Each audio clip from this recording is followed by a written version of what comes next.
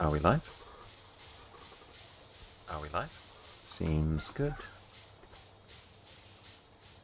Okay, let me just make sure the title was updated properly.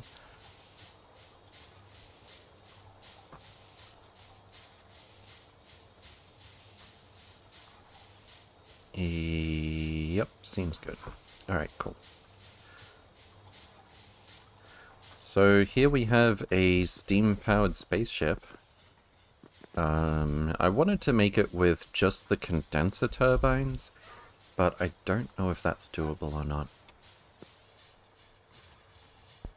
Maybe if the 900 degree steam was actually something we could use, that then we could get almost double the power out of the steam turbines, or out of the steam itself. But the problem I actually ran into... Okay, so what we have here is the high temperature turbine generator, which, despite having its water output blocked, seems to be producing more than enough power for an ion engine, not to mention a few laser turrets. That outputs 500 degree steam and also water. So we need the condenser turbines to turn the 500 degree steam into water as well. And since we're producing so much power...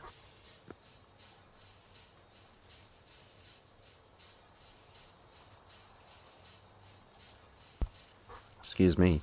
Since we're producing so much power, we can actually flash that water back to steam. And now that I think about it, this part isn't actually working, because the steam is... No, this thing can use 165 degree steam. We've got 500 coming in here, and these two produce 165 degree steam. We're picking that recipe because it just doesn't use as much energy. Hey, Whiskers. Good to see you again. Welcome, welcome. Hope you're doing well. So yeah, the temperature here is dropping below 500 degrees, which means we're only going to get the 165 degree steam recipe here, effectively. But that way we're just recycling the water instead of having to store it as well.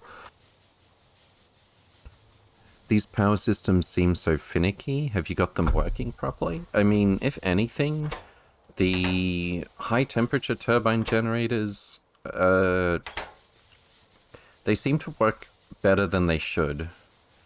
Like, we've got our water output and 500 degree steam output here completely blocked.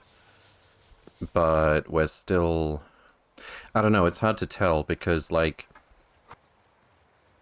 if we have a nuclear power plant with, you know, 2400 megawatts of heat exchangers, but the heat pipes actually can't keep up with the heat exchangers, even though we've got enough nuclear reactor to support it. If we click on the power pole here, it's still going to say the maximum is 2400 megawatts. So it's hard to say if this steam turbine is really, you know... I mean, we are just feeding it preheated steam, so we should theoretically get the maximum out of this if we needed to.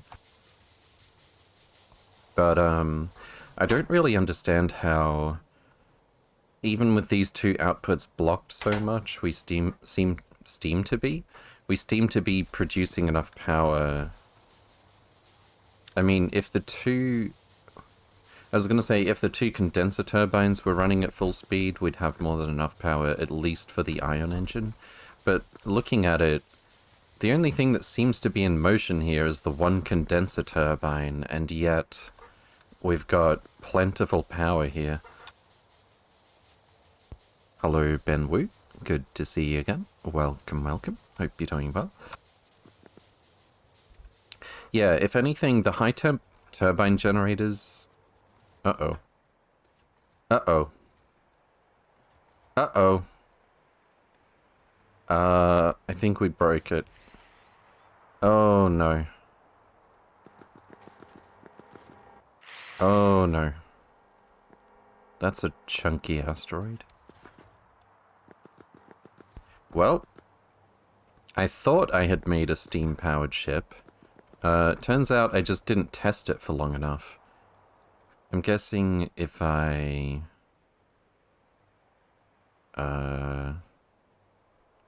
remove this? Maybe? No? What if we remove the water? And it's working again, at least for now. I think if I had just had some storage for the outputs, like the water,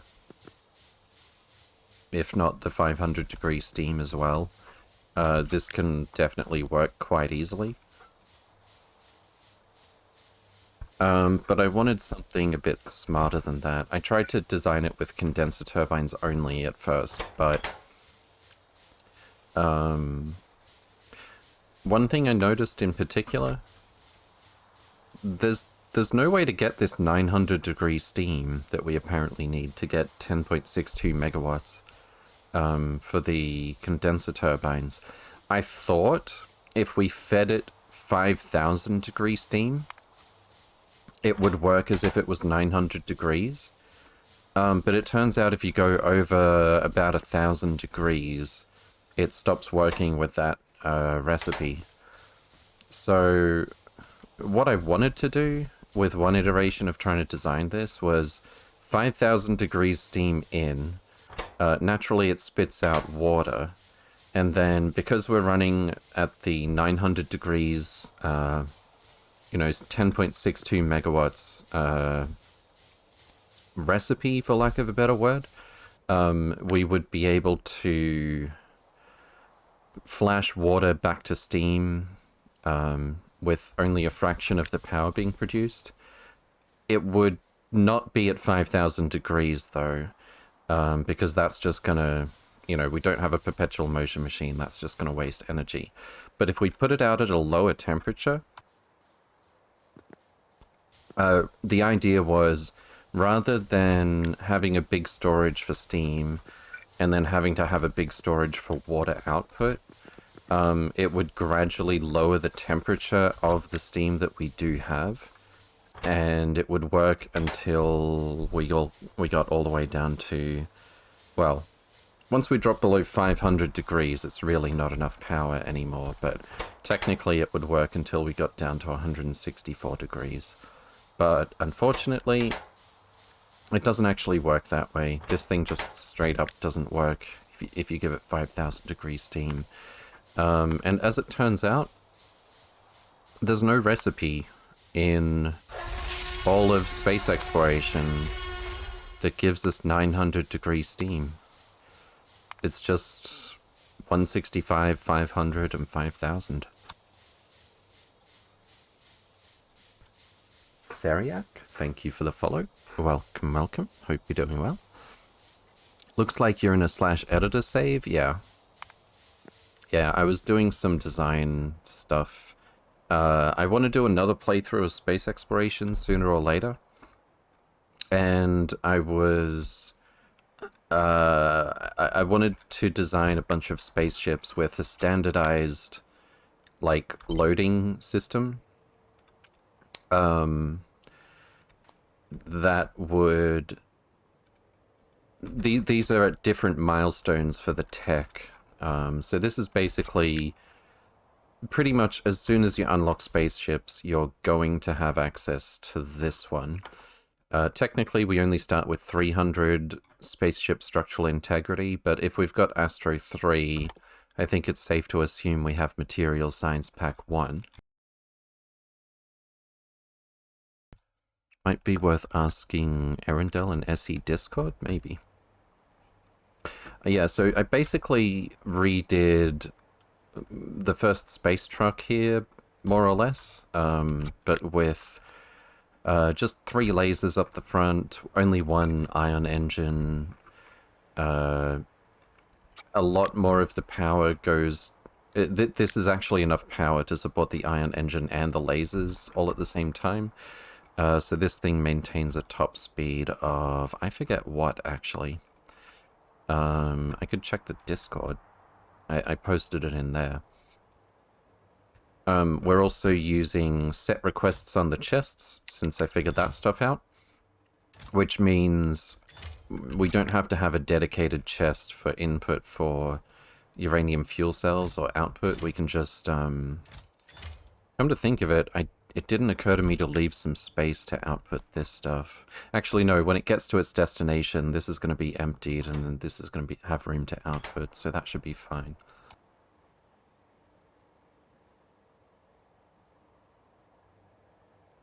But yeah, this is basically the spaceship you can make almost as soon as you unlock spaceships.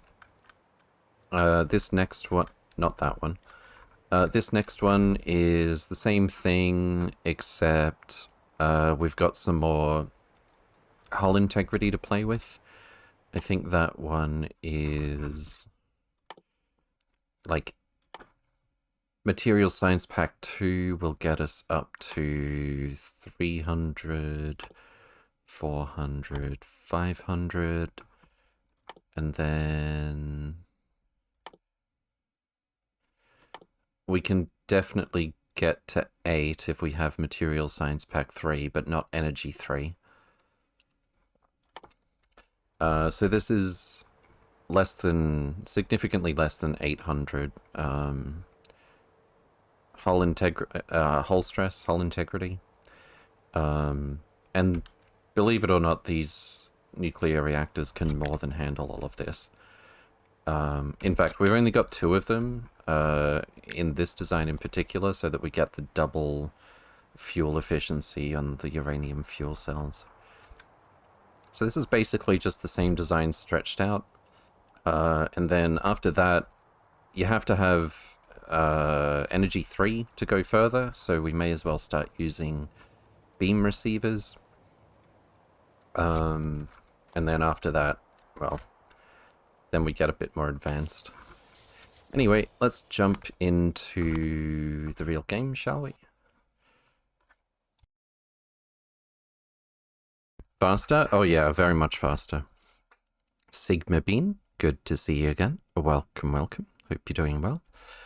Yeah, those designs are actually able to go full speed through triple, like maximum asteroid density, at least most of the time. I was testing them. I think only despite the number of lasers, the beam receiver one seemed to need more lasers for about the same speed.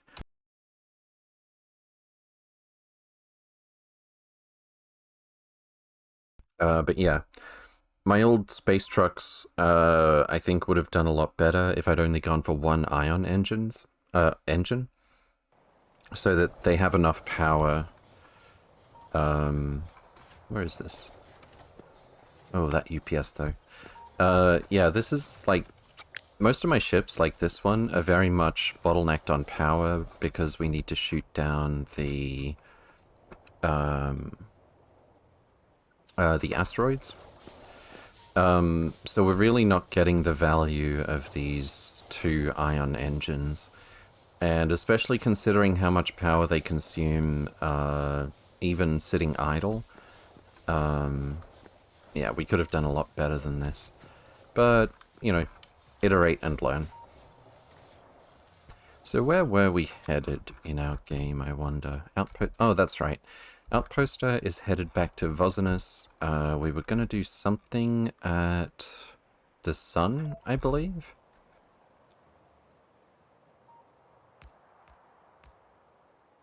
We were obviously expanding our solar out here. This one... Oh, that's right. We were going to have an outpost at Keto Bar. We're going to have a power plant, and we're going to have a landing spot for these beam receiver ships.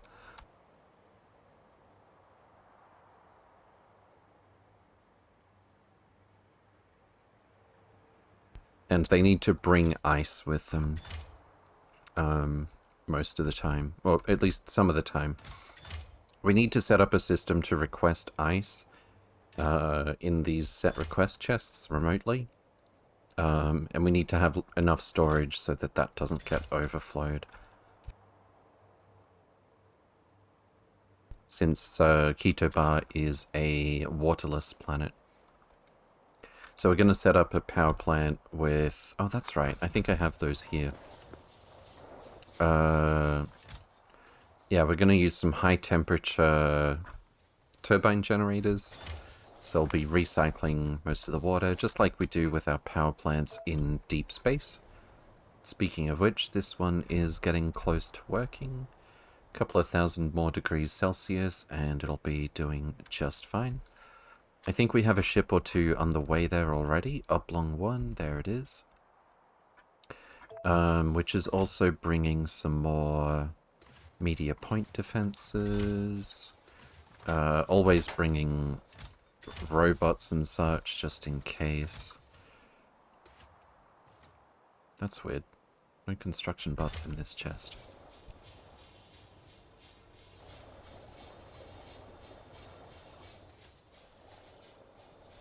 Cool. And we were trying to just accelerate Naquitite so that we can actually get our first Tier 1 deep space science. We just need Naquitite, Naquium ingots to make it happen. But we need, I believe, 8,000 here and 8,000 here in order to get one trainload of the stuff.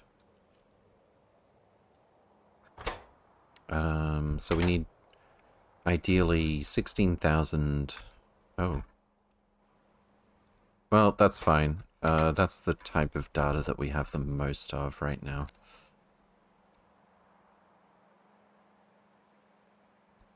Yeah, we haven't had any trouble generating these two types of data at all. Nanoengineering data and interstellar void probe.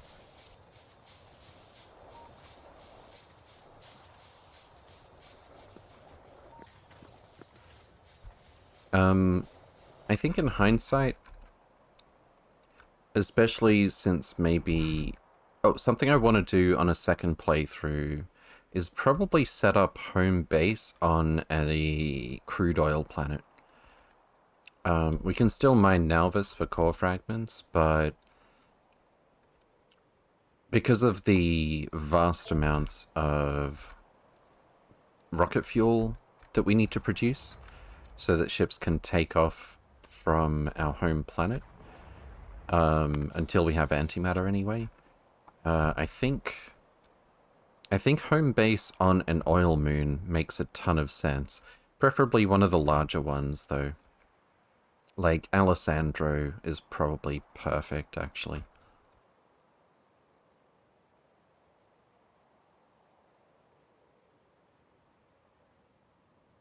Big enough to give us lots of oil core fragments, small enough for the ships to have an easy time taking off. And I would also consider making ships with just more capacity for liquid rocket fuel instead of something like this. If we still don't have space elevators next time, instead of this cannon spam thing, I think I would just find a way to produce even more liquid rocket fuel and have the ships land on the planet. Hey, Daniel? Good to see you again. Welcome, welcome. Hope you're doing well. So, what other projects are we juggling? How many balls in the air do we have right now? Where is Oblong 2, I wonder? I know we have a second one. Oh, it is in motion. Where is it? Oh, it's coming back. No, it's leaving. Yeah, I didn't think we had harvested Oblong yet.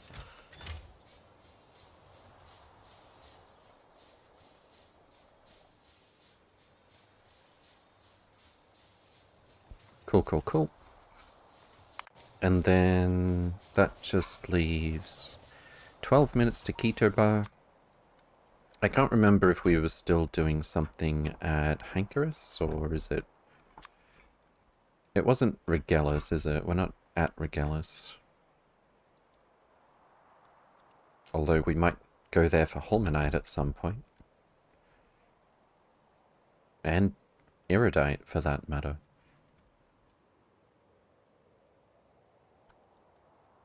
But yeah, I don't think we have a presence in this solar system, do we? So it was Hankerus that's beaming power to Oblong.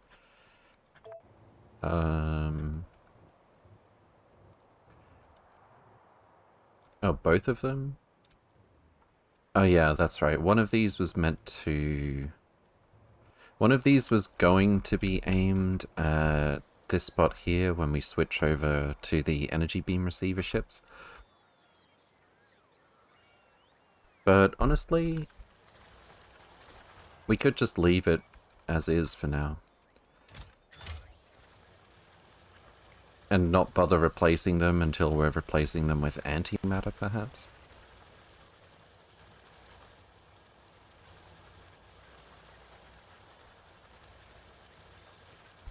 Okay.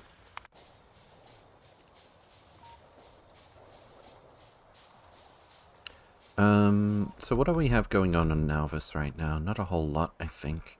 Too much is waiting on, I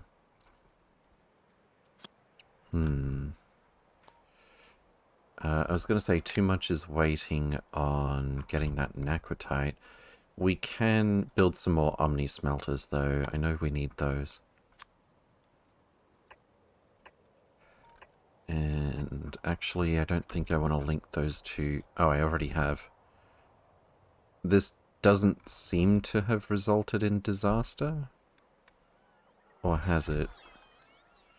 It should be bringing all the trash. Yeah, no, I don't want that linked.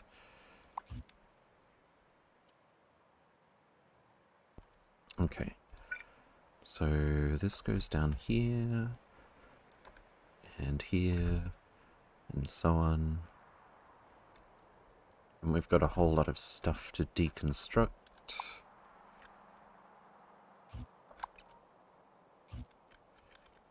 And I do mean a lot.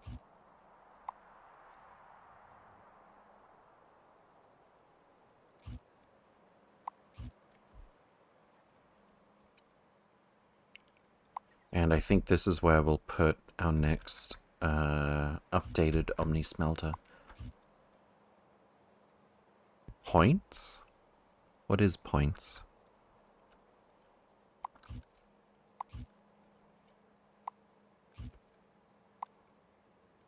Alright, that goes here. And this goes here.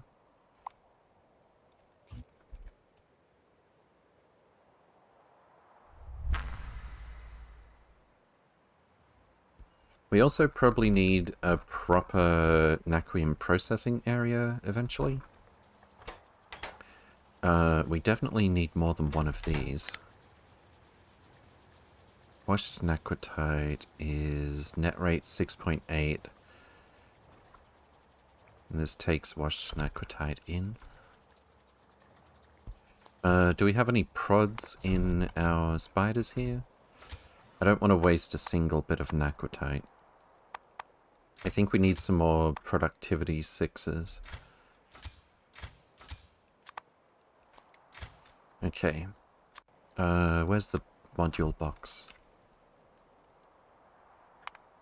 Sitting in orbit with quite a lot of modules, actually. 269. Alright, why don't we get you to land at Nauvis? And I should have done this, actually. And hopefully I don't have to click on it and tell it to engage after this, but I'd better check. It's not moving. I don't understand why. Maybe... It does still have its destination as Planet 316. But maybe it has to be receiving that signal until the moment it takes off, or so, I don't know.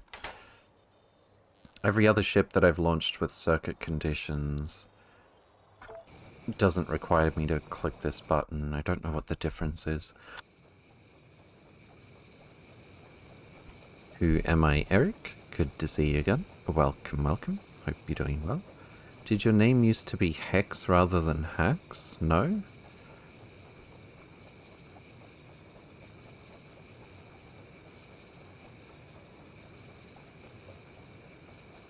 Nope, not even once. 9 minutes to... what is it called again? Hito Bar. Oh, and that's right, this was going to be a dry run for some other planet that we needed to set up mining on. I can't remember which one. I just got Mandala affected. Indeed.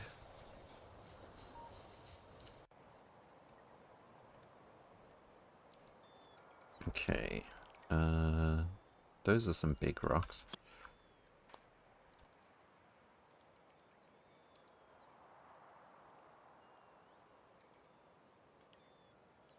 I'll definitely be going for this sort of thing in future, as opposed to trying to ask too much of the deconstruction spiders. Just set it up so that a robot network will do the whole thing, and the train network can bring everything back. It was only during this playthrough that I figured out a logistic trash system that I like. Like with, in the rail system, that is. Come a long way this playthrough, actually. I'm kind of excited to see how smooth a second playthrough of SpaceX would go. I will definitely be designing a lot of blueprints before I actually get started. And designing everything to be, to fit under tier 2 beacons. And maybe certain things we could design to fit under tier 1 beacons first, like as well.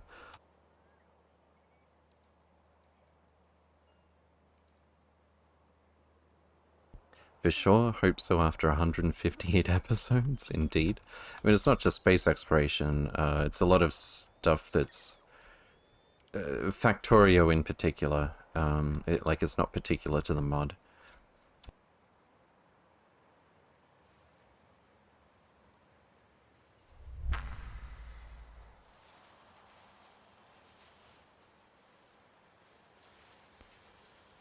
That reminds me, I think I need to make another one of these, and I can get rid of the old hundreds of machines with only productivity 3s in them, for our rough data storage substrates.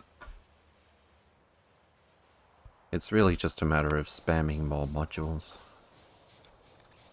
Speaking of which, productivity 6, what the... productivity 6. Oh, that's a big gap.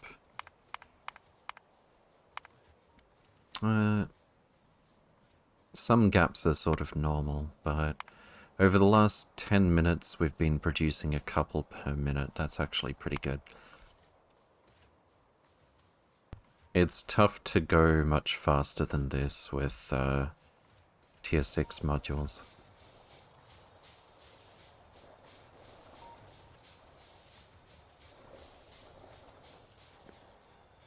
So our spiders on Nauvis should now have some prod 6s. Fantastic. Let's send them back over here. And we'll throw together just a little bit more... Oh, this outputs water? Okay. We'll throw together just a little bit more for our first little bit of Naquium processing. How fast is this? Oh, we would need how many machines to keep up with one of these? 0.5... no, 0.36... almost 0.37 per second. And this is asking for 3 per second. We would need 8 to almost keep up.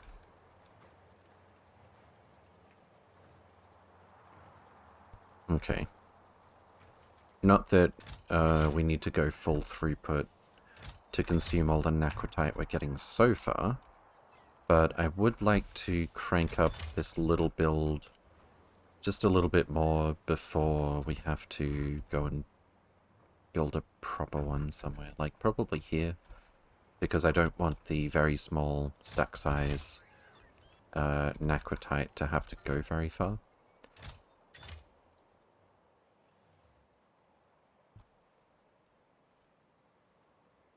I did have a build that I made for this, but then sort of realized it was super overkill.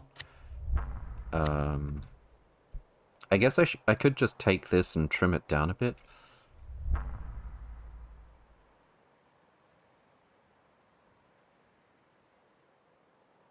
And I would say that would leave room for expansion if we ever go that far, but the trouble with this build is we've got a very high throughput of a very small stack size item. Rama, thank you for the follow. Welcome, welcome. Hope you're doing well.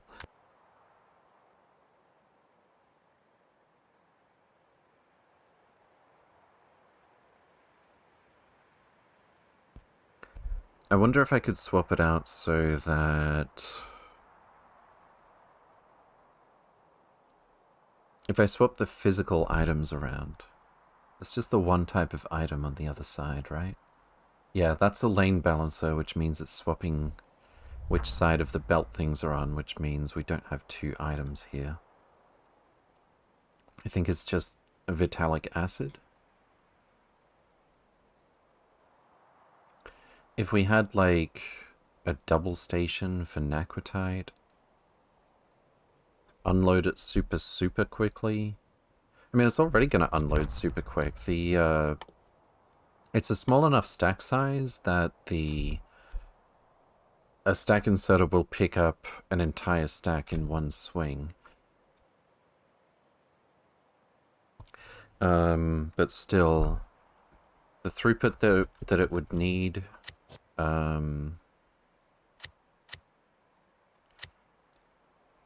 like this is creeping towards 180 Naquitite per second with a stack size of 10. We would need a train... I think I calculated we would need a train coming in every, like, 12.7 seconds or something.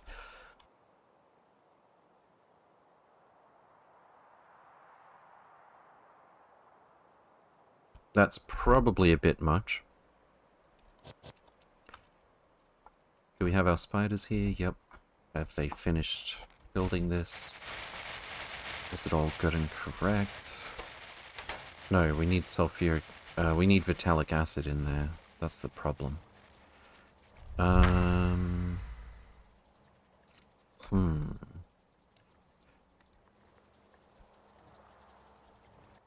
It's spaghetti time.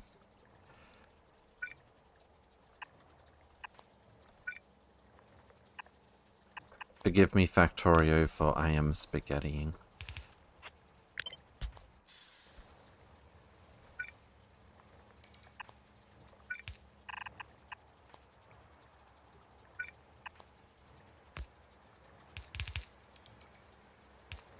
Been educational to watch? Thanks, I think.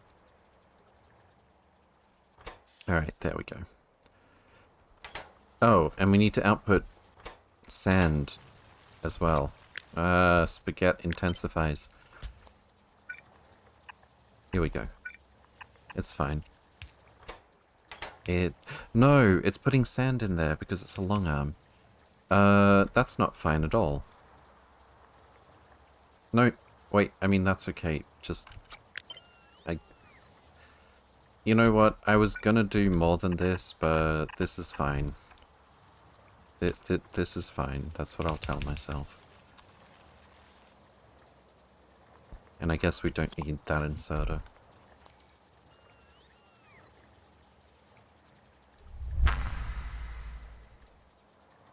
Alright, that actually doubles the throughput of this silly little build right here. Let's go do better.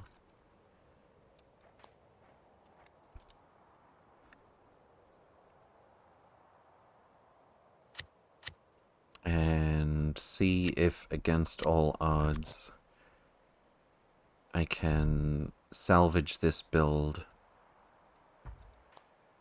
to a higher degree than I thought possible.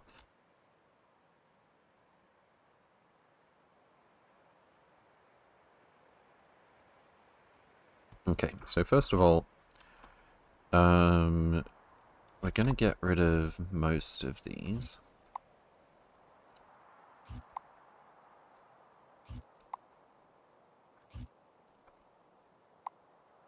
I think.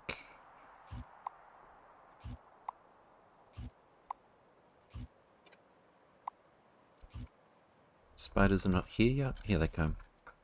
I need to make sure I turn off the constant combinators before it gets out of hand. And we'll probably get rid of 3/4 of this.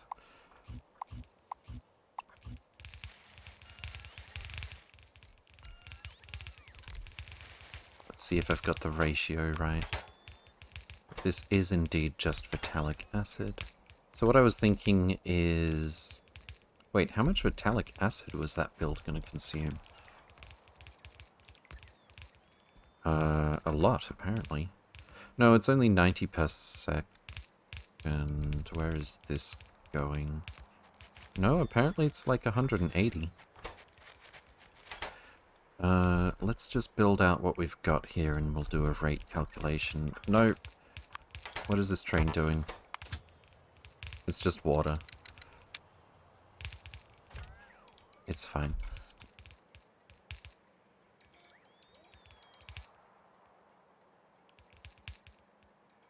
So this right here is the big glaring problem with this build.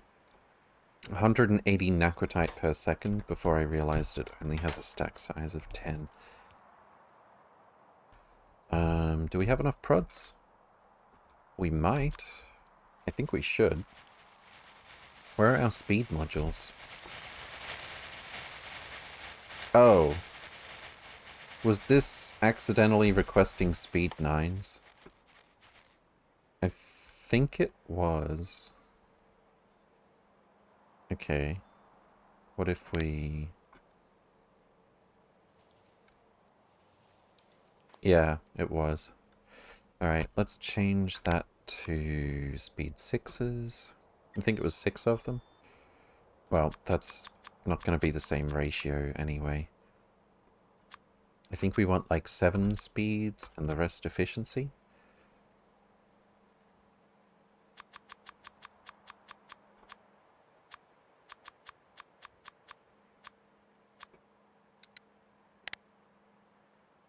And this one.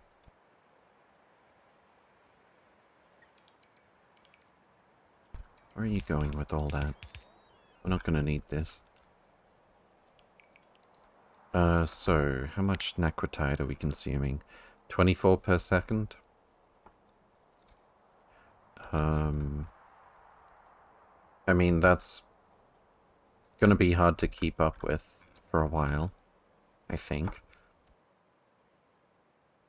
Actually, how much would our current Naquitite mines give us if we were actually able to keep them all the time?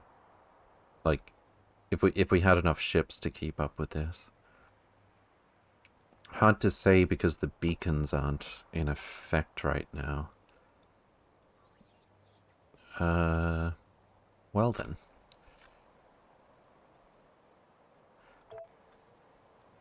Why don't we just calculate without the beacons? This was going to be like 31 mines if I cover the whole thing, I think. That's only 1.61 per second without a beacon. Did I not build a beacon here? Uh-oh. Does Oblong 1 have a beacon? It actually does, but it doesn't have the modules. No! Well, it's just going to be a little slower at first. So we're only looking at a few Naquitite per second for the foreseeable future, if that. Oh, I know. Plus 70 times 7. But it's actually plus 35 times 7. Plus 245%. Except the mining speed is at below minimum. So we're... Okay. Minus... 1, 2, 3... Oh, we've got 5 minus 35s and 7 plus 35, so it's plus 70% speed with the beacon. So let's see. Plus, that's going to be like 1.5 per second if we had enough ships to keep up with it, which we don't. We've got a few coming in right now, actually. And this one... That was like... plus 70%, right? Oh wait, I didn't look... I didn't read it right. Well, whatever the case, I think 24 per second is going to be more than we're going to need for a while. And we'll just double check these ratios. I think they're going to be thrown off a bit because the beacons don't have the same modules that I designed this with. So first of all, we are just barely negative on crushed Naquitite. I have no doubt that's as good as that ratio is going to get. Crushed Naquitite to the powder is... Sorry, is it washed? Yeah, washed Naquitite. We are still significantly positive on washed Naquitite. I think it's because I actually got rid of more than half of this. Do we have enough modules? I don't think I should build this much, actually, but I just want to check what the ratio looks like.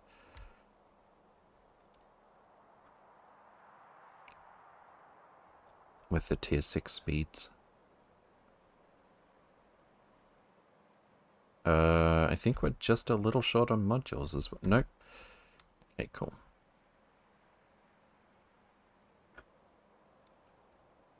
That's more like it. We're just a little positive on washed Naquitite there.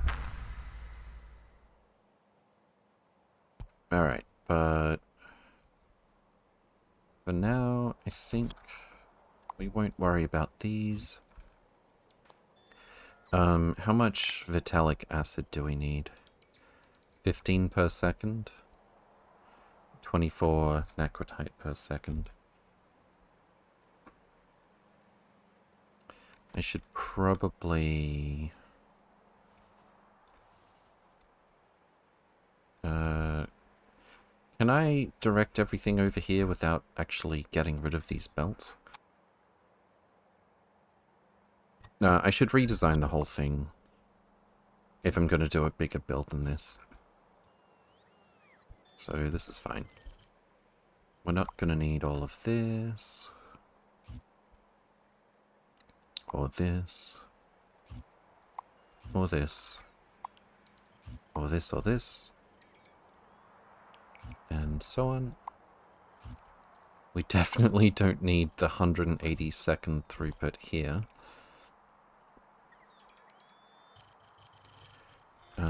In fact, we can just do a nice, simple one of these.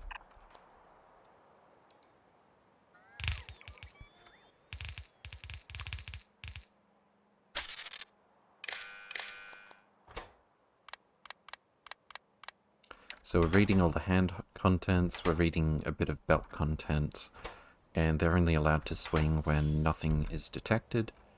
Where is this water going, though? That'll have to change. Do we need to... Are we net positive or net negative on water here? I think at least one of the builds was net positive. I need to get the ratio for washed naquitite even if I can. Wait, what? Washed naquitite. Washed naquitite. Okay. We've got 4 to 32, and that's too much.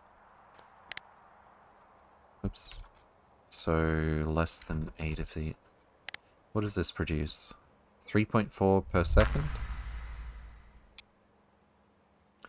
And to consume that we need 15 actually. 14 if we want to just sort of do it a bit close. So that is let's call it 4.8 water per second produced. And this consumes exactly 4.8. This might be exactly equal for water. But with productivity bonuses, is that gonna... Well, no, the rate calculator includes the productivity bonuses. Let's look at the recipe itself. 2 seconds consumes 4 water. So that is 2 water per second. And then, how much? 2 washed naquitite. This thing consumes 2 washed naquitite and produces 2 water. 2 washed naquitite consumes 4 water. But consuming 2 washed naquitite produces 2 water. So we should be net negative on water even if we... What am I worrying about? We're not going to have the train completely fill this up anyway, so there's going to be space for the water output regardless. Yeah, that should be fine. And the overall rate of water consumption is going to be quite slow. So this is actually perfect for delivering water by train. We've got some red belt here. We don't actually have red belt in the spiders. It's doing a bit of belt weaving just to get rid of the stone here. But since we've got a lot less belt and stuff to deal with, it shouldn't be too difficult to get our sand and stone over here. So we're just outputting sand unfiltered onto this belt. Why don't we just get rid of all this, I think.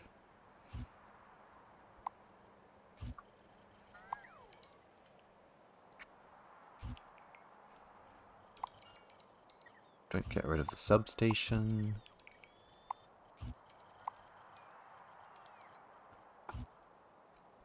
Alright, so we need... That's a weird shape.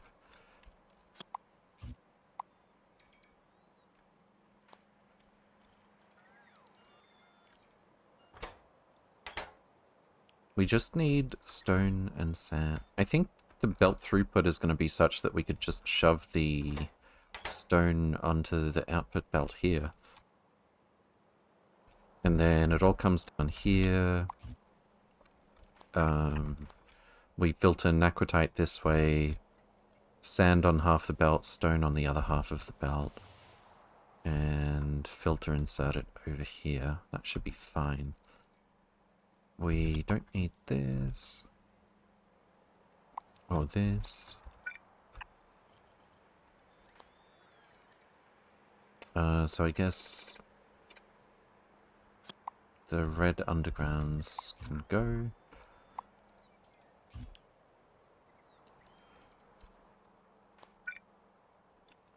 And we'll just put that... I'll just check the amount that's coming onto this belt. It's like 2.72 naquium powder per second. It's nothing. Although, what we should do though, instead of taking it to the Omni smelters where we're going to lose some productivity bonuses sometimes, we should just smelt it all here. So, how many smelters do we need? This is net positive for washed aquatite, which means this is our bottleneck. We get 5.45 naquium powder per second. If we put another one of these under the same beacon, I could just give it more speed modules as well.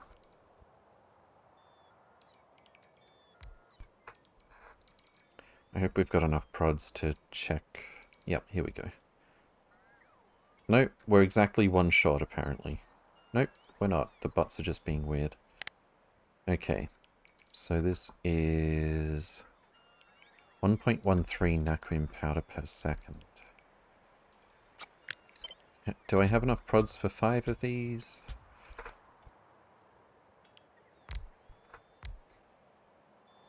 Let's get rid of all this stuff. What is this belt for? I think that was just to take more of these outputs. And then this part, we need vitalic acid on this side, and we don't need this part.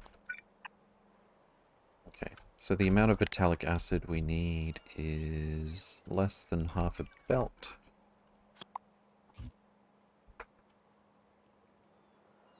Let's keep it simple. I could simplify this part, but there's really no reason to.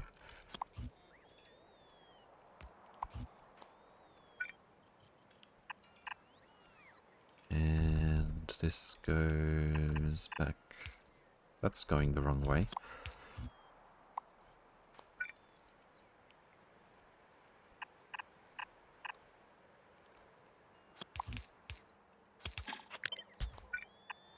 Over here.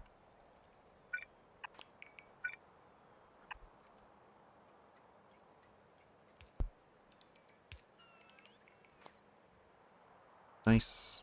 Alright, what's our ratio like here? We are very slightly net negative on naquium powder. Do we want to just go with 4 of these?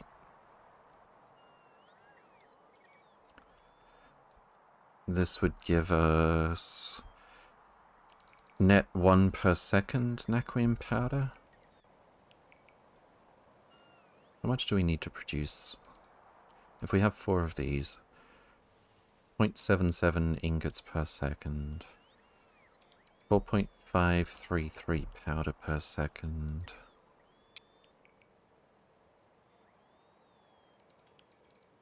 We would need 27. You know what, I'll just go for 5 of these. We've already got the prods, why not? Hey, Sheep Same Myth. Good to see you again. Welcome, welcome. Hope you're doing well. So... how do I want to shape this part?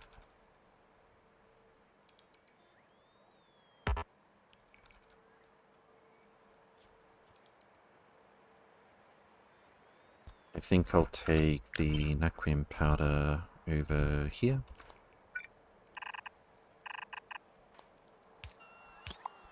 Everything else... I guess I could still use this belt. Ingots can now go that way. And we'll just... if I... no, I'm not going to loop it. I'm not going to make a sushi here. We'll just do this part nice and straightforward.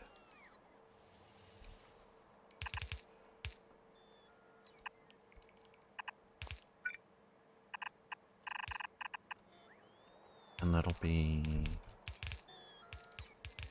that side, so we don't need a splitter or anything.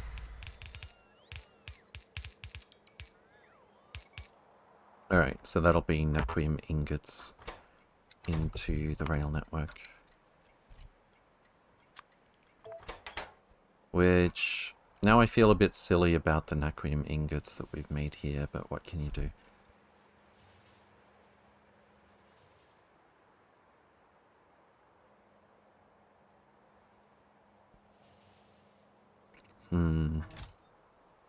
This is the kind of thing I would prefer to fix by going there in person. Just to pick that stuff up and take it somewhere else.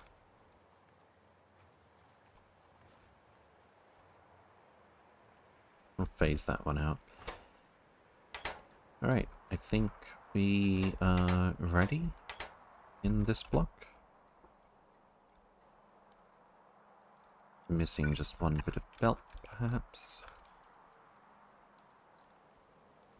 Oh, I should do plate here as well, right? But it's ingots that we need for the science itself. I want to prioritize the ingots. Except the throughput for the moment is so slow that that just means we'll never make any plate. Or not a whole lot of it anyway.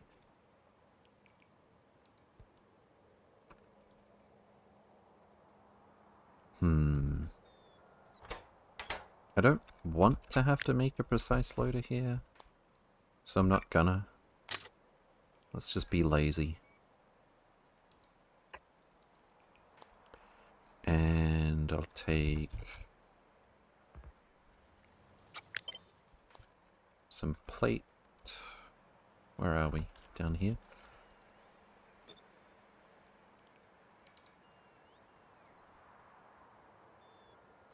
I could just split it 50-50. Probably makes about as much sense as anything else.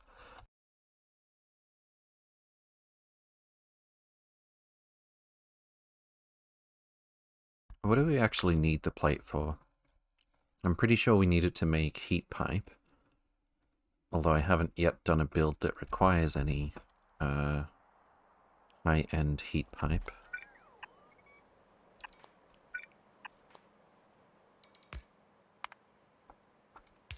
Naquium plate. Only one way to make it.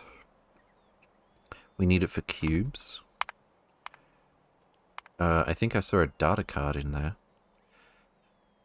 We need it for Deep Space Science Pack 1. Heat pipe. Super fancy belt. Oh, we can actually start making that stuff. Black Deep Space Transport Belt times 10 requires 4 naquium plate.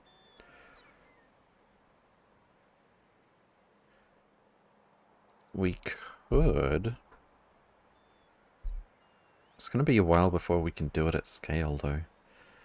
Hyperlattice data, I don't think we need that just yet. It's for tier 2. Cubes. Tesseract. Okay, well, whatever the case, we do need to put it into the rail system. And we need to make it with prod modules. So let's do a pickup station. Standard loader.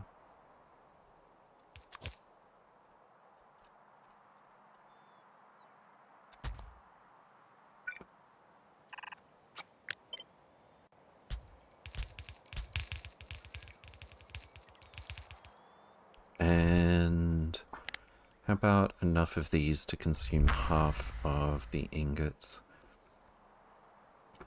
So we're looking at a bit less than half a naquium ingot per second,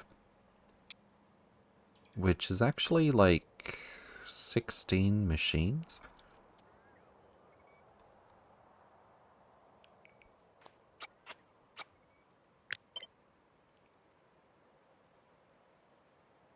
Oh, it would be better if we put it under beacon, wouldn't it? That might have something to do with it. Half a naquium ingot per second. and we need 2 machines. Okay, that's more what I would have expected.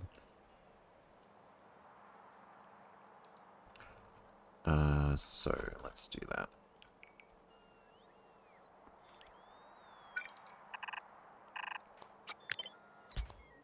And we'll just do it like so.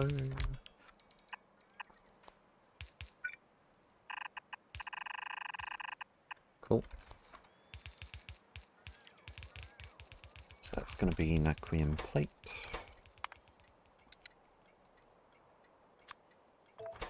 And this is ingots.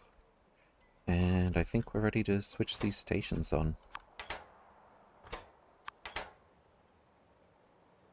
And I might stop this one from requesting for now. Wait a sec. Why do we need vulcanite blocks? Because we're doing the furnace here. Okay. In that case, we'll add vulcanite blocks up here. Yeah, that's going to be the easiest way to do it. Vulcanite block.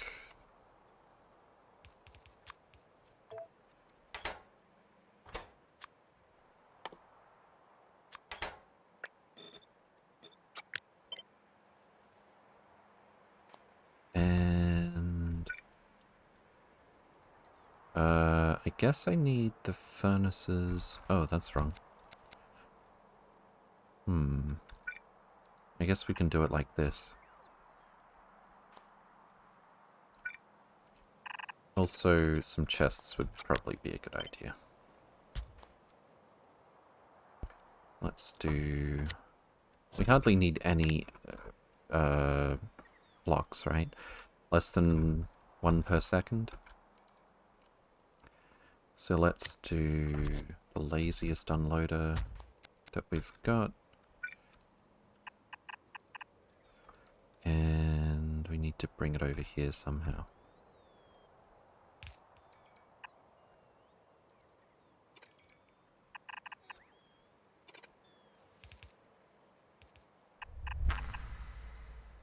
That'll do.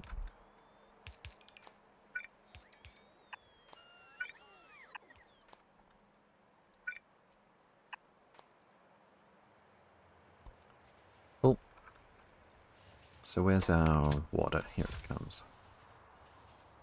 And I'll make... I already switched this off, didn't I?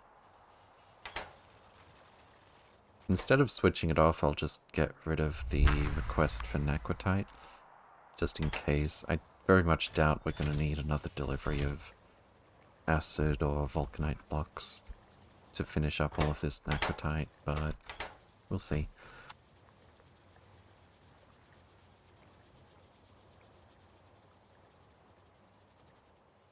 Right, so that should be super overkill for the amount of Naquitite we're going to have coming in for a while. Let's not forget some signals over here.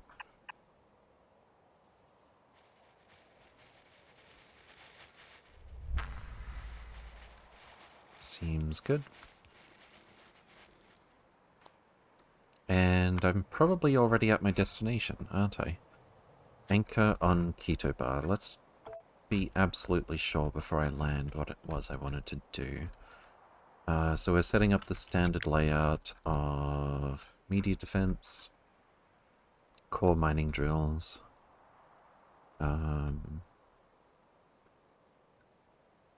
we've got some oil refineries and such. Yeah, so I think I want to land this thing where we're going to be able to refuel pretty easily. Like here, actually.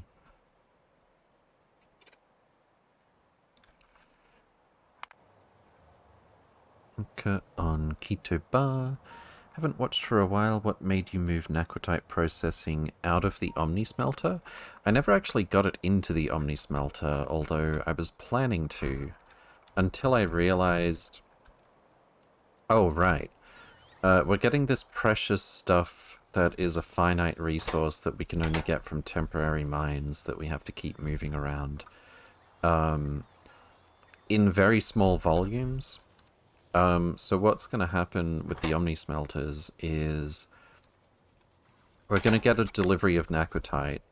It's probably going to get around to processing that Naquitite before we get, like, another delivery. The amount that we're going to smelt all at once is not that much. So, on average, the productivity bonus that we lose when it switches recipe... We do have stuff in place so that it doesn't switch recipes very often. But, yeah, the more often we switch recipes, the more often we lose some productivity bonus here. I have thought about a design idea or two that will completely prevent losing any productivity bonus. Also, I think... do I have a tier 9 somewhere? Productivity 9. Productivity plus 20%. If we get those, we just don't have to worry about it. Because we fit 5 productivity modules in our biggest smelters. So it's going to be exactly plus 100%. So every single time it does a recipe, it's left on 0% on this purple bar. But yeah, for now, if we did put it in the Omni Smelters, we would lose some productivity bonuses. The other thing is, with the lower throughput resources, we end up with a little bit here, a little bit here, a little bit here, and that doesn't work out so well. If I had them all as one big unified block, neither of those problems would necessarily be as bad. But then the distance that the bots might travel might get a little bit out of hand, I'm not sure. Makes sense, thanks, no worries. Alright, let's anchor this thing. Right about here, I think. No, let's go about here.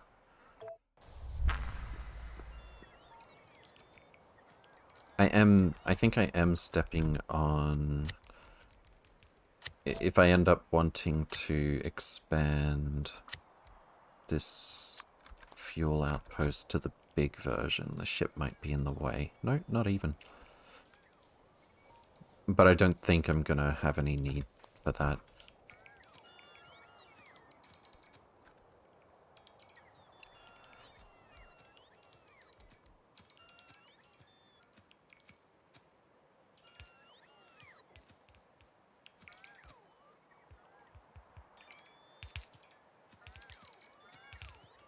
Okay, so I need to set up these pump jacks. Wait, where's my spider? Here we go. Simple point and click interface.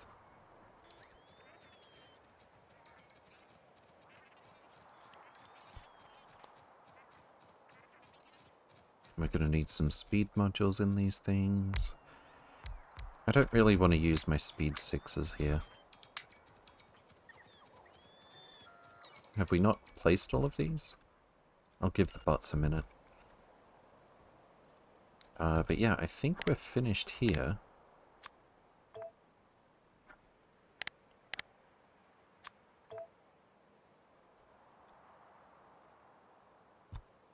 What do we have here? Vitalic acid. Fantastic.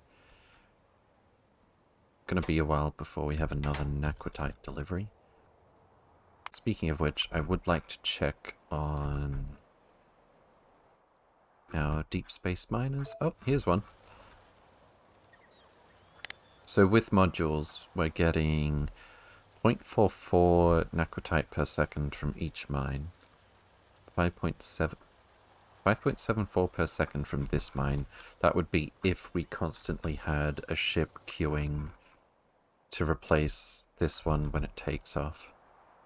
That would take quite a few ships. I think I would rather wait until we have some higher tech. And the other one was like 31 mines, so 13.7 per second that we're not actually going to get.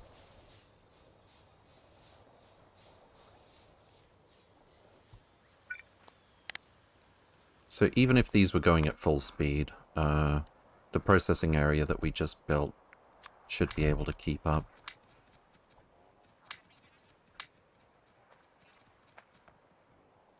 Alright, we are going to be needing not a wide area beacon tier 2. I still haven't fixed that blueprint. But I'll take a wide area beacon up here though. Put some speed 3s in it. Get some light by stepping out of the spider. And wonder what is the least bad looking way to connect all this up.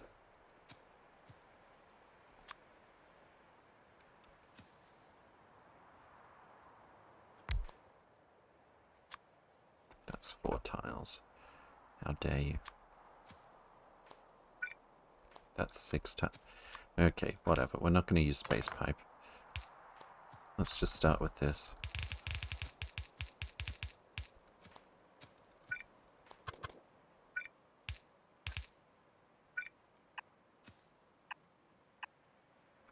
And we can save a few. Move here. And then we need to get our crude oil. Oh, right, we need the ice to get this thing started. Did I bring ice? I think I did.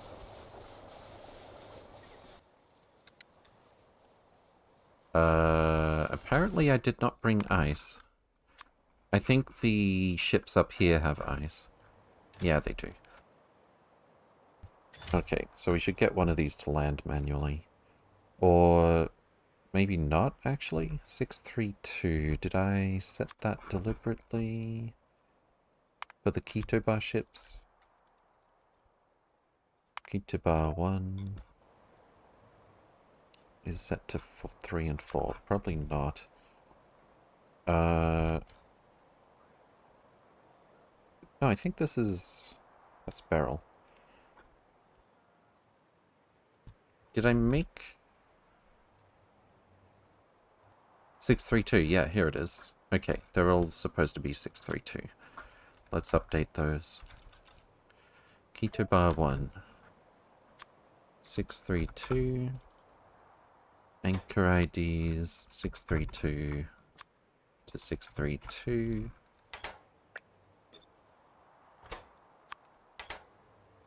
And then... What the... I guess I copied that earlier. 632 and 632. And there's our first ship. Now we have some ice, which means, for one thing, it means we can run our refueling operation. But the other thing I wanted... I'm a little sad that I'm not gonna... I guess I could, but I'd be pumping water around needlessly. I was gonna build this power plant right next to the pyramid. But I think up here somewhere makes a bit more sense.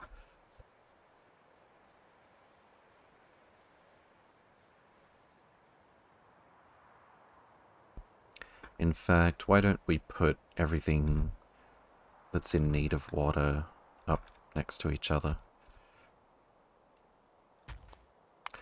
I need to decide, though, because I don't have enough to finish this. Oh, and I think... No, I did update this blueprint. There was a little mistake in it earlier.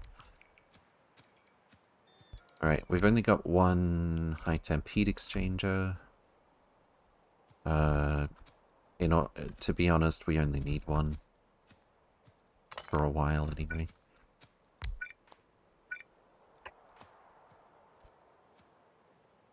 I guess since we've got all 4 of those high-temp turbines, they may as well stay here for now.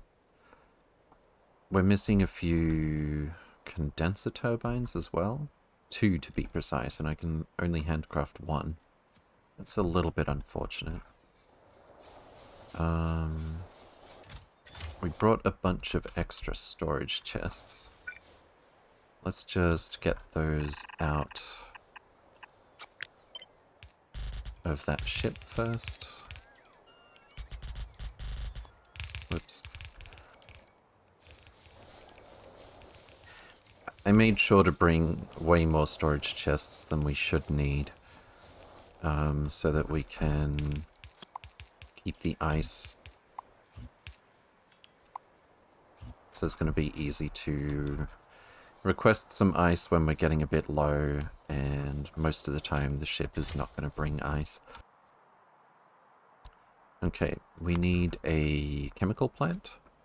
I mean, we could use a biochemical facility, but there's no reason. Melting ice to water is not a terribly slow operation. So where are we going to put this?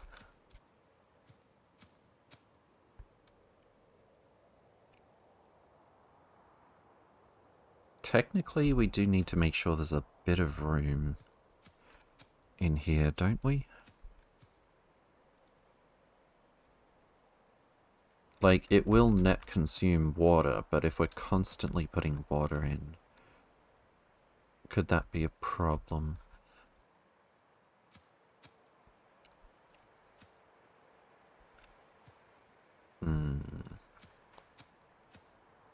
I'll just... Where would that normally go? Over here. I'll just connect this water like so. And we'll have a chemical plant somewhere like this. Melting water to ice. I mean, ice to water. It's not like we can put prods in this, and it's not like we need speed or efficiency. I don't seem to have a yellow inserter here, so I'll just use this one. And we are going to request all of the ice that we can fit.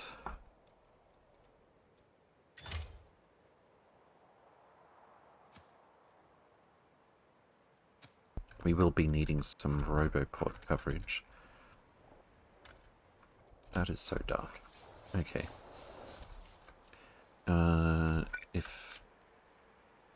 If we just put a Roboport up here, that should be fine.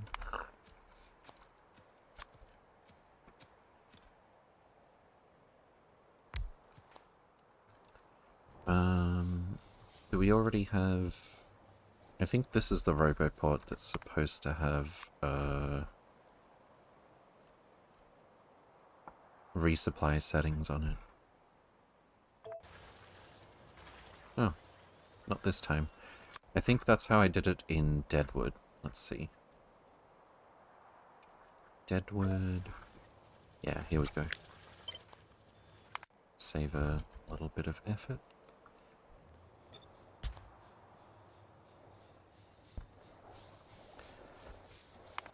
Nice and close to the ships. As for this one, so that is in the Robo network. We don't have any logistic bots in this one. There we go. That should be ice on the way. Fantastic. We've actually only got 2200 ice in storage. Come to think of it, just one chest full of ice is like a lot, right?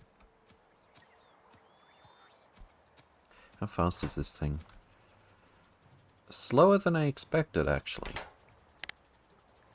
400 water per second.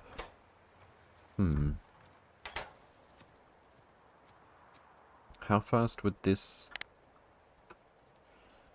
Theoretically, this could consume 4000 water per second. Maybe I should put down a, what do you call it? Biochemical facility.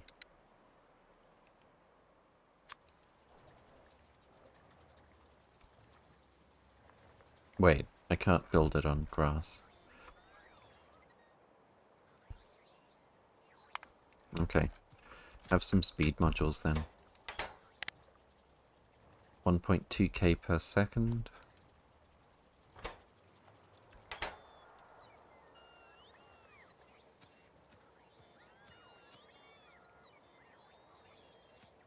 It all depends on how many core mining drills we build here.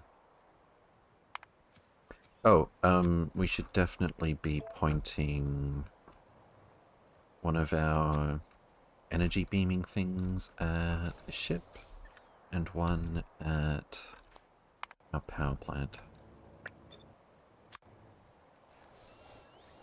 The ship will be fine. It is losing heat, actually. It's powering things for us. I'll just get them both started at the same time. And as for Vizanis itself, let's get some more solar panels. Oh, did we run out of... Did we just barely run out of scaffolding? Pretty much. That's unfortunate. How much are we missing here? Tile ghosts. 34 plus... It's like 150.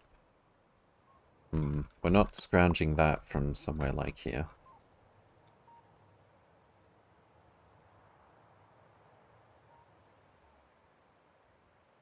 Okay, I guess we'll just trim the top 4 tiles from there.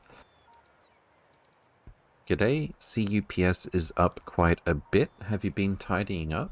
It's not up that much, but yes.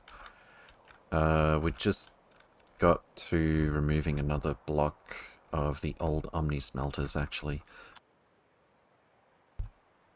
But I do intend to replace it with a new one. But we've got another 1, 2, 3, 4, 5, 6, 7, 8, 9 blocks of that stuff to remove over here. We've got old science builds that have like 320 machines. We've got old rough data storage substrate builds that use 200 machines in a single block. Lots of oil production that looks like this. The trouble is I need more Prod 6s. Well, I haven't actually put Prod 6s in these ones. This is covered by a couple of wide area beacons, so it's still fewer machines to do the same thing. So I should probably put more effort into replacing the old oil builds as well.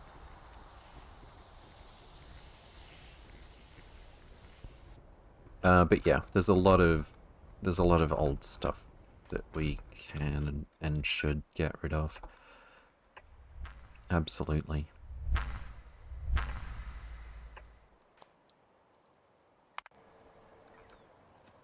Okay. I just realized that doesn't actually connect. That's not going to work. So let's put that there for now.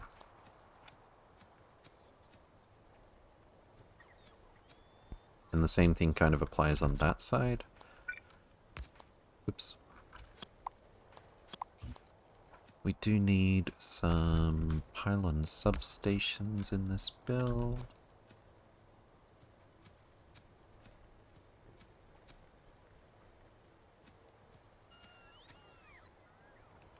I guess there's no harm in it. I actually...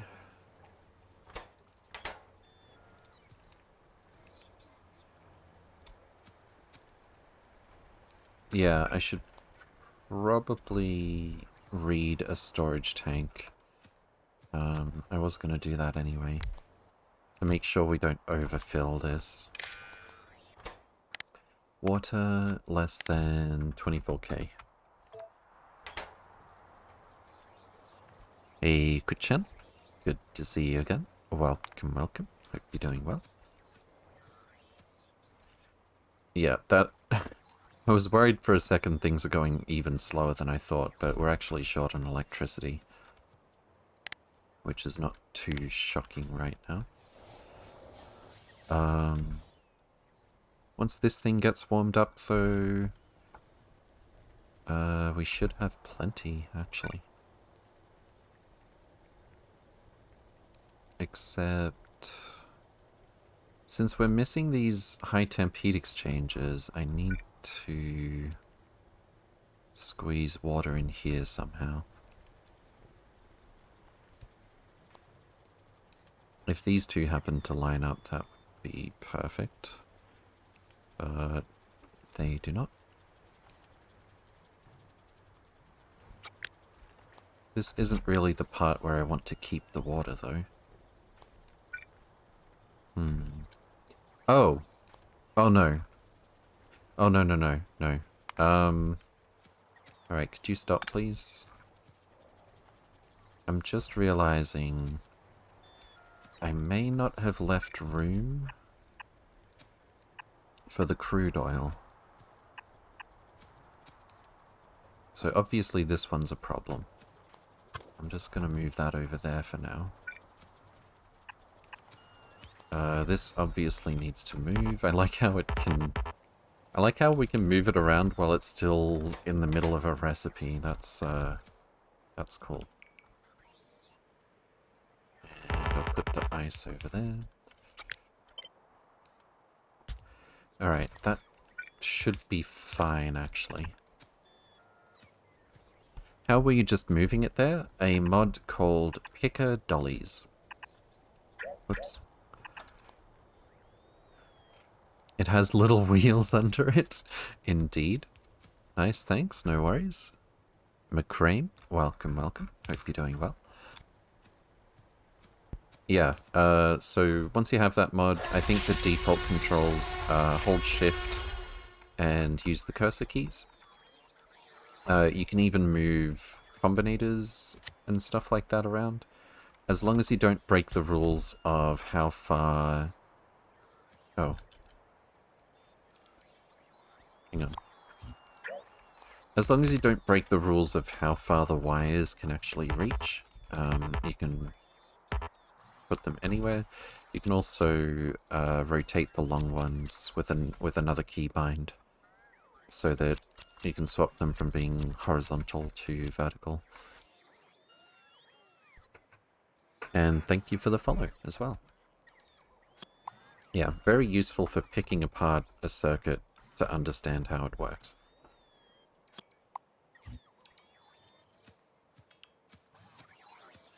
Okay.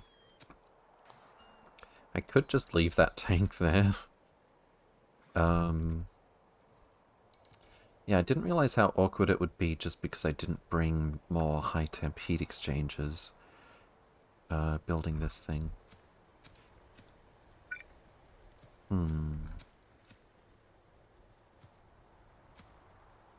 Didn't really leave enough room to make that work. Here we go. That should be okay. How many drills do we want to actually go for here? Let's say 20, just as something we can calculate off.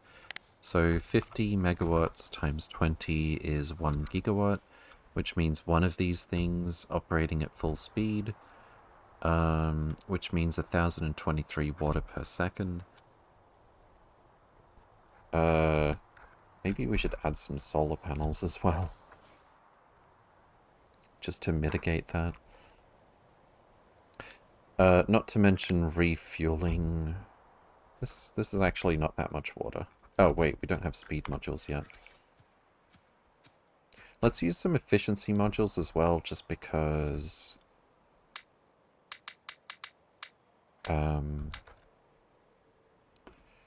because power costs water as well. So we're looking at like 221 water per second here. Let's overestimate it and say we need 1500 water per second. That would be only a couple of these. It's not that big a deal.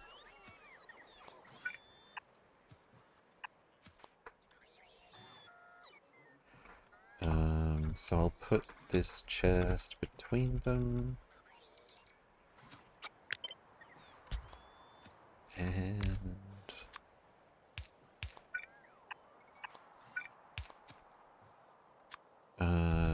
we need some stored water that we can read.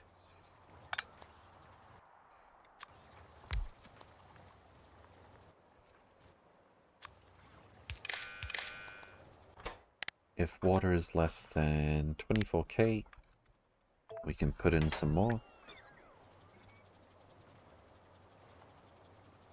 That way we know there's going to be room for these things to output water.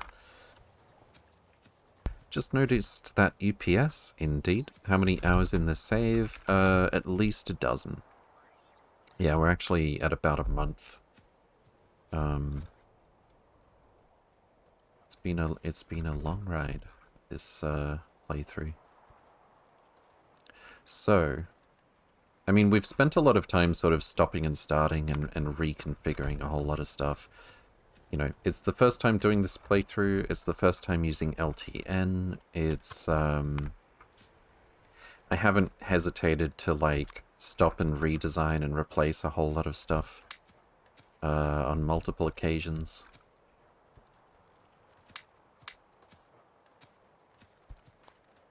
But yeah, on the other hand as well, space exploration is a huge mod. Absolutely gargantuan. Also, it's a shame... I'm just not going to bother with a beacon for these three, actually. I might put down some solar power at least to cover, like, the expense of the beacons and the minimum consumption of things. So that we're not just always burning ice no matter what. Burning ice, that sounds a bit weird.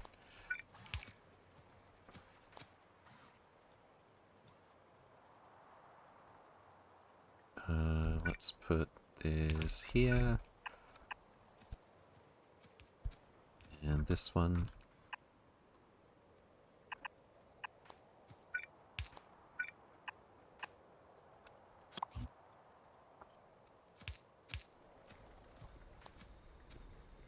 And we need our crude oil from over here also. Why don't we just do it like this? I'm sure the volume, the throughput that we need isn't going to care that we've just got the one pipe. No pump.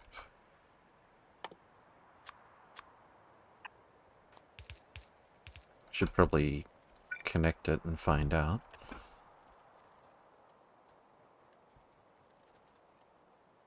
Actually, with the rate that we're going to consume crude oil, it's only 253 per second. I think even after we, you know, reduce the amount of oil that we get from here... Actually, that's 255. This is only 54.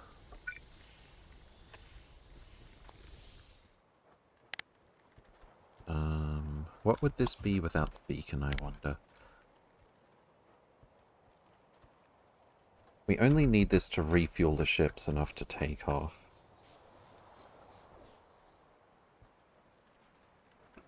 $130 per second plus... It's like 180 per second. Can't keep up with this thing. Unless we go somewhere else for oil, which I don't think I want to do that. Alright, so beacon it is. But probably not over here. Before I forget, I should probably head over to the pyramid.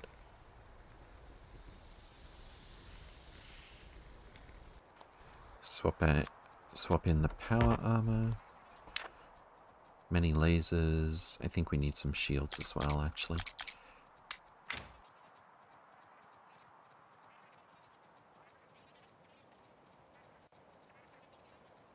It'll probably only take a second to clear the biters anyway, but still.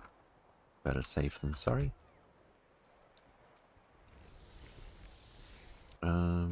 What's the... I never did get that solar calculator working properly. 99% solar day-night cycle is 23.5 minutes. Okay. In we go.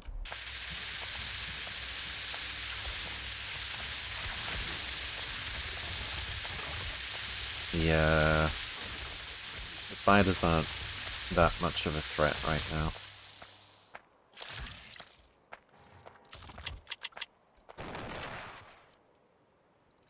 And we get a speed 9. Okay. Back to the thruster suit. I forgot we can make a better thruster suit as well. I don't have any exo. That feels a little bit better. Okay. Oh, and I should check on Oblong. It's about time. Is our ship not here? That's Oblong 2. Oblong 1 should be there. Oblong 1. It's at the destination. It just hasn't anchored yet. Wait, don't tell me I forgot that I didn't. I didn't set an ID for the clamp. I think the ID is the same as the item ID for Naquitite. Let's double check.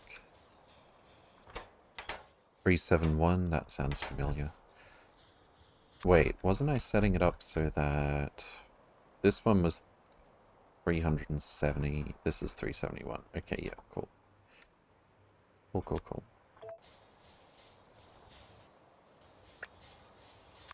So we're just gonna paste this here, and our ship should appear. Has this thing warmed up yet? It actually has. We actually are able to produce some steam here. Fantastic. We got 50 megawatt coming out of this thing. Good. We've got the rest of our media point defenses, except for 1 or 2, actually. That's, a little bit unfortunate. I think I'll have the bots pick up these 2. And that way we can get the rest of them resupplied. Now that this thing is above 5,000 degrees, we can point the other one of these at the ship. Make sure that that stays nice and warm.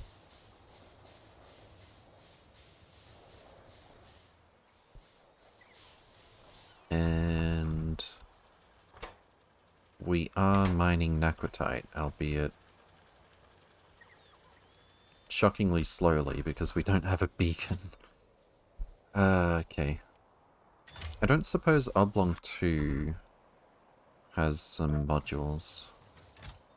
It does not. Yeah, I was a bit impatient to send them out, and I thought, oh, I'll just put the modules in here myself, and I forgot the beacon. So, our rate of mining Naquitite is less than 1 per second. Unfortunate. But hey, it all seems to be working. We've got our media point defenses charging up and covering everything. We've got half of our Naquitite mine built. I don't actually know where we're necessarily gonna put the beacon. If we cover this thing, we might need more than one.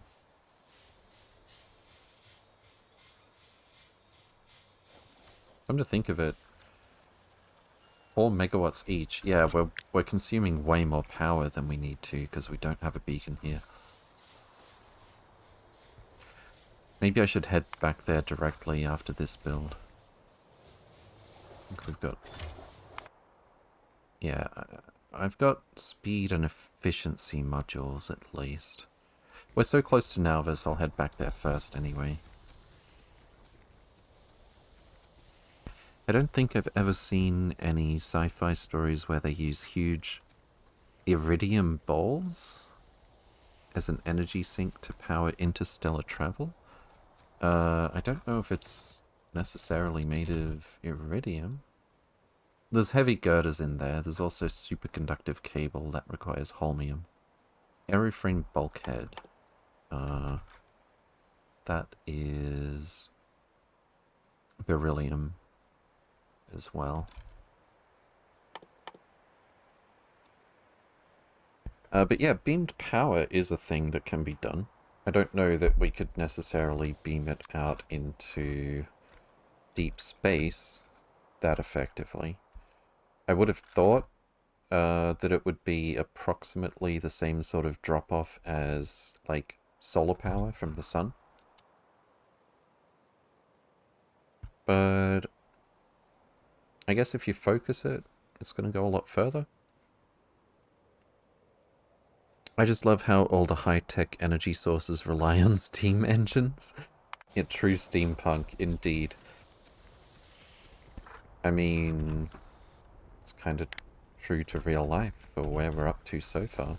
Except for, like, what are they called? RTGs? A directed laser beam goes far further than just solar rays? Yeah, but I would still expect it, I mean, this is... All the way from Angelus, we're beaming like 7% power... Wait, that's not Angelus. Is this it? 7.93% efficiency. We're beaming from here all the way to Black Mirror so that we can mine this stuff.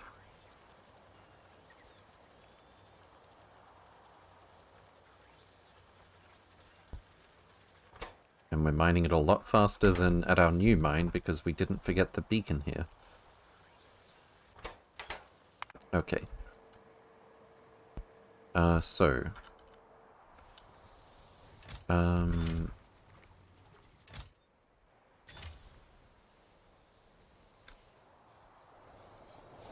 What is this ship? Oh, I need to set the requests on this. We don't have our core drills yet? Yeah, we do. We just don't have enough power. And we don't have enough power because we don't have enough heat. It's going to take a while to warm up. We should probably spam some solar panels anyway. And I think this one is more or less the right ratio. So let's put that here.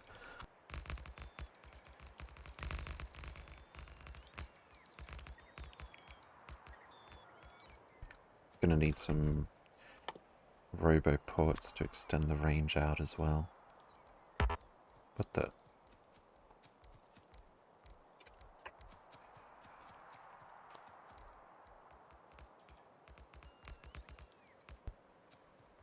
Yeah, we may as well just drop the solar panels that we do have.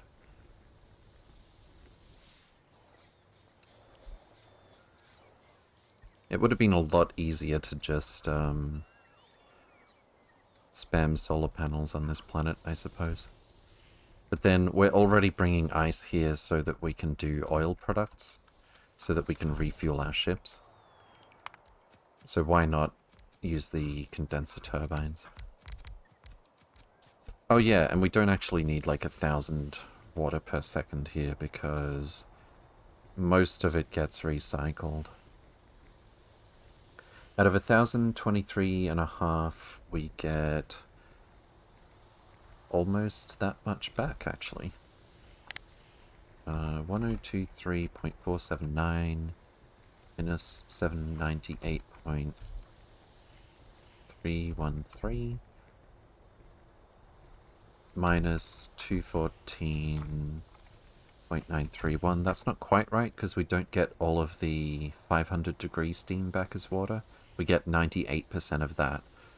But yeah, it only costs like 10 water per cycle, which really isn't that much.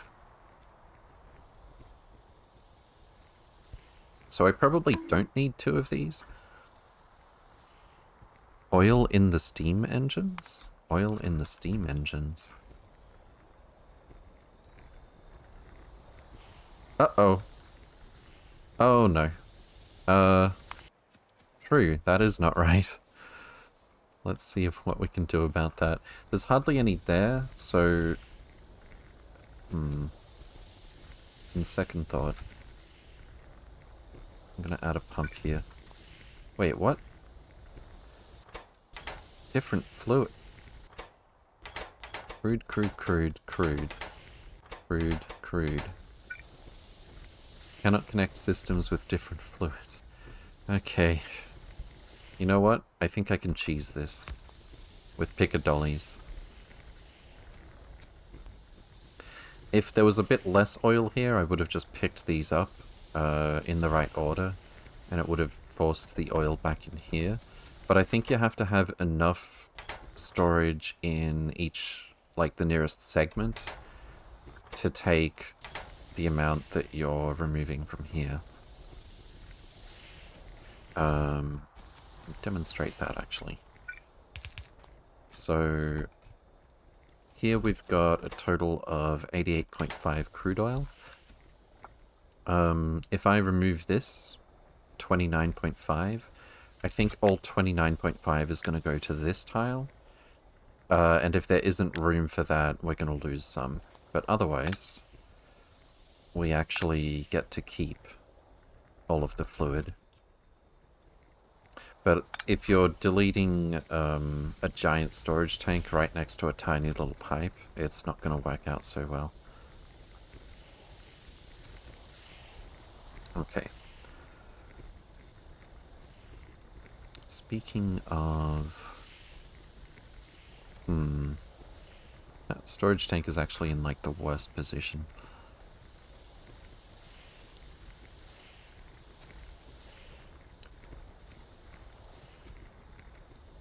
Alright, well, I don't know why I'm worrying too much about saving this crude oil, actually. Because it is an infinite resource, although we do get it faster for quite a while.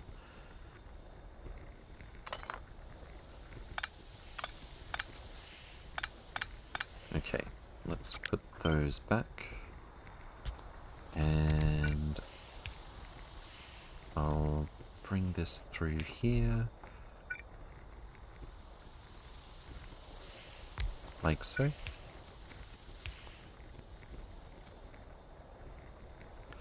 Cool, cool, cool. Much better.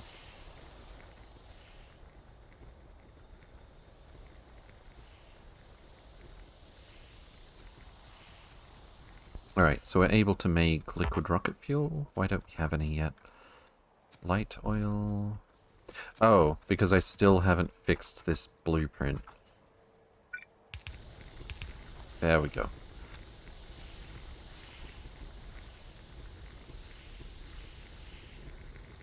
Fantastic. And now we can refuel our ships. Although it looks like they have enough fuel to take off from here anyway. Wait, how big is this planet? 4.2k radius? Let's see. Integrity check, launch energy is well above. No, actually, we're a bit short. Okay, cool. Good to know. Just rotate that over there. And then...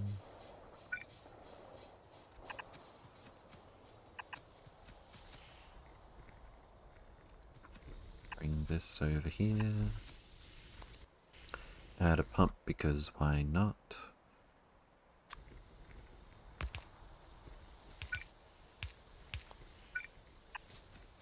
And we'll add a pump on the other side as well, I think.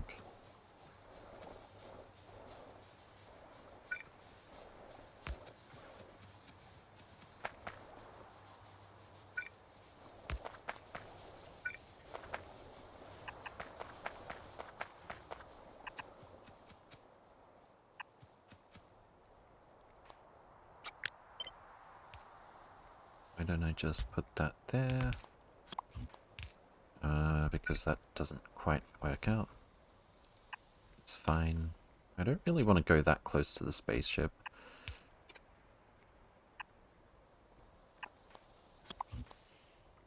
Let's just do this.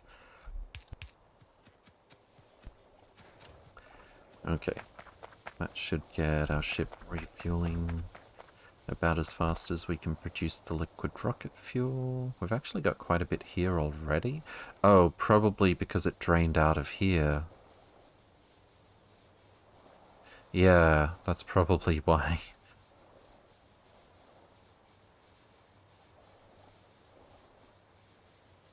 Okay.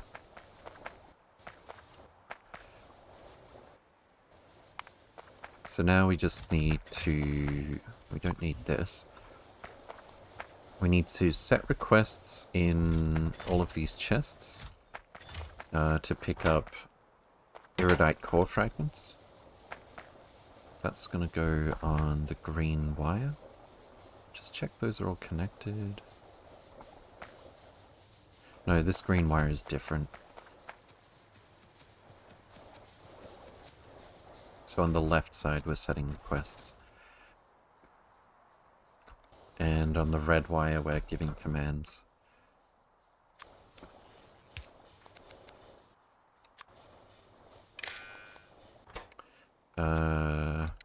Fragment, iridite, 4,800.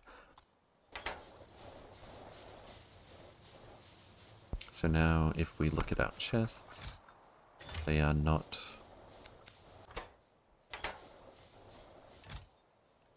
Huh? But core fragment iridite, 4,800, set requests. When I mouse over, it shows the wires are connected. Let me just try this. Okay, that works. Did I set some other core fragment iridite? Did I put a negative? I don't think...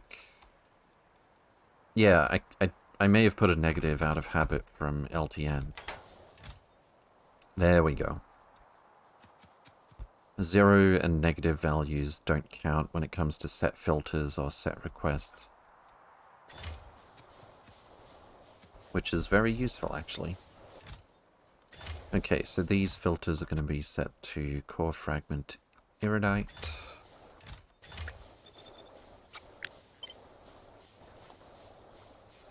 We're limiting core fragment iridite to 190k in the logistics storage system so that we don't have it stored somewhere else.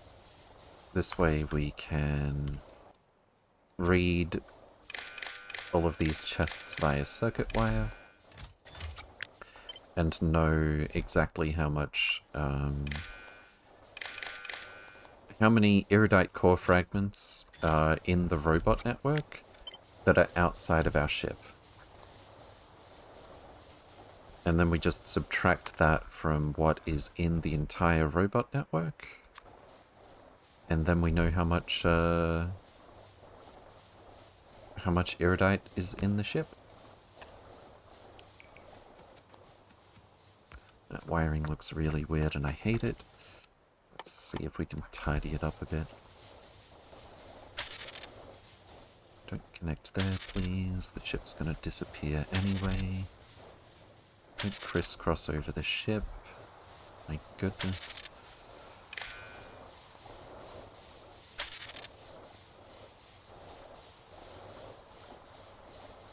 Okay. Now then, we need to connect both of these by circuit wire. And then I think we'll do it on this side, since this is... we could actually do it on either side. We can reach the red wire. But let's do it here anyway. We're going to need to read... I want to put this a bit further away so that the bots prefer to use the superchargers here. But we're going to be reading from...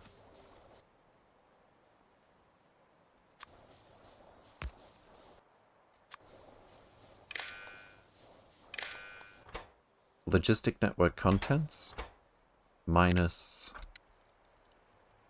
the iridite core fragments that are in the chests that are outside of the ship.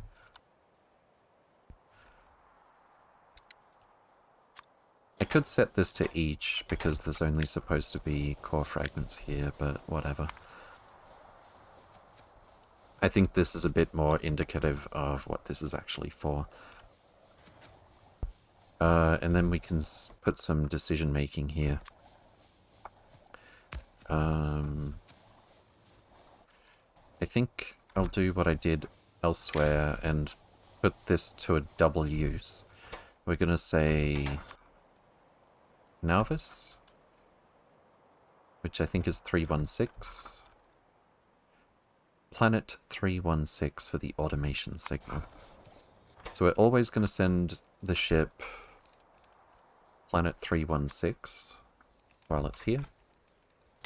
And then on this decider combinator, we can just say, if some condition, send one launch signal. And that condition is core fragment iridite greater than... How much fits in our ship? This chest is... Oh. I guess that's fine, actually. Normally this chest is a bit of an exception. But because I transmitted this on the red wire, we're setting the request here as well. But we don't need to bring...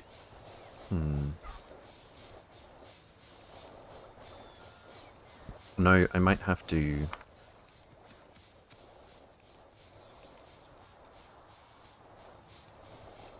I might have to rescind that comment. Let's use a pair of combinators here. No red wire on this one. So here we have... Whoa, whoa, whoa, whoa, whoa. Let's... No, no, no! That was a mistake. Can we get you to come back? Could you be persuaded to come back to Keto Bar? Thank you. Alright, well, we know this one's landing automatically. Let's get those storage chests out of that ship. That's just going to be a one-time delivery anyway. I really went overboard making sure we brought enough storage chests here, but that's okay. Alright, so we don't want this chest to be requesting iridite core fragments because we want that to be reserved for miscellaneous stuff that this ship is going to bring here, just to make sure bots are resupplied and things like that.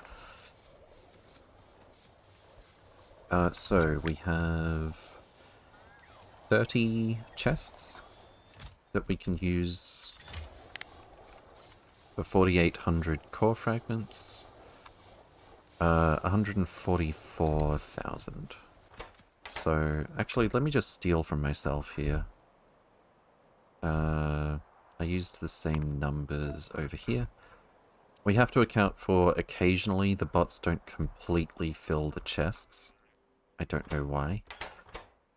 But we're going to say if there's at least 143,900, then it's probably safe to take off. Hey, Scale the Summit. Good to see you again. Oh, welcome, welcome. Hope you're doing well. Alright, so that should be working. We've got 420 iridite core fragments in the ship. That sounds about right. I set up some guns on Nauvis to deliver oil barrel products to the space base. Nothing was working properly, and I eventually realized I had one side connected with red wires and the other side connected with green. Indeed. Yeah, they do have to be the same color. In fact, you can take advantage of that. Over here, for example, for the stuff that we do receive via delivery cannons from in-system, where we've got these core fragment processing blocks, I've got one chest on the right with green wire, and one chest on the left with red wire. And then we send... we've got a constant combinator of one core fragment here, because we can't check for if equal to 0, because 0 is just like a non-signal, a lack of a signal. So we're saying the green wire is connected to this chest and this constant combinator, effectively. This combinator right here is anyway. And then we're saying if that is equal to 1, then we output that signal. On the green wire, we are sending a signal saying that we need cryonite core fragments, and vice versa for the red wire. Since this chest is empty, we are sending a signal saying that we want cryonite core fragments. And on the other end, we've just got half of the delivery cannons are responding to the red wire, and they're aimed at the chest on the left, and vice versa.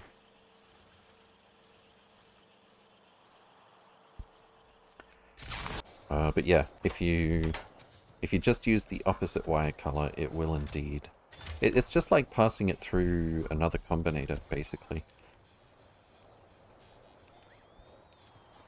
Alright, we need to get rid of this ice. Why don't I put some storage chests here? Let's remove some of these.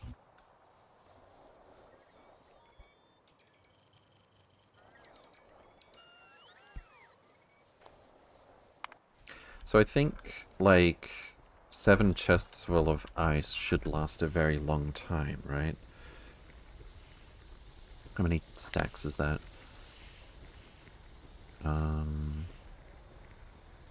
48 times 7, 36. Actually, times 6 because the logistic network won't read from the requester chest. So 288 times 200, 57,600 ice. That's quite a lot. So what I want to do here is say, if ice drops below, I don't know, 20,000, something generous. Let's do a combinator here.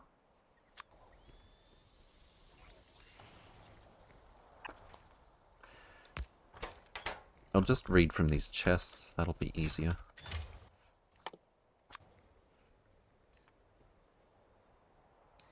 These ones are looking for water, not ice, so that won't affect anything.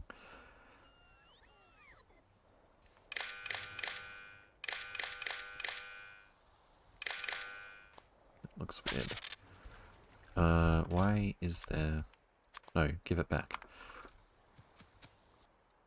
Let's just tidy up this a little bit. And I want to read this as well. Okay. So if ice is less than 20,000, then output signal water ice. I actually don't know how much I want. If we bring like 1 stack per chest, that would be 6,000 ice per ship. That should be fine. That should be more than fine. Let's make it like 100. Okay. I'll need an arithmetic combinator here, I think. I've been thinking about how I could not do that, but... Ice times 100, output ice. I can't exactly have a constant combinator and output input count because we're reading ice from here. Oh, I could request ice when we... no, I don't want to wait till we're dropping on... I don't want to wait till we're losing water to request ice. That could be a little risky.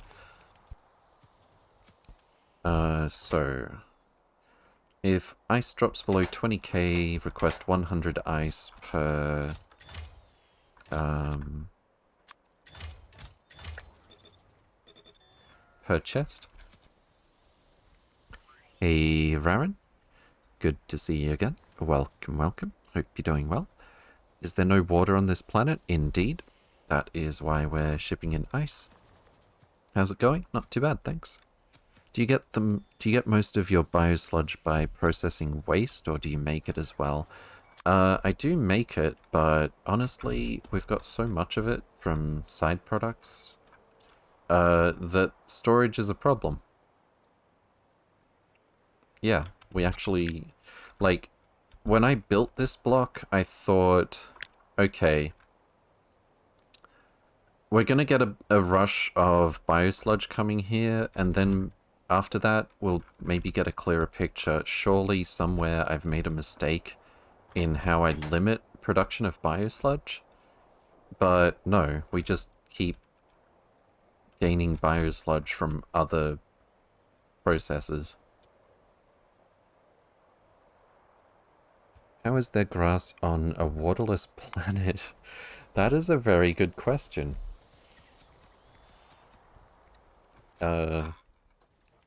Maybe it's alien grass. I don't know. My thoughts exactly? Yeah. I'm guessing anyone educated in, like, biology could probably tell us why... No, because it's green, that really strongly implies that it would be dependent on water, even if you could come up with some other ways that life might work. Okay.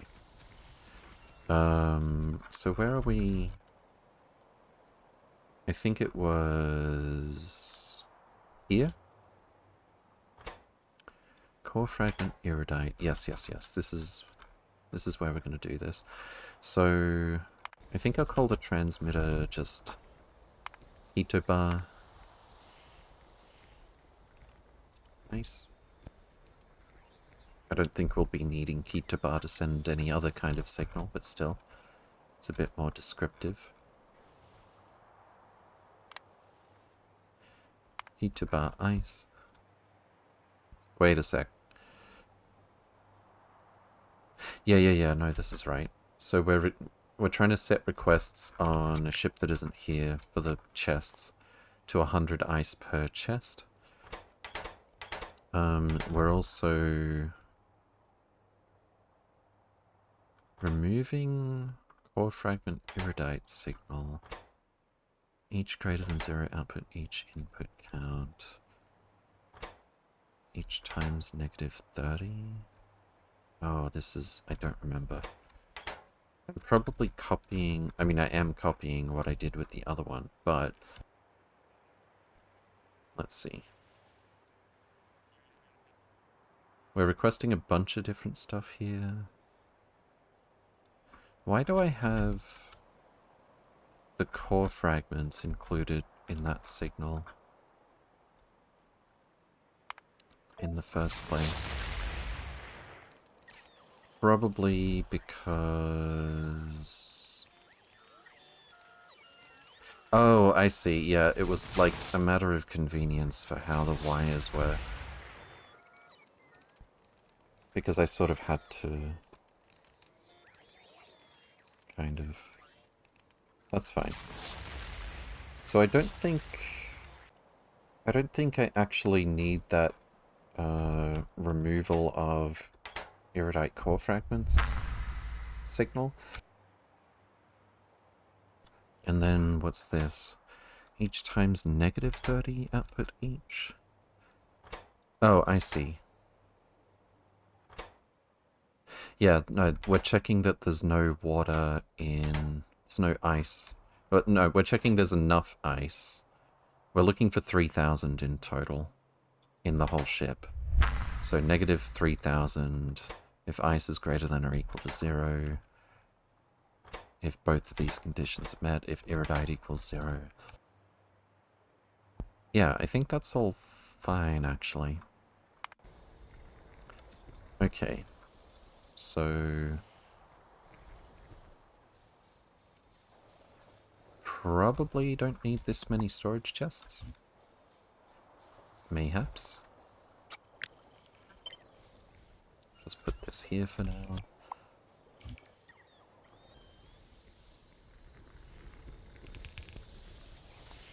It might be better if the ice machine was closer to the ship, actually.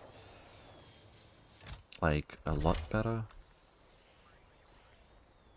We're not going to make water fast enough that it's a problem to pump it. I mean, we are actually, but... I'm pretty sure the overall throughput of ice is going to be low enough that I don't care about how far the bots have to travel here. We don't have any examples of places where they don't need water until we do. We can assume they all need water, yeah.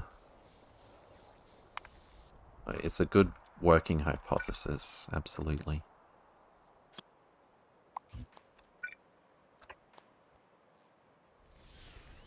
Okay. So... Why are we not mining? Because we don't have power? Accumulator charge is slowly draining. That's why. Can you prioritize that solar power is used before the turbines? It automatically does prioritize it that way. But even if it didn't, yes, you could with some power switch logic. Probably. I'm just trying to think how you'd do it. You would have to read from accumulators to determine how much electrical charge you've got. And I guess you could just always have the solar power connected to the network. And the emergency generator. Yeah, no, there's definitely a way. We've done emergency generators before, like if you have a bunch of steam engines left over from the early game and you want to do something with them, you could have them only consume fuel if accumulator charge gets low enough, for example. Or you could have a power switch under a similar condition. You can definitely do it. Alright, it's going to be a while before that warms up enough to give us power.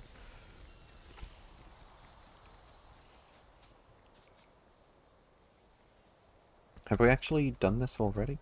Oh, did I set requests on this end?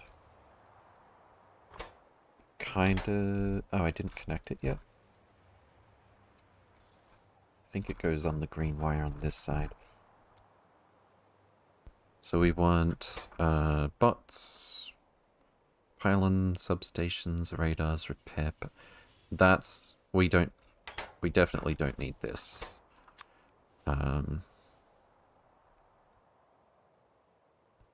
Yeah, I think we'll adjust this one a little bit before we connect it. Well, I can connect it now, that doesn't matter.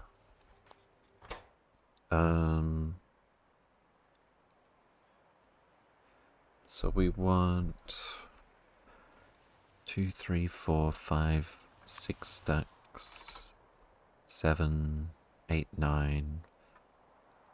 We could probably stand to carry more media defense installation ammo, just in case. That should be super overkill.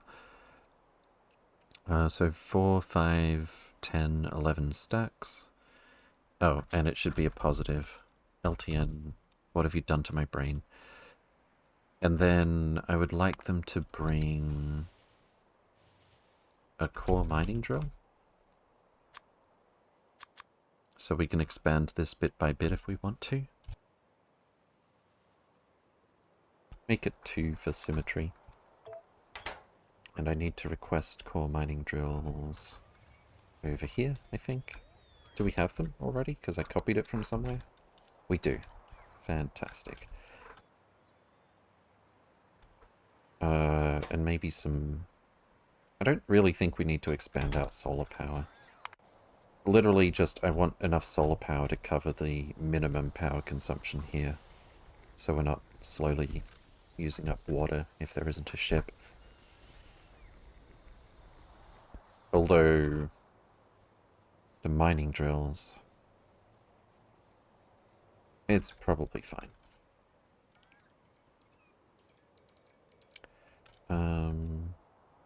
How about... this goes here, and we'll copy this down here as well.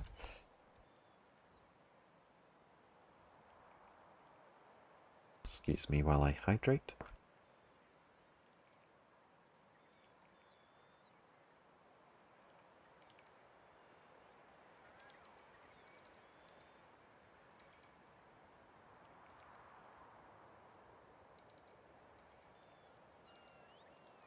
That's better. I think we're almost done here already, except that I'd like to come back with more heat exchangers and stuff. And some more drills would be good, of course. But yeah, we've got our set requests on this end.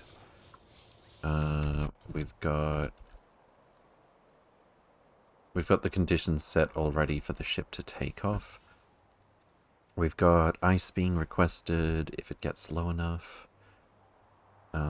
Which apparently we've already met our target for ice. What do we have here? No, we just don't have enough power to transmit a request for it.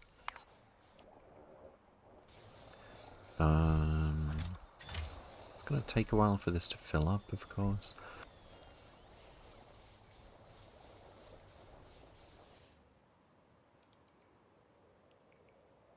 Oh, we need some substations. Probably just the one over here, actually. And I think we've already got, yep, requester chests for media defense installation ammo. Wait, why do we not have any ammo? Oh, is it already in here? No? Do we have no ammo? That's not good. I could make a couple of shots. Maybe I should send this ship back early so that it comes back with media defense installation ammo.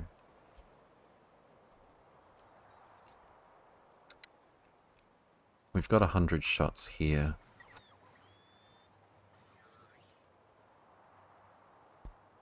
Yeah, why not? I want to test this end of things anyway.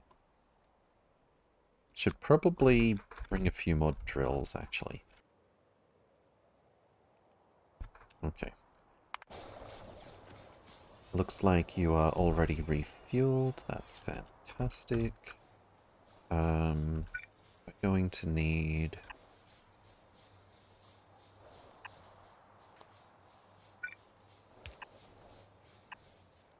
some of this over here.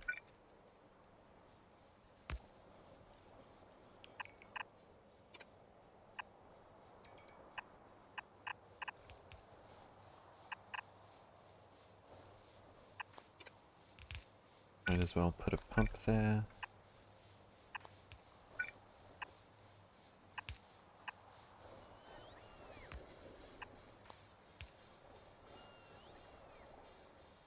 On second thought, I bet our outposter ship can already take off. Yeah, it looks like it's got way more than enough fuel. Alright, I guess there's really no need. No point stopping it at this point. Then again, there's no liquid rocket fuel over here.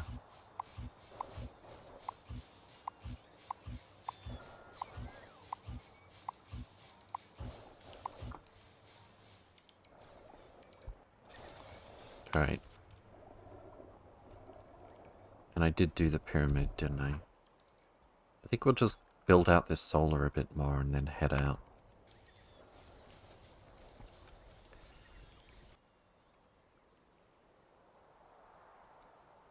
And I think the next thing I'll personally do is grab some productivity modules.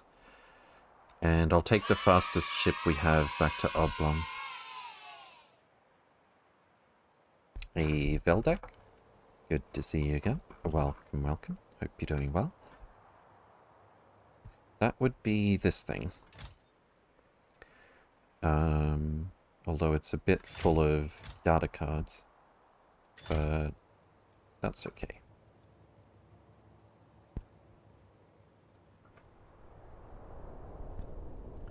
Alright. Take that and that. And may as well take that.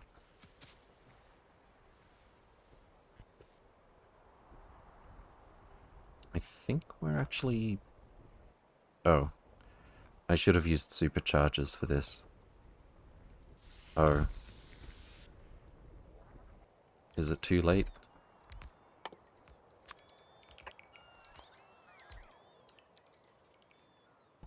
Let me just place that personally so it happens faster, actually.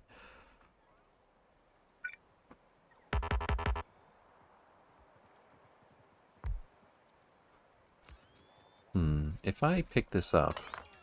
Yes! That is a better solution. Supercharger... It'd be nice if I could just replace the Roboport with it.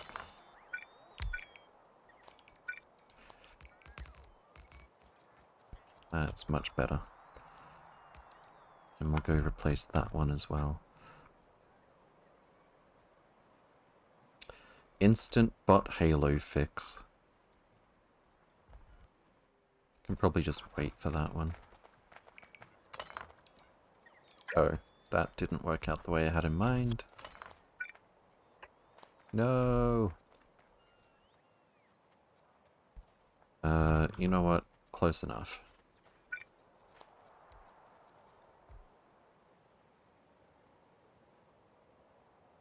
I may as well wait till the bots finish building this and just pick up the Roboports.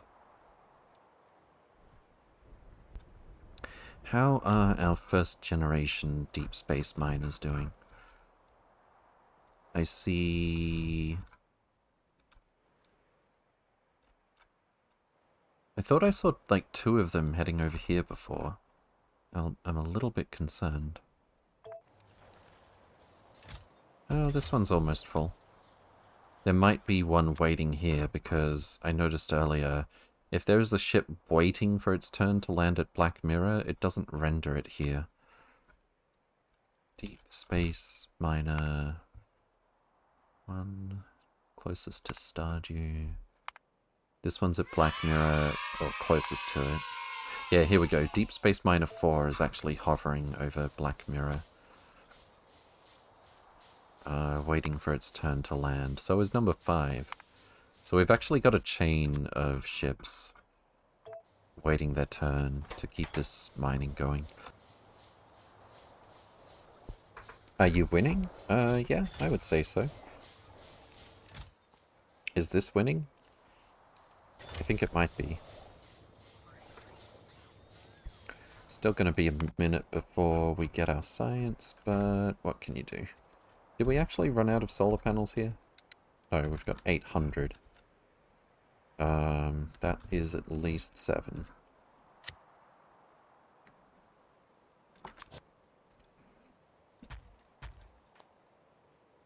Let's just do that. It is, indeed. Alright, let's grab this and this. And realize we're not actually carrying the flat solar panels. Are you making deep space science? Not just yet. We don't have the volume. I mean, I could make a few scraps of deep space science. But I would rather automate it properly.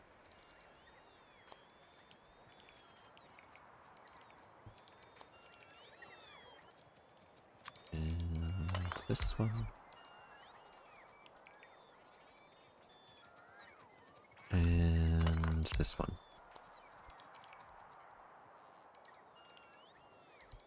Okay, back to the ship. Good, good. There's still 2 months of gameplay. I don't... I can't disagree with that. I can't deny it. Oh. This is fine. It'll sort itself out. Alright. I did decide I was gonna send this ship back early, didn't I?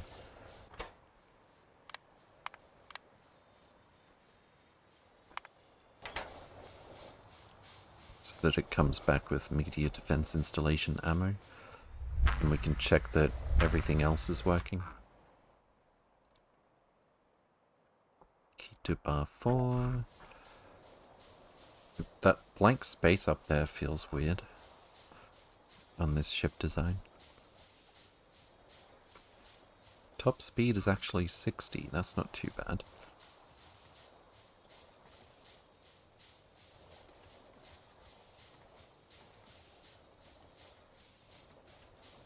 Alright. So what should we do next? I can't remember what planet this was like a practice run for, where we were gonna have to supply something or other to make it work. It was probably just another waterless planet. We've got coal here, but really big radius. Ships are gonna have a problem taking off. I would have to, like, design some ships with more rocket booster tanks. But I may as well just wait till we get antimatter for that one. I have to resume my SE map this weekend. You almost caught up with my science and surpassed me with ship automation. Nice, I guess. I did just spend a couple of hours or so yesterday designing from scratch some ships for a future playthrough. Like, specifically designed for different points throughout the game tech-wise. And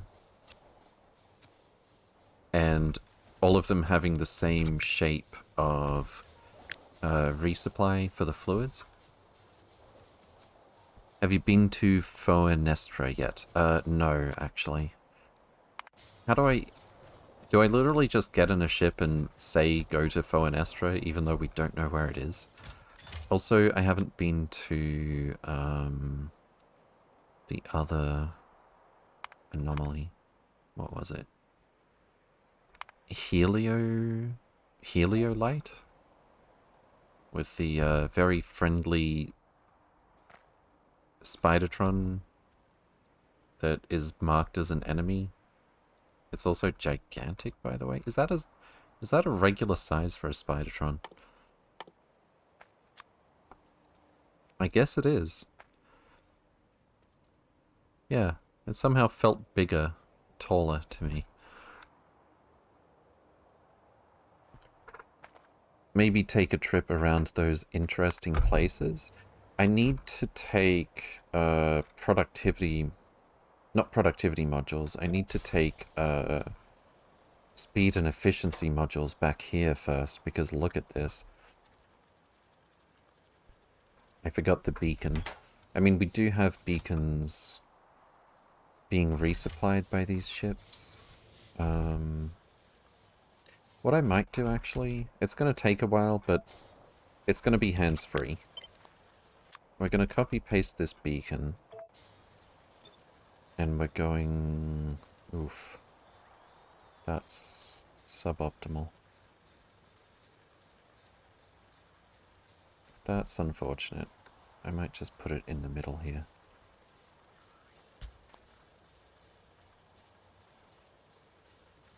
The thing is, that's going to waste 10 megawatts until we're ready. But we're using like 4 megawatts for each of these drills the whole time, so why even worry about it? I need to make sure Oblong... Let's see, Oblong 2 is on its way to Oblong already, and it's not carrying the prods. Or it's not carrying the modules, because I allowed it to skip out on that. What if we make one more Oblong ship, and... Do we have the modules here? I think we... That's a constant combinator. Okay. We have efficiency modules and nothing else.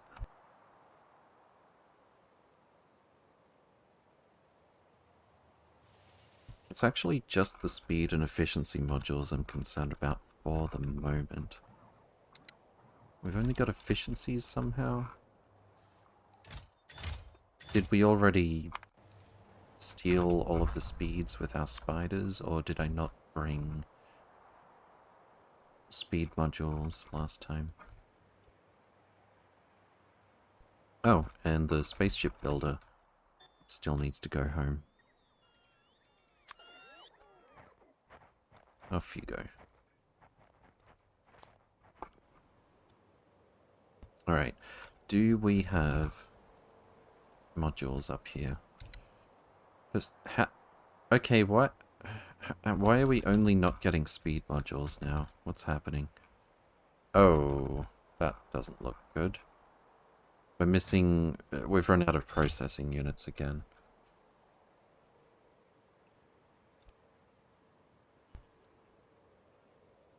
Okay. That's gonna be a while before we get some more.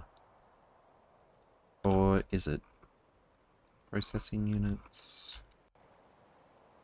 Processing units... Oh, that's almost full. So it's not doing that badly.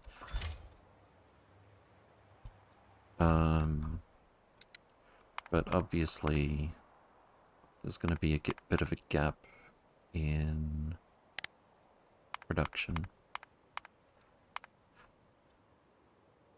I think I will have to take the ones I'm carrying personally to make sure this happens. So first we're going to go back to Nauvis orbit. Then I'm going to take the fastest ship that we have, because we're almost at Nauvis orbit as it is. Then I'm going to go all the way back to Oblong Lobulata and drop off the modules that we need for that beacon. Since I'm going there personally, there's no reason to leave that useless beacon there for now. And I could pick up some prods while I'm at it, hopefully.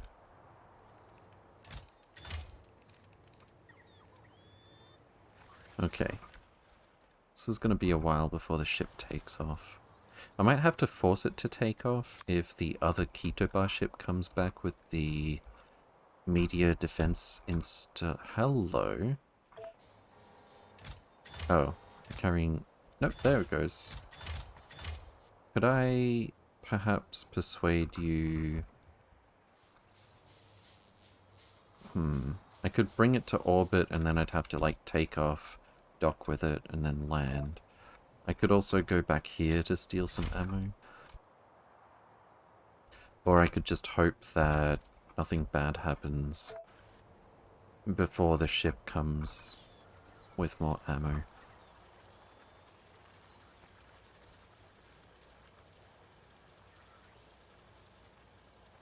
It's probably fine.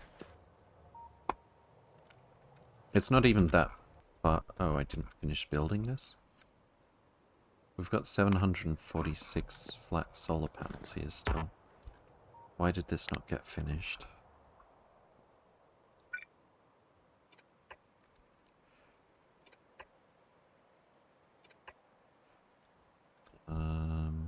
That should do it. Alright. Or not? Hello?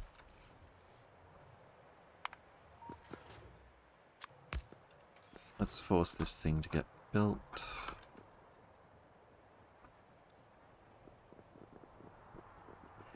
And once we've done that, we'll head over to Nauvis. I made biggest ship I could and had fun roaming around. How big is it exactly? You haven't nuked it? The big spider? I haven't been there yet.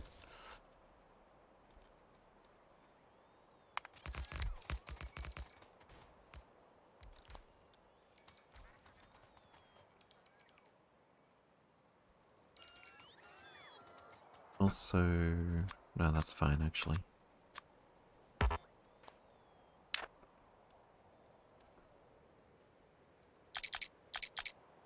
Seems to be draining power.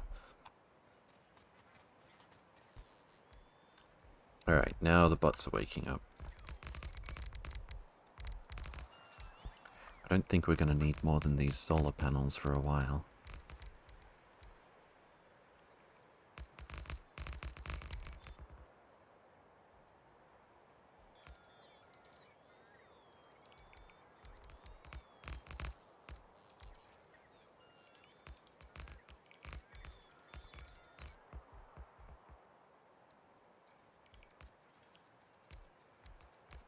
Wait, I still have 20 flat solar panels personally.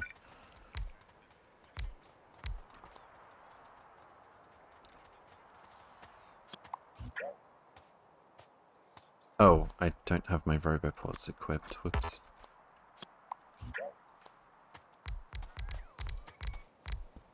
Well.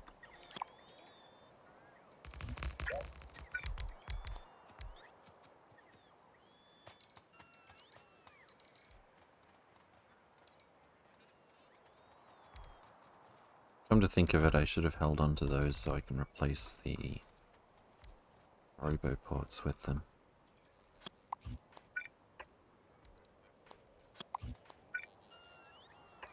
Let me just move over here again. And we can do this part remotely.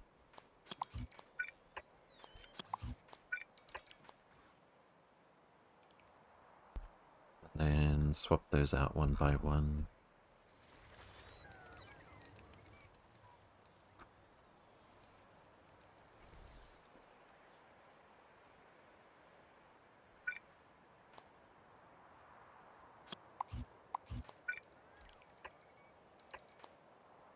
Actually, that might not be in rate. Oh, nope, the bot got it. Actually, let me put this here for now. Do we still have accumulators? No, that's all of our accumulators. Okay. In that case...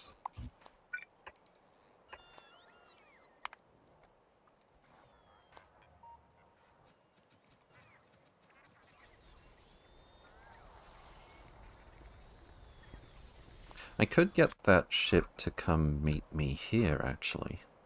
Yeah, that might be a better idea. So... please go to Ketoba. Launch.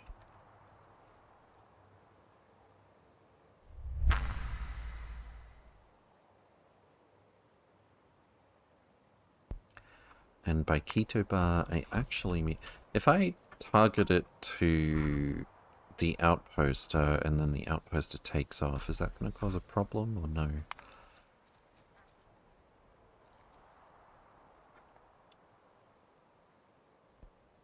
Hmm.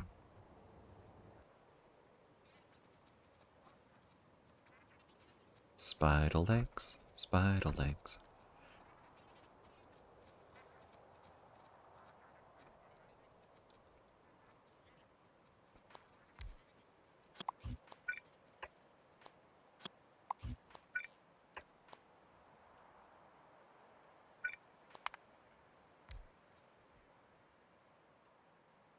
Is that all of them? Not quite.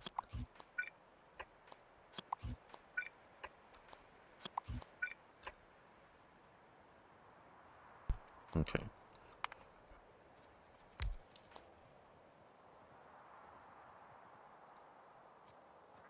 I do wish the, what are they called? Radar construction pylons just had like one slot for recharging robots.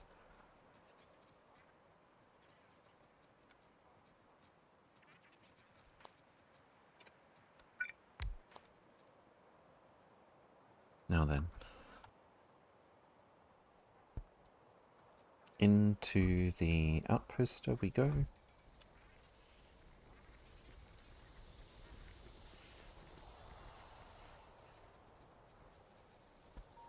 Pick up the spider. Got our modules. And our target is... What did we call that ship? Interstellar Void Probe Ferry.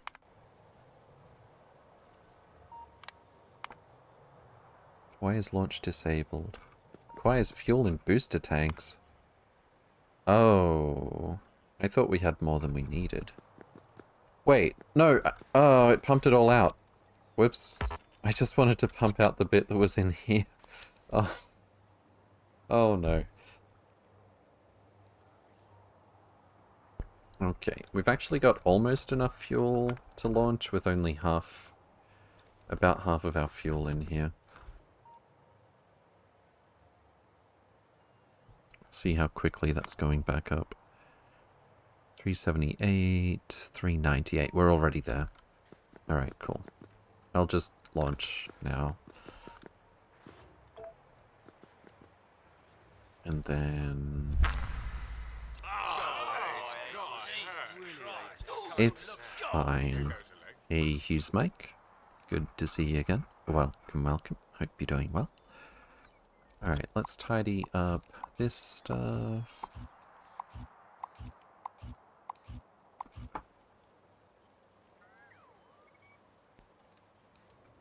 How many bots do we have?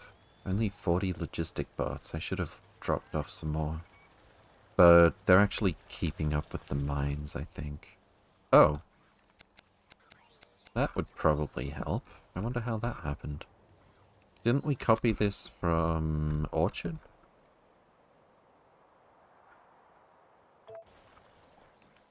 Orchard looks okay. I wonder how we ended up with that mess. Right then. So the ferry... your target is... Outposter number 1. And as soon as they meet, I'll hop onto the faster ship.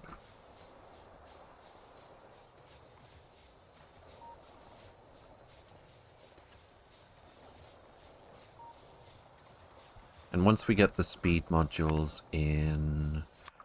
the speed and efficiency modules on the necrotite mining over here, then we'll try and go to whatchamacallit.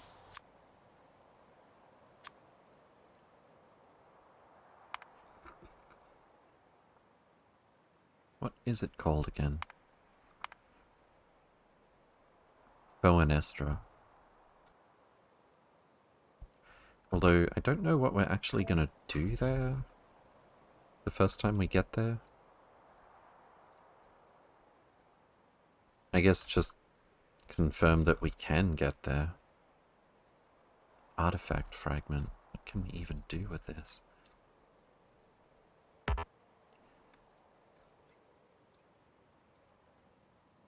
That is a big ship.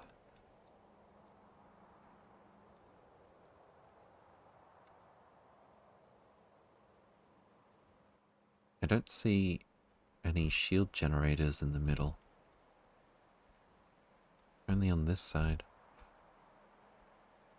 This is a Roboport scrap.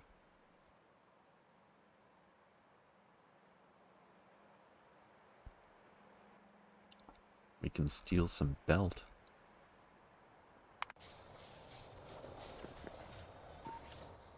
What was that planet with the,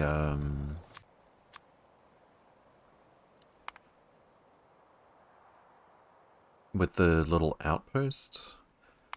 Oh, I think it was this one. Yeah, it's a different, symbol here. Eleusis.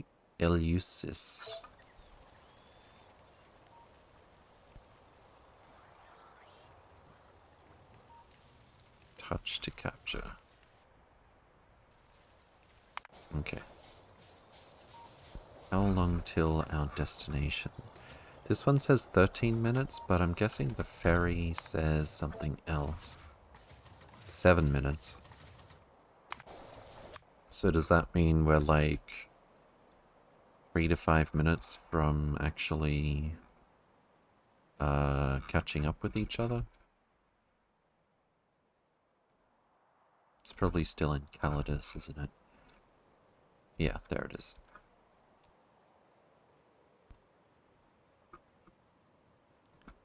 Okay. Meanwhile, let's finish tidying this. Oh, that's right. I wanted to put another Omni Smelter here, but I can't really do that. Not while we've got this block doing things with plain old spaceships. Can't really mix those robo networks. I could try putting a couple of them together and seeing if anything bad happens, but no. Don't really want to do that. Instead, why don't we get the bots to clean up this one?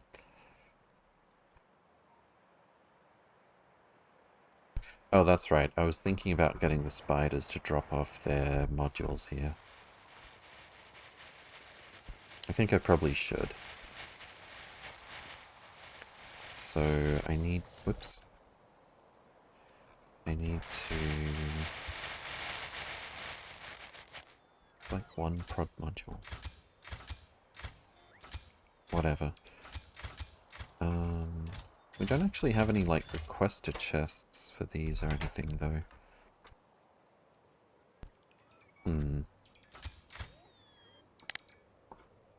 Hate that I can't edit this while I'm in the nav view. Constructotron. And we're just gonna get rid of the... Oh, there is no... That's weird. When did we last update this? Oh, it's over here? Let's make this a bit more easy to follow. Tier 6 module goes here.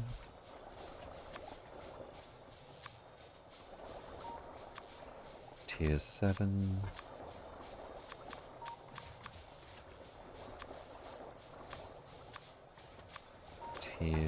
I mean 8 and 9, sorry. Wait, 6, 8, 9, what? 7.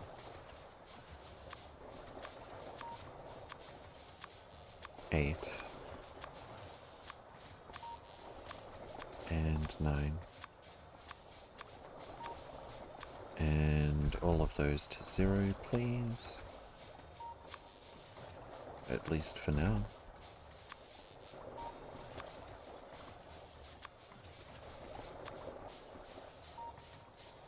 save. Back to the spiders. It's not a storage chest, right? No. That should work itself out if we do it here.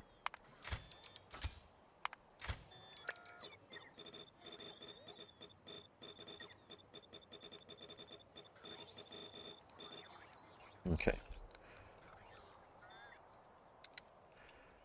18 efficiency modules, but no speed. Shouldn't we have one prod at least? I saw this one has it. Prod 6. Oh, it's trash slots are full, that's why. Okay. Let's move them over next to the trash station. Is that a random storage chest? Yeah, that shouldn't be here. Okay. Where are we? 8 minutes or so? Possibly less. There it is. Ferry ship says it's only 4.5 minutes away from picking us up.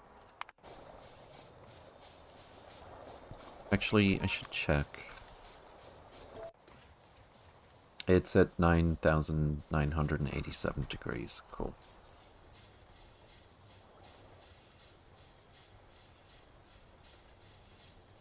And it's got plenty of water. Not gonna have any trouble with fuel here. Or energy. What is this train doing? I'm joking. How does this happen wrong once in, like, hundreds of pickups? Probably it came here with stone, but I don't know where that would have happened.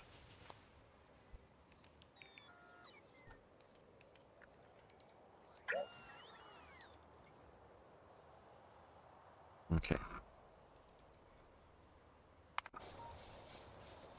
What else? What other balls are we juggling right now? I want our construction spiders. Oh, they're still getting emptied?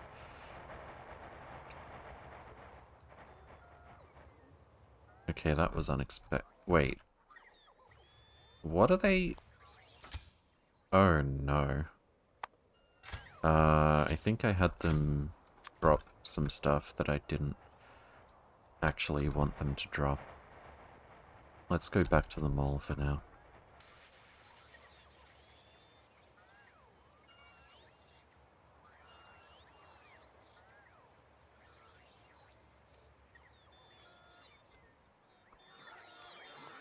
Well, that'll fix itself eventually.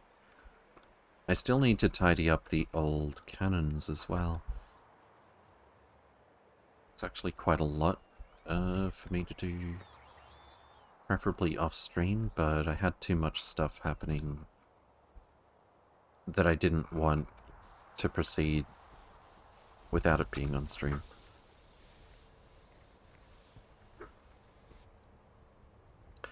But yeah, I was going to extend these robo networks down this way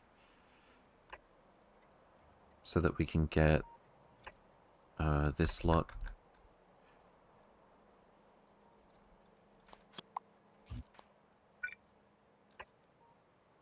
of bots to pick this stuff up for us. And this is actually the perfect spot to build another... Wait, that's the wrong one. Here. This is where I was aiming for. We should tidy this stuff up as well, though. But let's bring this down here somewhere.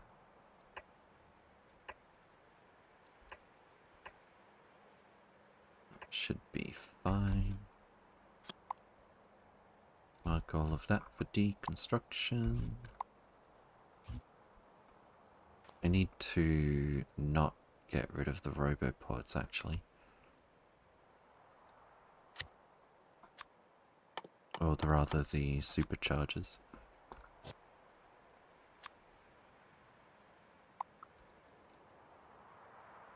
It should be okay. And this one too.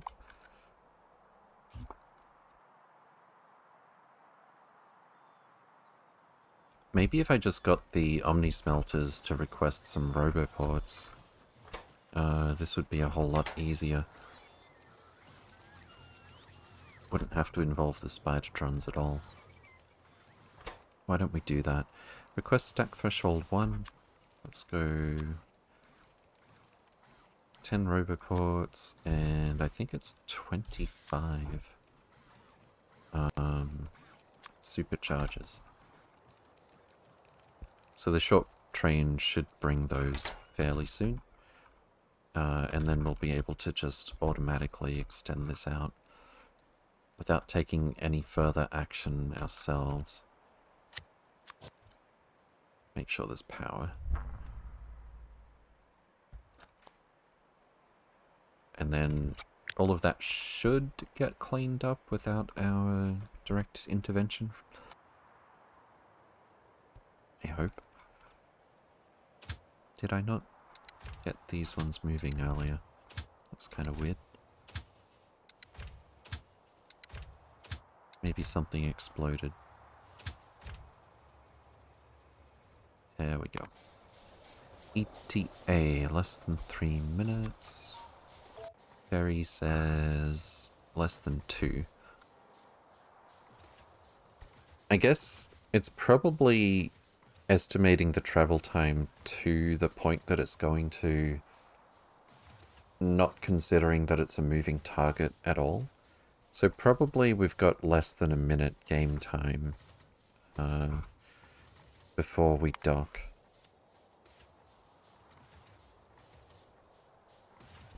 And then we'll head out to Oblong, give it its beacon, and from there we'll check out Boa Nestra.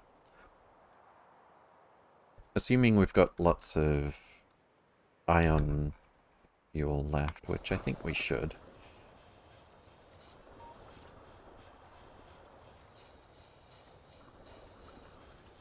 Yeah, considering this, I mean, it's half as many ion engines, but considering this outposter went all the way down to, I think it went to Hankarus and then to Oblong, and then back to Vozinus, and it's mostly full of ion stream. We've got 100k here. This one has twice as many engines, but we're looking at 160k. So we're probably fine. Does seem to go through the fuel significantly faster for the same distance, though.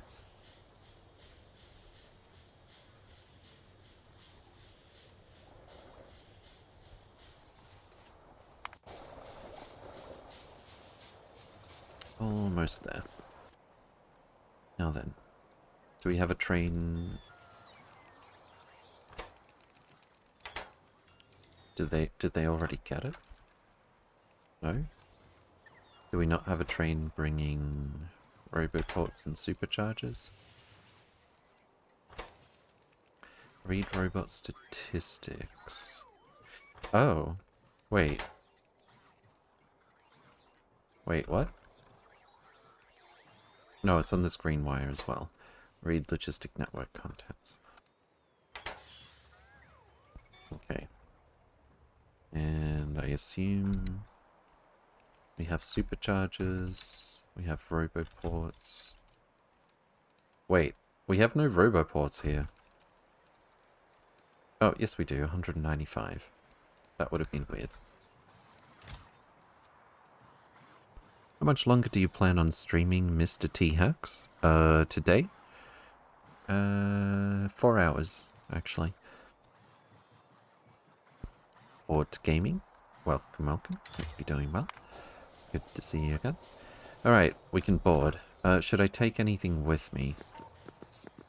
We're going there so that we can place a beacon, which should be already there. Wide area beacon, Speed modules, efficiency modules, we've got all of those. Is there anything else I want to take with me, though? I don't think so. Take a good mood with you? Okay. I mean, we already left that place with all of this stuff in our inventory, right? And the ferry is carrying what? Media point defense ammo? Some bots and... Ooh, hang on. High temperature... Nah, I'm not going to worry about that for now. Alright, let's just go. Forward. I'm getting tired and I like a chill stream to lurk in whilst I lay down. Can relate. Alright, let's head off to... if I can ever get there. To Oblong.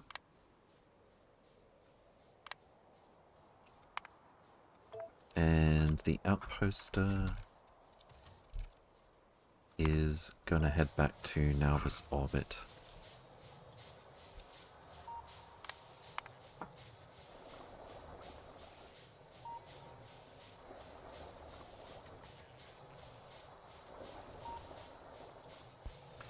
Cool, cool, cool. And what's our ETA to Oblong? Are we moving? Yeah, we're moving. 20 minutes? Less than that? We still haven't hit our top speed yet. 3 hours past health check? Time for a break and some words? Yeah, I think that's a good point, actually. And also, we've kind of got a little bit of downtime between... unless I just sort of micro stuff like this constantly as fast as I can. We're waiting on a few things to happen at the moment. I do want to check where that Keto Bar ship is. The one heading back to Nauvis. Keto Bar 1 is at Nauvis. I think. Anchor to Nauvis orbit. Oh, those were the two that I didn't... I could have just gotten you to land, couldn't I? 632, is that right? 632. Yeah. Yeah, instead of sending that ship back early, I could have... at Keto Bar 1 land. It should have automatically landed, really. It's got power, yeah. Alright. Don't anchor to Nauvis orbit, go to Nauvis. Why are you... Oh. It was at Nauvis orbit, not Nauvis. I see. So it should automatically land. This will actually be a good opportunity for us to see this system in action.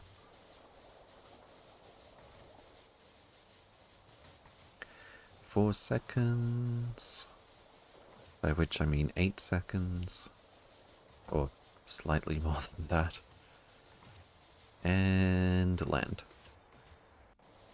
Fantastic. So requests are being set for bots and things.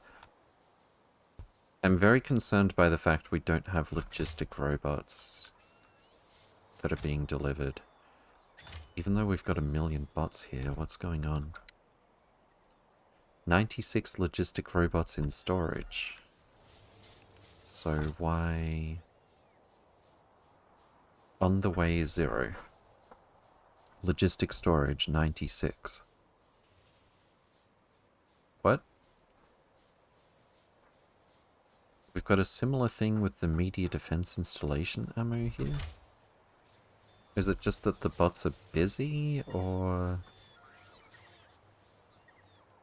It seems oddly specific.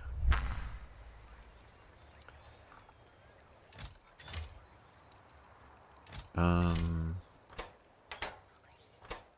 Oh, I bet the bots are stored in these ships. Yeah.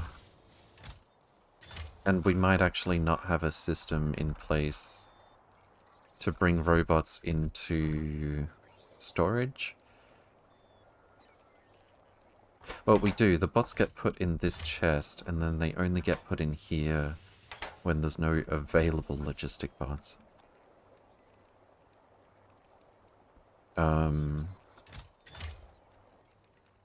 Where are we reading? What's that green wire? It's coming from robot statistics, available bots plus logistic storage contents. And we're requesting only 150 bots. Okay, I don't think that works so well. Should this be reading robot statistics? Available bots. Also, I could just bump up the number for logistic robot, right? Is that gonna work? Available logistic bots. So that's like 0 at the moment, more or less. It keeps fluctuating. And also logistic bots, that's like 96. So this should be bringing us a few robots. But it's not. I'm just going to crank that up and see what happens. I don't actually have a condition here that this thing won't take off until it's got logistic bots, but it really does need to supply bots to that place. It's looking for ice. It's not going to take off until it does have ice. Why don't we have ice here? Probably because I never requested it. And or because a short train can't pick up ice. Yeah. I think I will allow short trains to pick up ice. We'll add some requests for ice over here. Say, I don't know, a long train would be 32k. I see lots of empty storage chests. We can definitely store that. It's overkill though. At most we're loading like, what is it?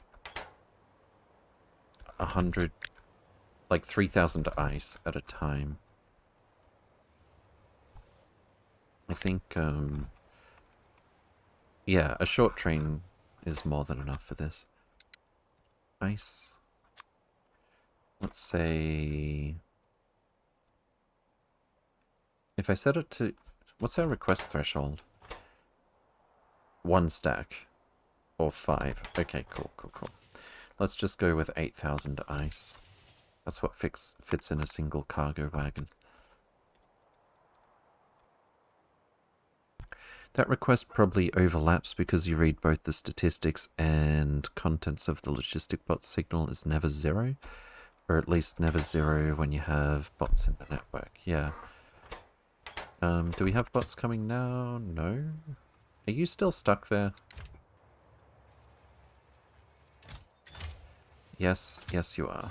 Just get going. Did I limit this to 1 train? I didn't. And we've definitely got robots available. Yep. We've got lots of robots available. So I don't understand why... we're not short of oh, we are short on short trains. Yeah, I forgot about that. I never thought this day would come. Okay. Why don't we... Why is that? Oh, it's out of robot range. Okay. Did I have a blueprint for this? Yeah, I did.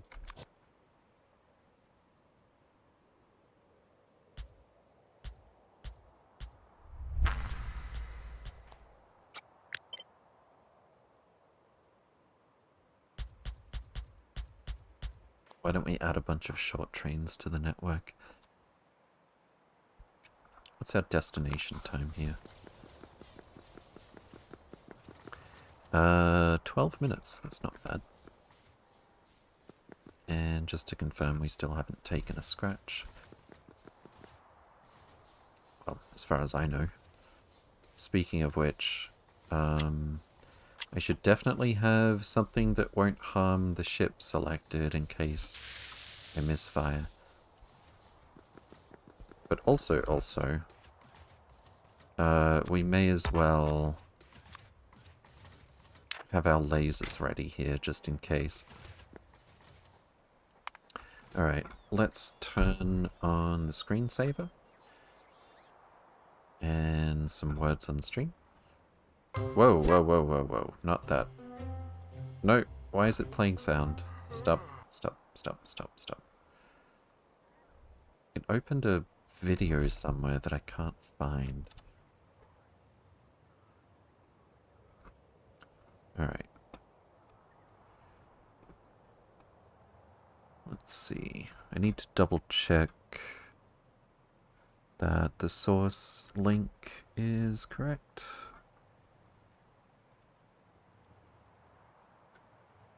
Copy link. Good. Fantastic. Alright. I'm gonna leave you with some LTN screensaver and some words on stream in about 30 seconds. And I'll be back in a few minutes. Okay, here we go.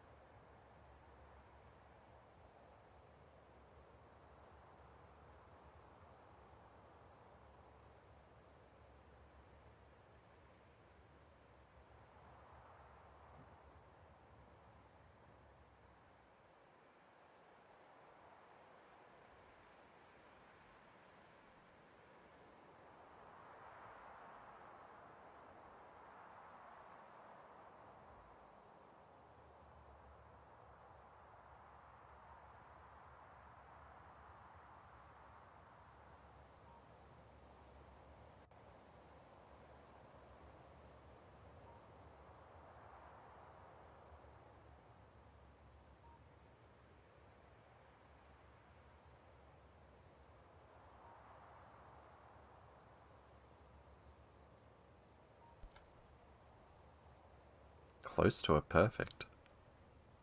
How'd y'all do? How many levels we skipping? 3. Fantastic. Alright, let's pause that for now.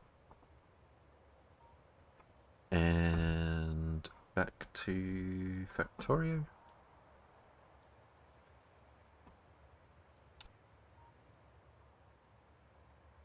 Okay. Did we get our robots over here? Probably, yeah. Fantastic. That's all I really want to see, is that we're getting bots in this ship. We also have some ice, but not enough to take off. This is Keto Bar 1. How did we... Okay, if we're asking for 8,000 ice, and we only need 3,000 to take off, why did we get a delivery of ice that wasn't enough to trigger the ship taking off? It was Keto Bar 1 that was here, right? I don't see a Keto Bar fleeing from the scene of the crime.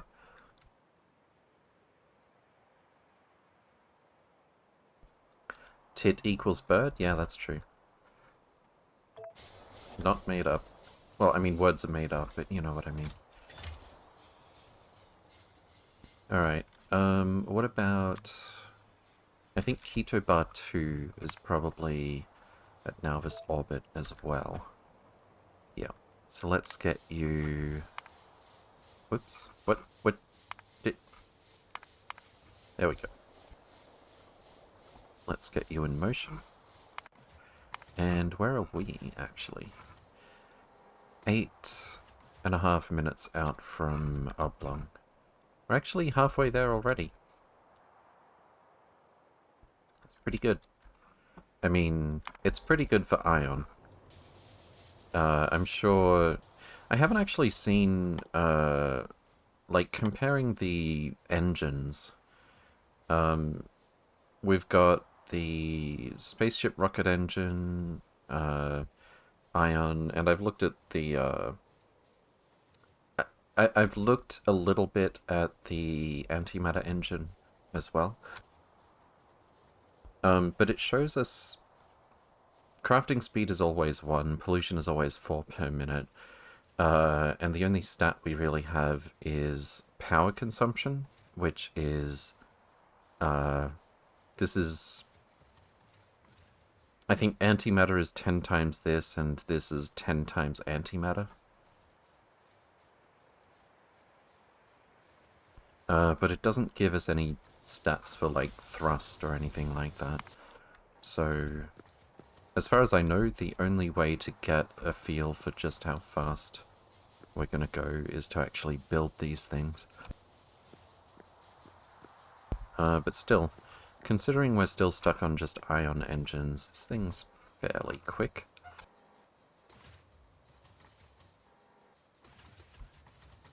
What about...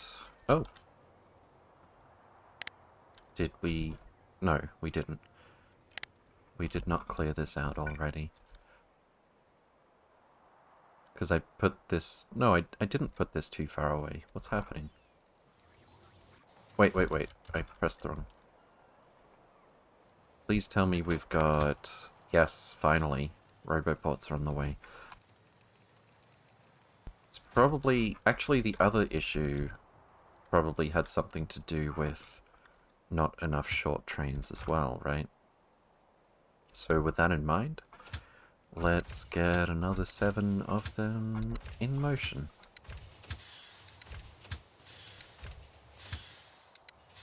Fantastic. Nick Latkovic, good to see you again. Welcome. Hope you're doing well. Are we saturated on these? We're saturated on space platforms. What?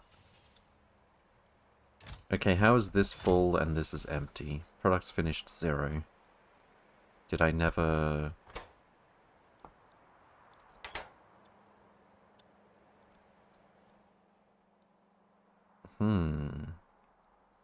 I think I see the problem. Yeah. It's this is this is probably it. I mean, it's possible that that's why that wasn't working.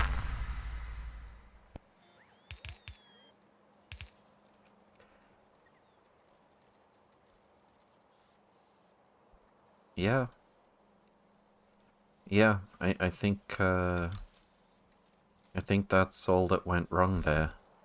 Just like 5 pieces of belt missing. Okay. Scaffolding though, we're actually short on LDS still, so that is really not that big of a fix. Why is LDS broken? I want to say plastic. It's plastic. We just got some more, but still. And what is plastic short of? It doesn't appear to be short. Okay, it doesn't have that much crude oil, it would seem. But that said, overall there does seem to be maybe enough crude oil to go around. Yeah, there's actually only one of those stations.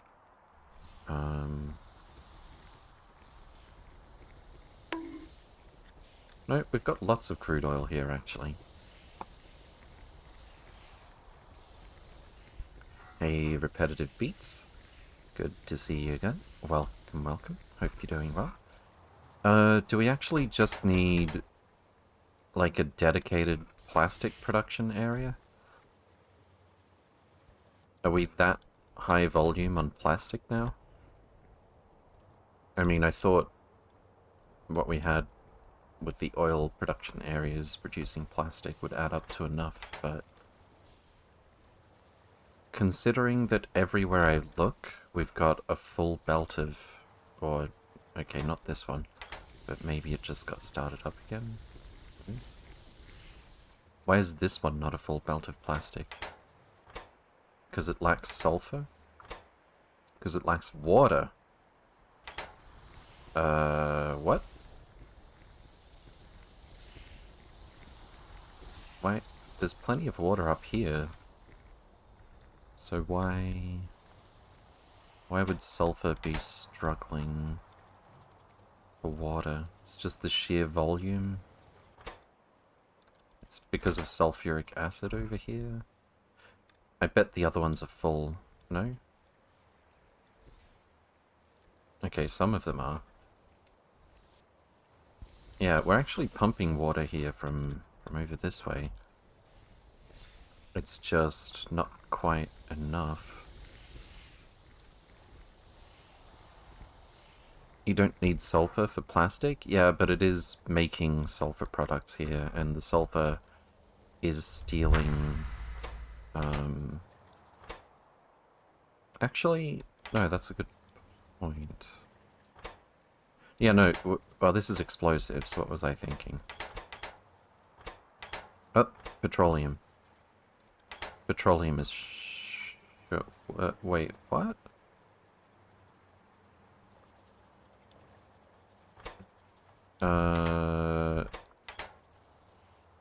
Seems to be plenty of petroleum here, kind of. Not as much as some other blocks, that's probably why. Okay, I want to redesign. I mean, I've already redesigned oil anyway. This gives us 2 belts of plastic, in theory. Especially when we have the prod modules. Is this stuck? No, it's saturated, but we're doing a balanced load. And this side isn't as fast. Because... okay, there actually is just a lack of petroleum here.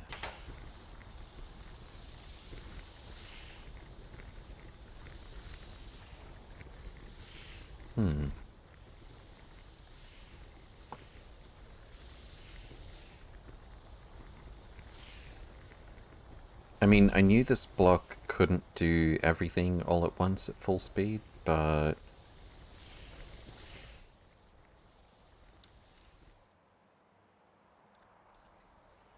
maybe I should have done separate builds for things like plastic. Definitely would have turned out neater looking.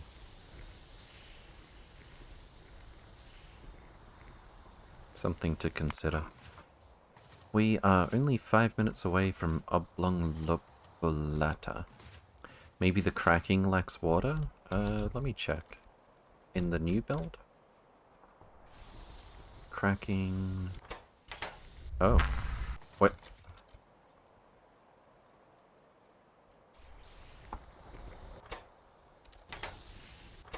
Okay, that's... oh no, wait. We're controlling the cracking by limiting water. So how much water do we have up here? Quite a bit, it seems like.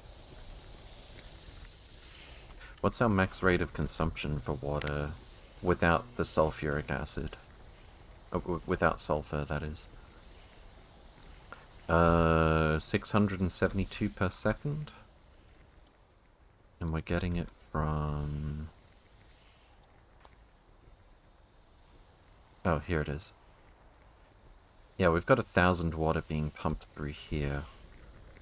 And then we've got a bunch of pumps here that go directly to cracking.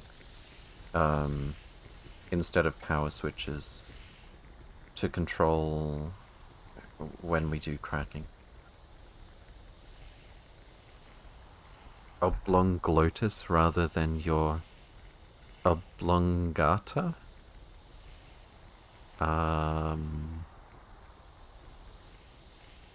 I don't understand. Okay. So... it's definitely healthier than it was before, but we're still not getting enough plastic, it would seem. Over the last hour... how far back do I have to go to see... it seems we've been consuming every bit of plastic we've been producing for a long time. Yeah. I guess we don't have a big storage for plastic like we do some other resources. So I can't actually see a trend of whether we're consuming more plastic than we're producing. I've been puzzling how to remember that name, indeed. I just call it Oblong. Alright, so why are the bots not deconstructing this? We do have construction bots here. We have 12,000 construction bots in this little network for some reason. But they're not picking this up. Is it because...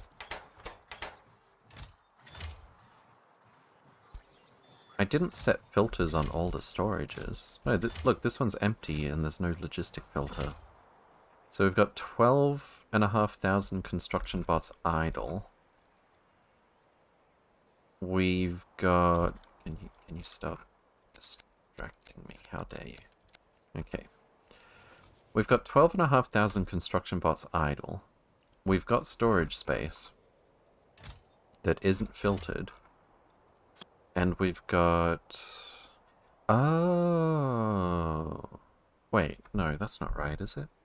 No, I think I understand now. Wait. Okay, it's not actually the thing that I was about to say. This just happens to be the limit of where this robo network reaches. For a second there I was thinking, oh no, this is only logistic range or something. But no, it's also construction range. Okay. Yeah, that looked rather weird, but I guess if I just paid more attention, I would have seen it's the edge of the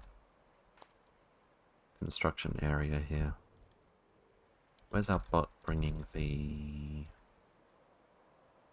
Why is there not a bot bringing the supercharger?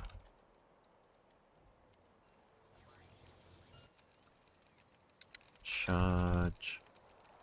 They placed all of the charges? Or no, they haven't been delivered yet. Robots. Ingots.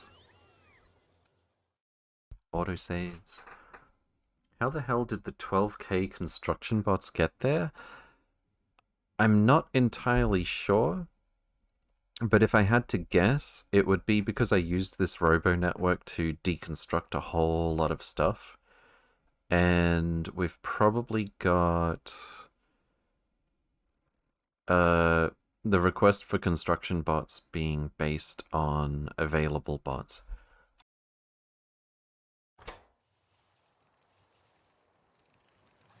And there it is. Yeah, maybe I should just set an arbitrary limit instead. These isolated networks. Alright, how close are we? Only 3 minutes. Nice. I'm definitely glad I picked up this ship to go on this little errand. How much fuel do we have left? Almost 10%? I mean, we've only used almost 10%. That would be alarming if we had almost 10% fuel left. Let's try and go to Foenestra after this. And hopefully we don't get lost in space. Okay. Okay, Valdak. So why... We definitely got some superchargers delivered here, but there's only like a couple that were placed? I don't... I'm just gonna swap these two out for a couple placed down here. Hopefully that'll sort itself out. Oh, and I just realized I probably requested superchargers and roboports and then didn't whitelist them, so they would have gotten sent back to the mall.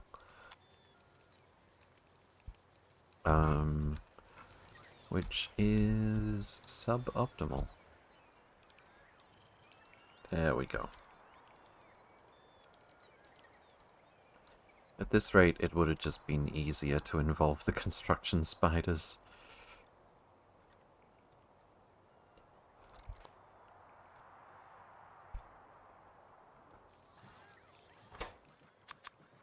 Okay.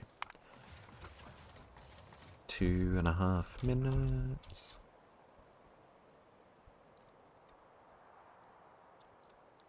Copper mine's empty, isn't it? Deconstruction gang, where are you? At the mall. Perfect. Let's get them to clean up this old mine. What is this train doing? I think I understand now.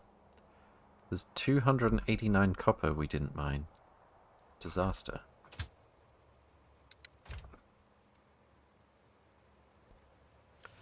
We'll pick this stuff up as well.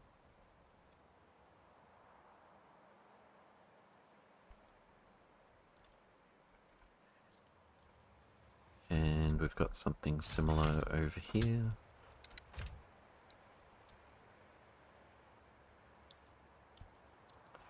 I dislike temporary mines.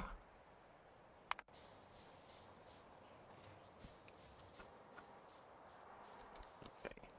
What else can we be doing? I really want to get some,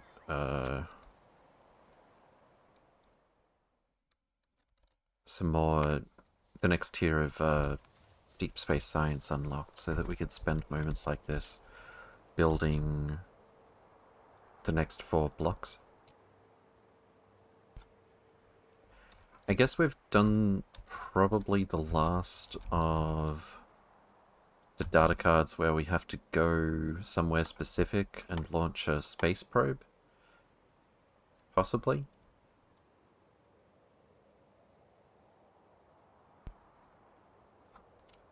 What do we got in our research?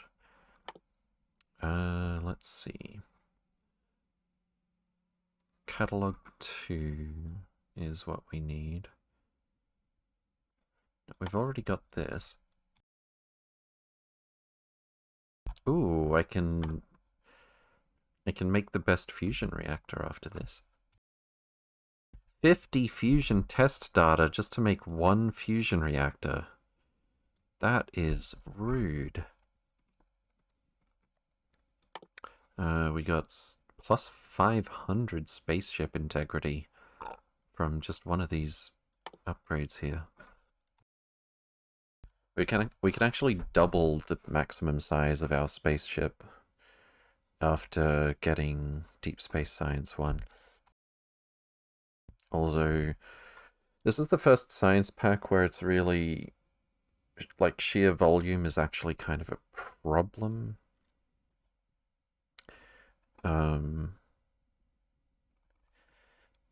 Here it is, Deep Space Catalog 2.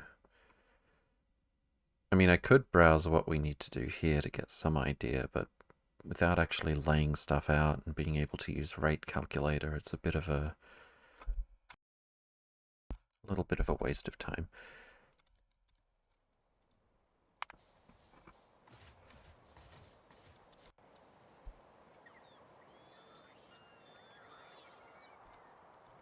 The modules we got here. Almost out. Oh, that's a lot of bot cloud. I really just wanted them to build the roboports. I hope they will at least build the roboports while they're here. The superchargers, rather.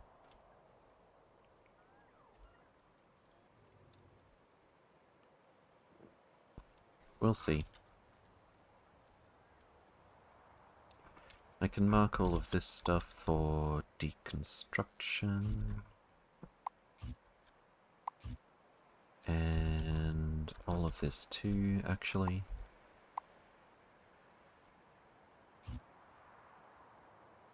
It's a lot of signals that we had to think about. And I guess all of this.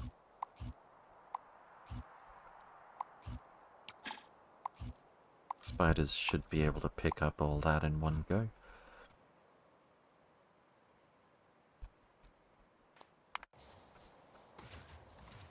Wait, weren't we 2 minutes away from this a little while ago?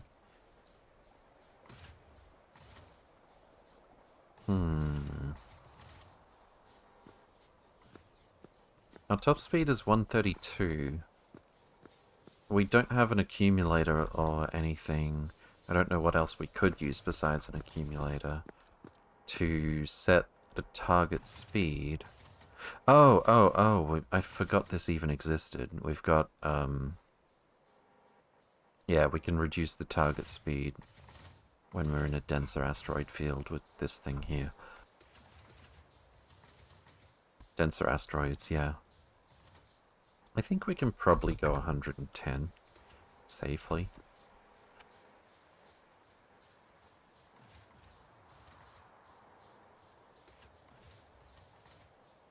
We could definitely go top speed if I'm standing up the bow of the ship with personal lasers as well.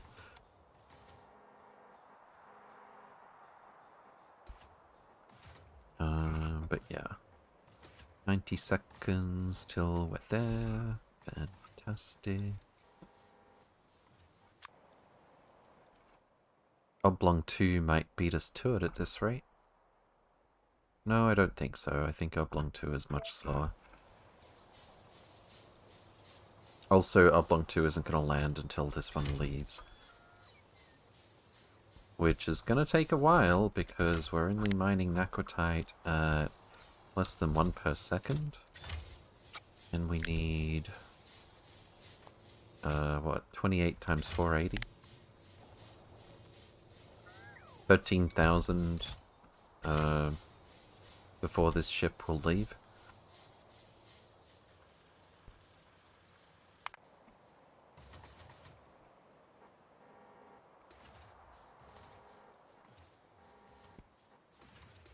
I want to go to that other destination as well. I can't be bothered trying to put together a Spidertron army first. Where was it? Heliolite and or Eleusis? I think they're both in the same... Yeah, they're both in Penthus, which is quite close to... It's relatively close to Calidus. It's actually a little bit closer than all of our outposts, except for Verzinus. Speaking of Verzinus... it's gonna take a while for our Huh. Okay, that's good. Sort of. The logistic bots aren't the bottleneck here. Until we get more drills. And when we get more drills, we'll get more bots as well.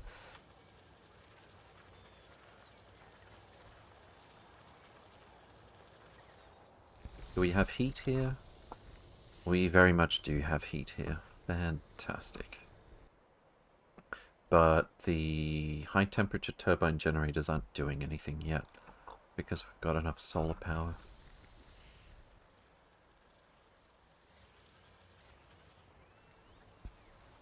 Okay. 40 seconds. How's our bot apocalypse going? I guess I have to... Oh... Yeah, we're gonna have to wait for that to get sorted out before we send the construction spiders again. I don't know why I have this here. It was probably just to check that we could use productivity modules in this or something.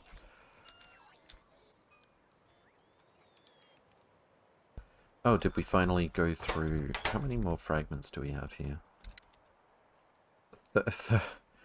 31,000 vanilla core fragments. Why do we have 31,000 vanilla core fragments in this block? Okay. In theory, that'll get sorted out eventually, but jeez. What fragment? Because, I mean, that's 2 train loads. A train could definitely come and pick all of, like, half of that up. What do we got? Core fragment... Vitamelange? Let's get that out of the way. In fact, why don't I just... put all of these here? So I can easily see what we've got.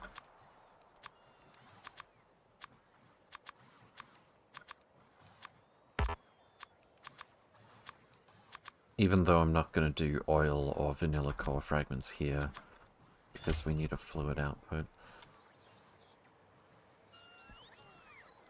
Alright, so we have lots of Vitamelange core fragments. Let's deal with those.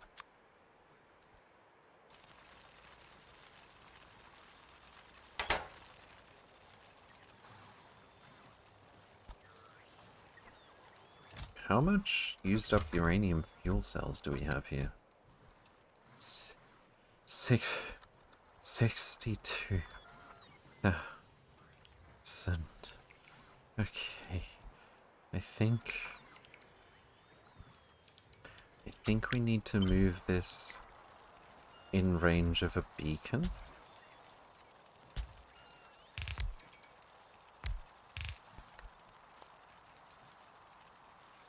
That's what needs to happen.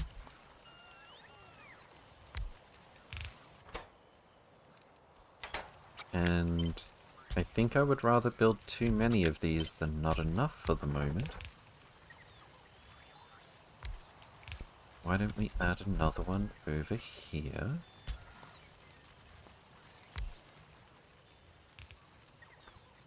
And land here.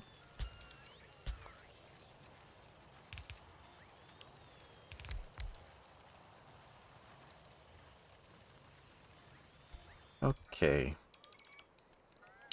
That's good. And we have an awful lot of space capsules. That's nice. We're here. Let's land. Or anchor, I guess. Confirm anchor. And we came... Where's the door? Also, what are those bots doing? Oh, that's cool. You can do that, absolutely. But yeah, for the most part, I came all the way out here just to place... Oh, I'm dying. Just to place a beacon. That's not a beacon. And we're gonna go... a bunch of efficiencies, a bunch of speed, make sure it's minimal power consumption, or close to it. It's still minus 80. That is 1 megawatt each. Let's not do that. You need inserter at the blue chest at the hub. Need inserter at the blue chest. Do you mean here?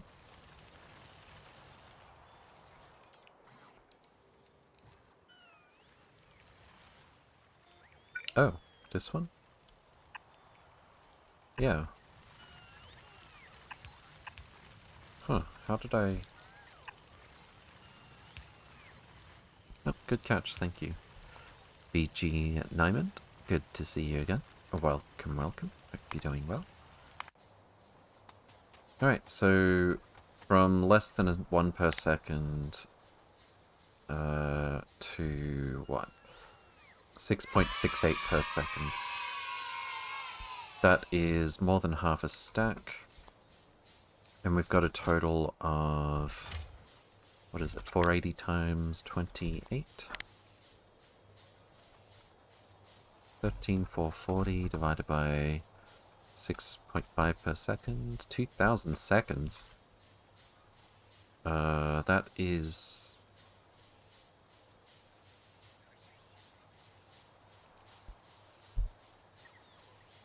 That is a while. Actually not that bad, half an hour to get 28 chests of Naquitite. I need to come back here when we've got more prod modules. Put in more big mining drills.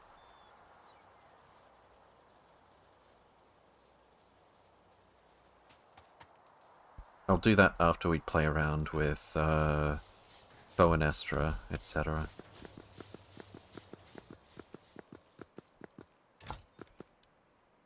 I may as well drop off this ice.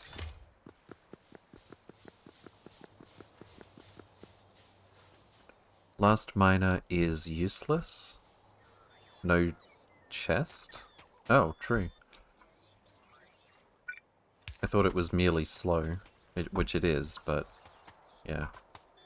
Good catch, thank you. Why are we not sulfuric acided? Wait. Masaka. You gotta be... Oh, no. More than half of these miners are not... Oh, no. Okay, let's do something about that as well. How much is this? 7, 6.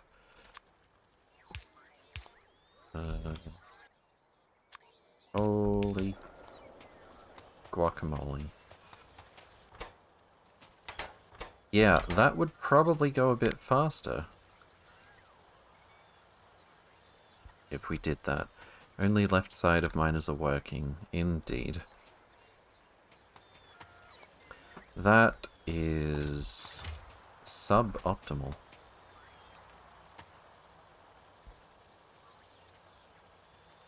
Nicht so gut.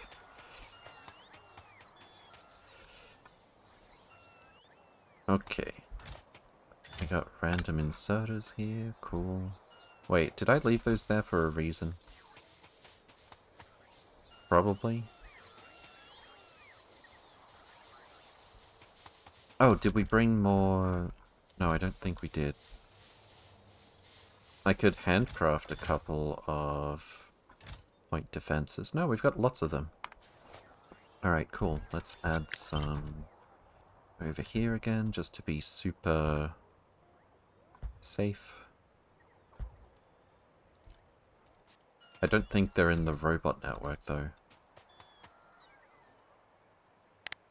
Yeah, they're not.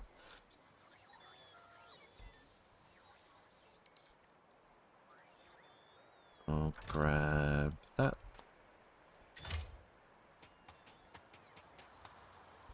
Nice one, German. I learned a bit of German way back when. We got as far as Das Bücherregal.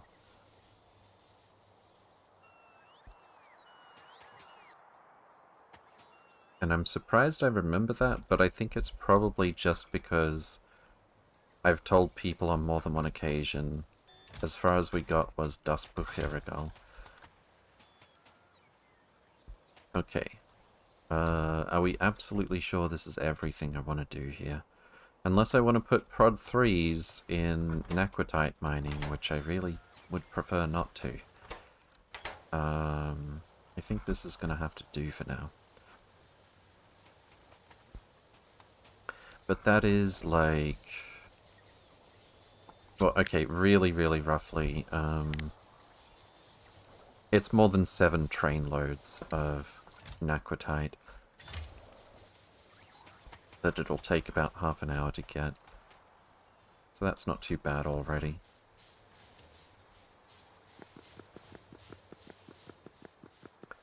Alright, let's target Foenestra. See what happens.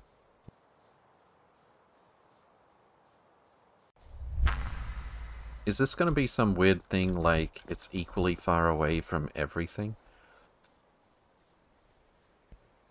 Hey, Morpheus out. Good to see you again. Oh, well, welcome. Hope you're doing well.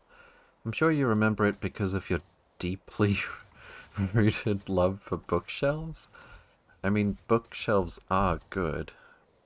We need them to store books, which are very important. While I studied Russia as second foreign language at high school, my schoolmates did German. I asked them to teach me a few phrases like Ich spreche nicht Deutsch. And a few more phrases I asked them to teach me. Ich spreche Deutsch nur ein... Oh no, is that what I think it is?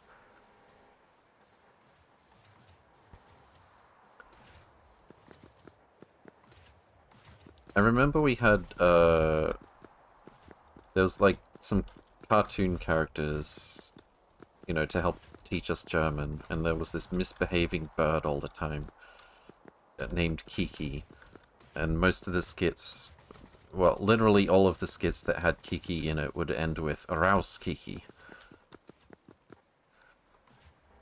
So I have no idea where we are. Actually, oh, that's interesting. We're not on the map. I don't think. Are we going three-dimensional? Have we dived underneath the map or something?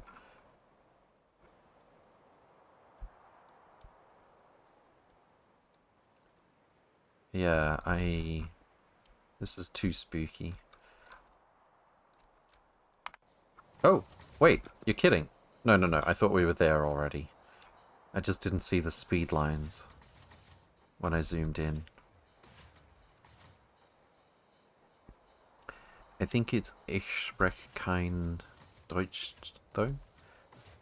Possibly. I only speak a little German is what he said. Bisschen equals a little. Oh, okay. But the other one will convey the message too, indeed. Ich spreche kein Deutsch as I speak no German. Ich spreche nur ein bisschen Deutsch. Only a little. Foenestra is scary? Yeah, I mean, we literally have no idea where we are already. If I change my destination to Nauvis, are we just gonna pop back onto the map? I mean, I did that before.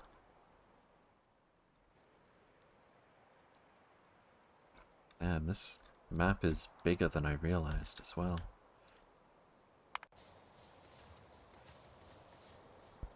We could do a bit more zone scanning while we wait.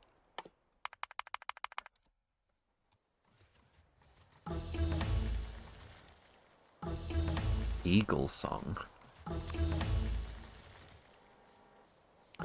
I need to check where it is in relation to Nauvis. Eagle Song. Coal Planet. It's big. It's pretty close to Nauvis, actually. I guess when we get, that's another planet that I want to get, potentially, when we get, antimatter. One that I would go for much sooner if we had a space elevator. Who's next? Sutin is iron. And it's kind of far away. And it's ridiculously tiny. In fact, that might be the smallest radius we've seen. Small enough for the artillery to reach across. What's next? Ermintrude? Ermintrude. Holmanite, kinda small. No biters, waterless, far away. I give it 5 out of 10. Make it 6 out of 10. Hooray, H-O-R-A-E.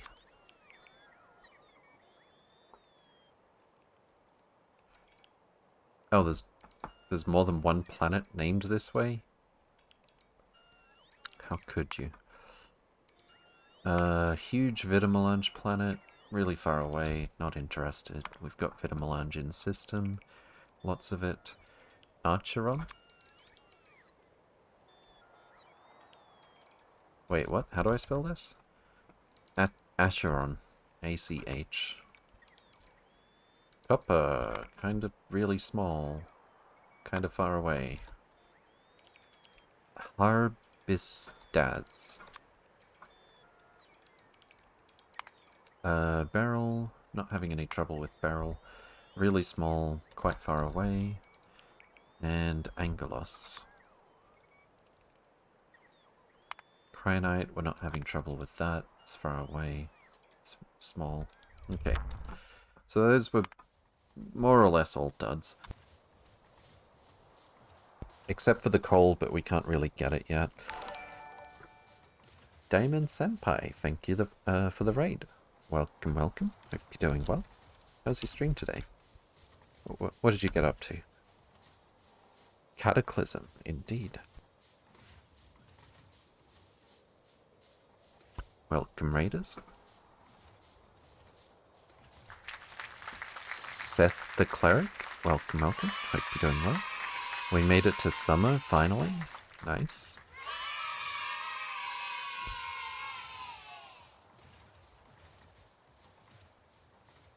Okay. I literally have no idea how far away we are from this place. So it's going to take a while, but at some point I would have to look at my fuel reserves and say, no, we have to leave, actually.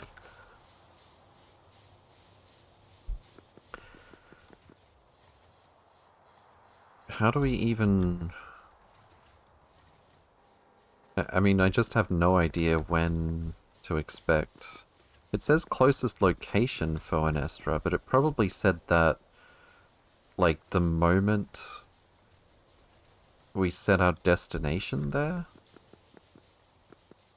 Spatial distortion.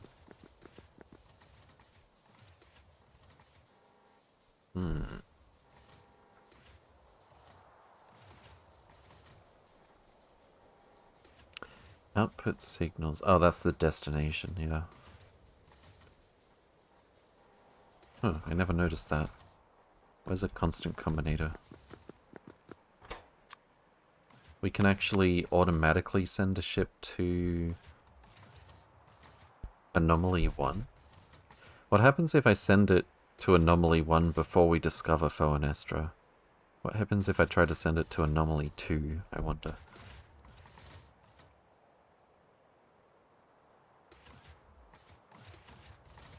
It won't take long? Okay. What do we got going on in the meantime? Nice, fast mining. Relatively speaking. T-Hack's hacking the game, as always.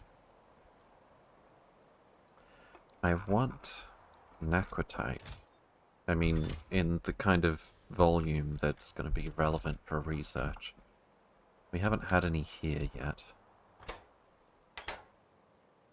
Oh, I think we've got some deep space miners coming back. Relatively soon. Deep Space Miner 2 is heading out. Deep Space Miner 1.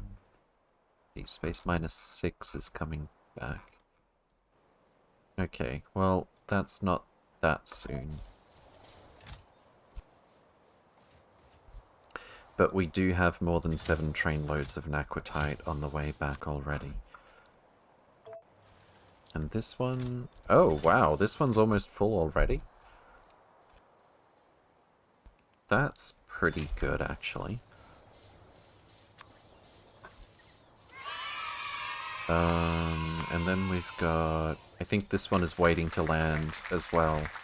The instant that ship takes off, we're gonna have another one.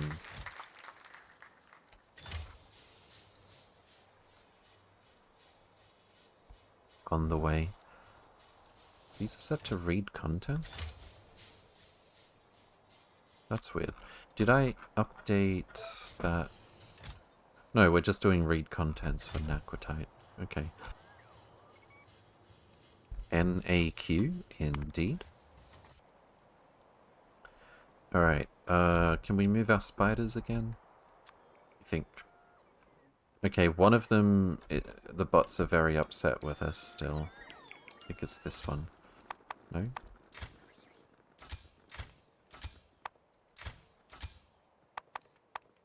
Did I not? There we go. And we found some prod modules as well.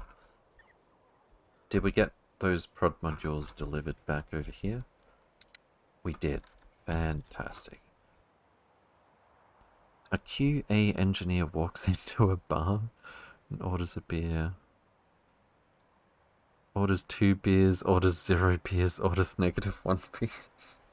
Oh no. Orders a lizard, tries to leave without paying. Satisfied, he declares the bar ready for business. The first customer comes in and asks where the bathroom is. The bar explodes. Yeah, that sounds about right. Oh. Did we just stop? We just stopped. I'm scared. Let's not anchor next to the gun turrets that are marked as enemies. That seems bad. How about not too far away from... Why don't we go between them? What? No, not like that. Right about... here?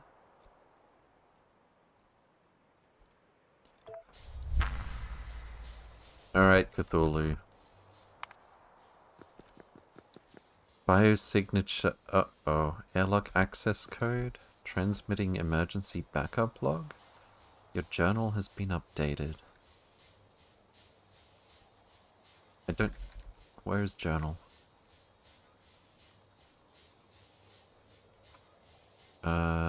Is it this one? Geometric structure detected 1,000,000 times. Satellites have matched 60 shapes on the following planets. Where's the journal? Here it is. Oh my lord. Woke up on the wrong side of a fireball, eye in the sky, to infinity and beyond, relic hunting. Okay, anomaly. Some sort of huge ring-shaped artifact. It is ancient. Tech is different. And it's busted. Part of a fairly large derelict ship.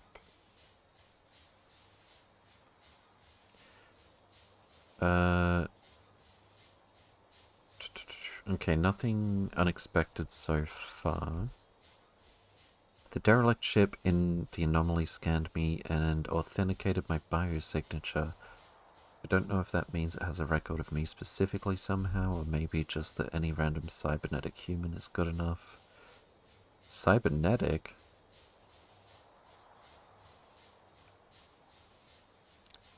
The message said the airlock access code is number.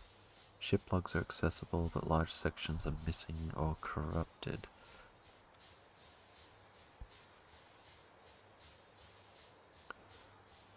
Classified.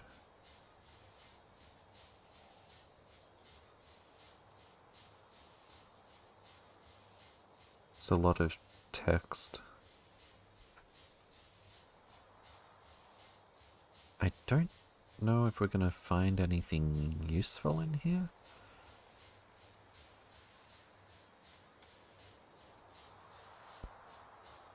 At first glance, it just looks like flavor text.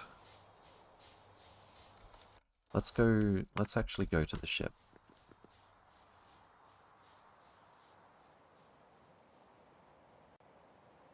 I mean, you're jam-packed with exoskeletons? Not enough exoskeletons.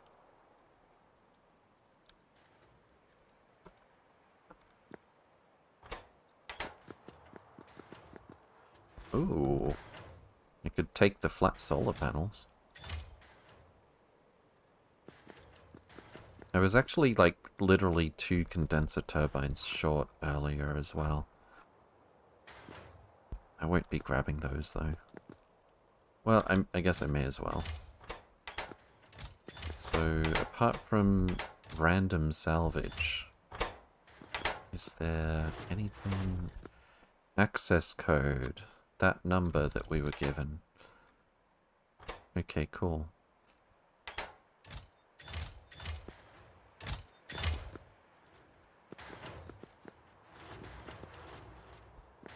Now, what be this? Ending in 966. Was that this number? 964. 23606, blah blah blah. That's a giant negative number. 23606 7966. Don't tell me. If S greater than 0, output C, input count. This looks busted. But I'm gonna try this anyway. I very much doubt this is gonna do anything. I'd be impressed if it did.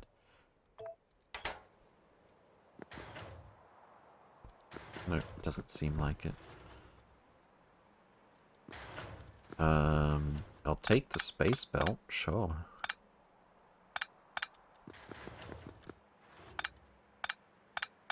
Why don't I get the robust? No, don't destroy the floor, that's just rude.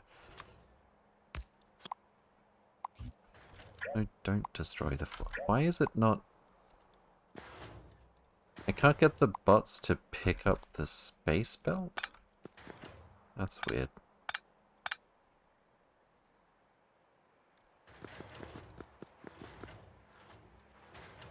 Yoink, yoink, yoink, yoink. This is really cool, actually. Didn't know you could find wrecked ships. Yeah.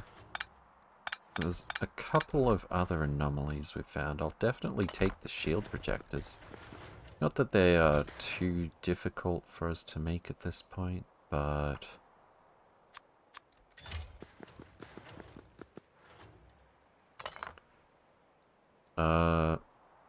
Yes, I could take the...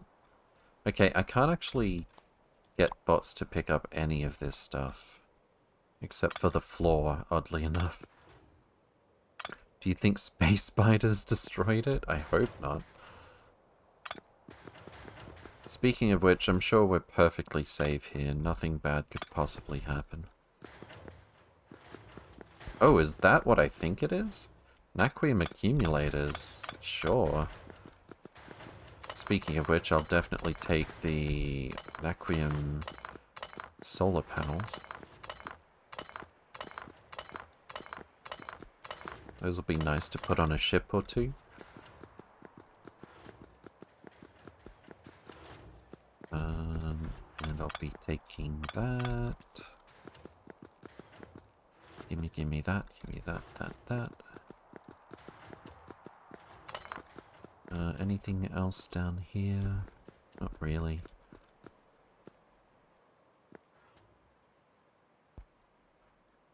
Replicators were scary? I didn't see that much Stargate. Yoink, yoink, yoink, yoink. Read charge level and output signal. Is a damaged spaceship console an accumulator, actually? Is that meant to look like a spooky face?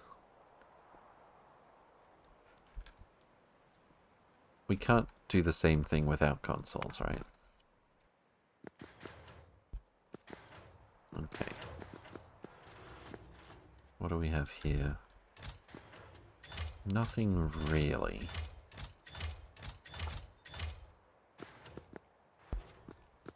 I've seen some uranium ammo. My chests? Yes? What are we... You're a space pirate now? Indeed. Ain't no law out here. What is that? Broken accumulator. Did we get everything good? I guess I'll take the thruster suit, sure. Some laser turrets.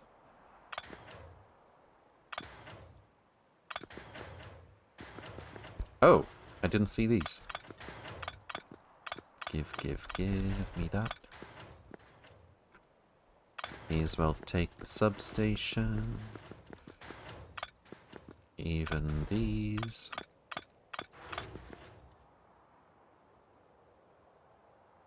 What about the other accumulators standing around? Did I get them yet? Oh, here's some. They sort of blend in. Give me those. This ship has a lot of accumulators.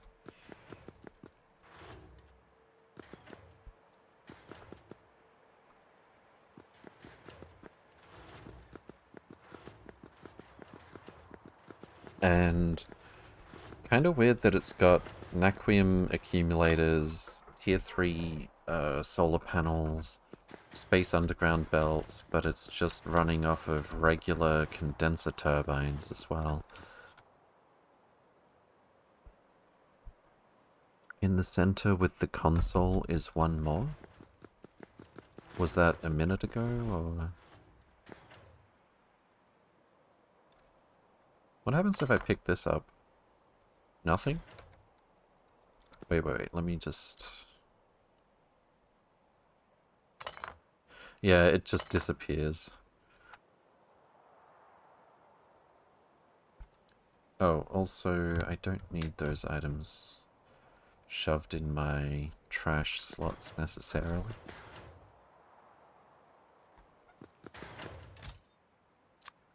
How many thruster suits do I need, I wonder? Oh, what's this?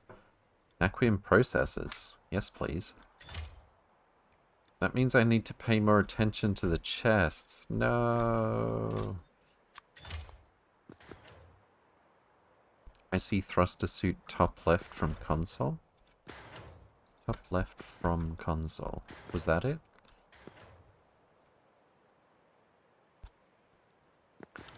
Oh. Oh yeah, we can see them flashing. The Naquium. Let me just get this out of the way. The working accumulators. Make them a little bit easier to find.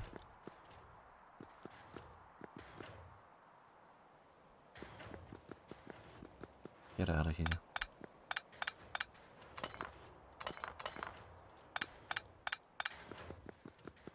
Alright. That might be... Why don't I just... Oh, I forgot. The bots won't deconstruct stuff except for the floor.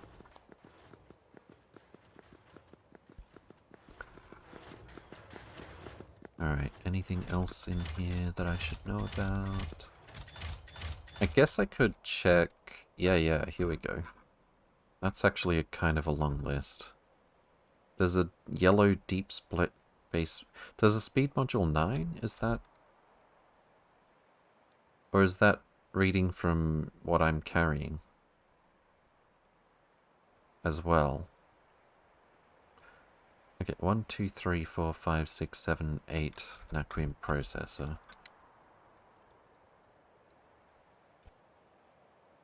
I think it is reading what's in my inventory. But I... Oh, there it is, the yellow Naquium... the space splitter. Yeah, it's just what I'm carrying. Oh, sneaky. Almost got away.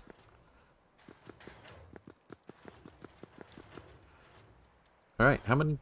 what was our haul here? We got 8 Naquium processors. We got 25 flat solar panel 3s, 32 Naquium accumulators. Just a tiny amount of space belt, really. We got 4 thruster suits, for what good that'll do. A couple of shield projectors, we can make those easily. Some laser turrets. Last one is on the right side with the assembly machines.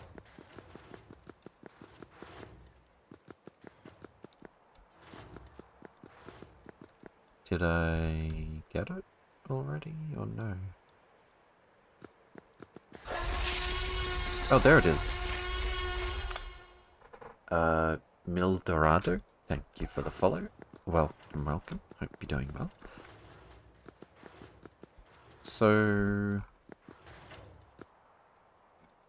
what is to be done with the giant circle thing? Hello? Why is your ship so tiny? My ship? This thing? This is like one of the biggest ships I've made so far. And there's really no reason to make it bigger yet. That have been all I've noticed? Is this a Halo reference? Maybe. Alright, let's head down to the Halo. What could go wrong?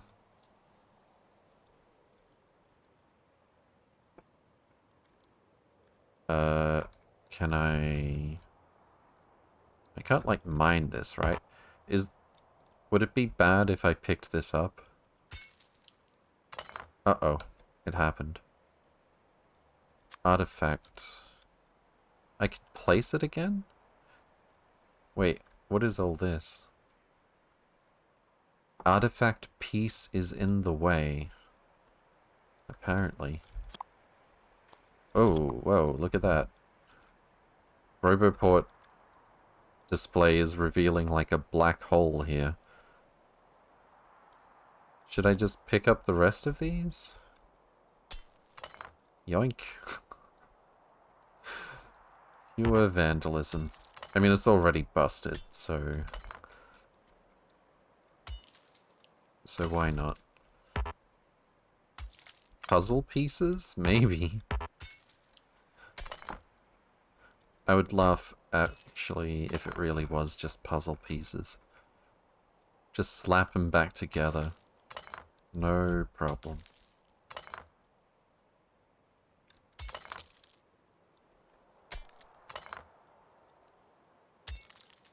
Is that all of them? So... I guess we can try and start with this one. You're joking.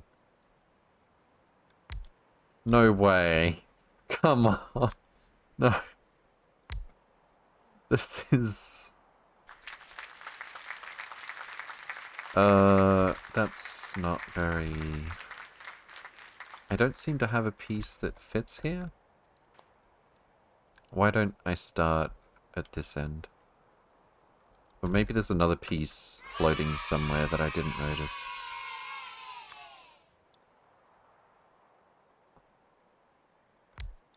Okay.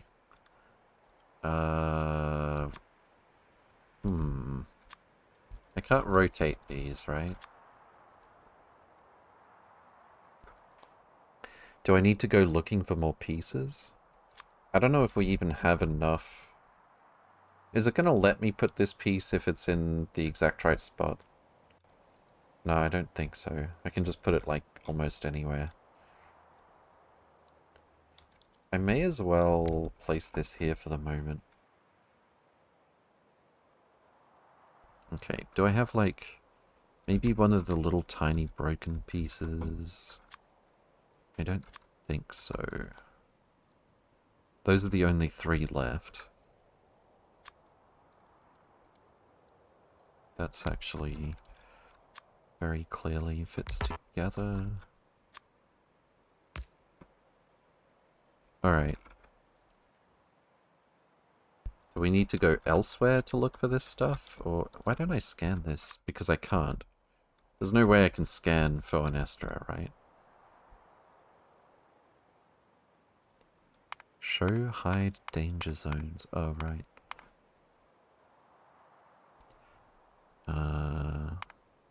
Anchor info. Oh, I should have looked at this before. That's good to know. Wait, 2 spaceships anchored. That's not true. We've got 1 spaceship anchored and 1 waiting to land there, but that's useful information nonetheless. I don't really need statistics like that. Okay. What else can we do here? Oh. What? Oh. Wait, what? Oh, I didn't realize I could do this. It's the history of what I've been looking at. That would have been good to know 7,000 hours ago. But when you've got lots of features, you only discover them so quickly. The Covenant is about to arrive? Yeah. Alright, can I just use the navsat to look around here a bit? I don't think we're going to find any more pieces just lying around like this, are we? Surely not.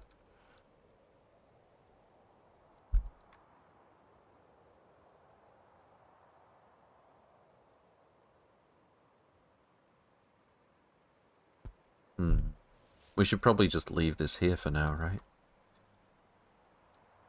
I don't know what else we could do here.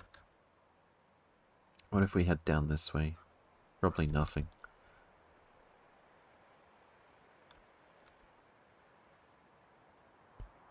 Are there some pieces of that derelict in the derelict ship? I should hope not. If I have to go on a scavenger hunt through all of those chests, I would not approve.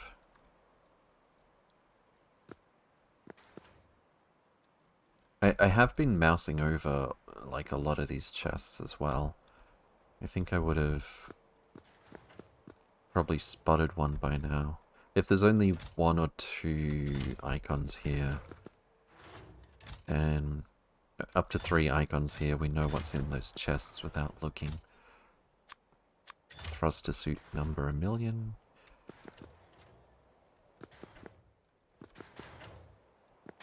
Yeah, I don't think so.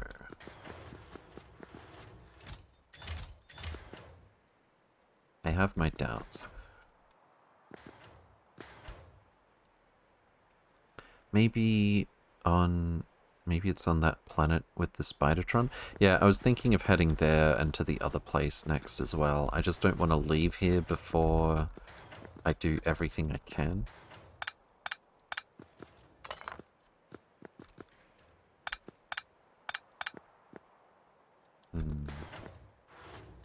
I don't think we're going to find it in a random chest. That is way too much stuff to have to look through as well. Let me out.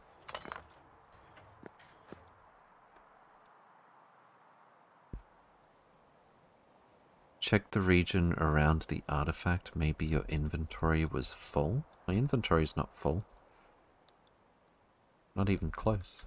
Well, okay, it's kind of close, but not really.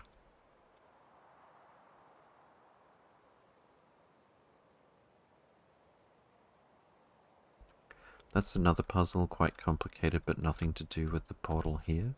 Why not just grab all of it and stick the junk in a single chest? I mean, I have to physically myself pick up all of that stuff. The robots won't do anything except with the floor. There's item on ground. Item on ground.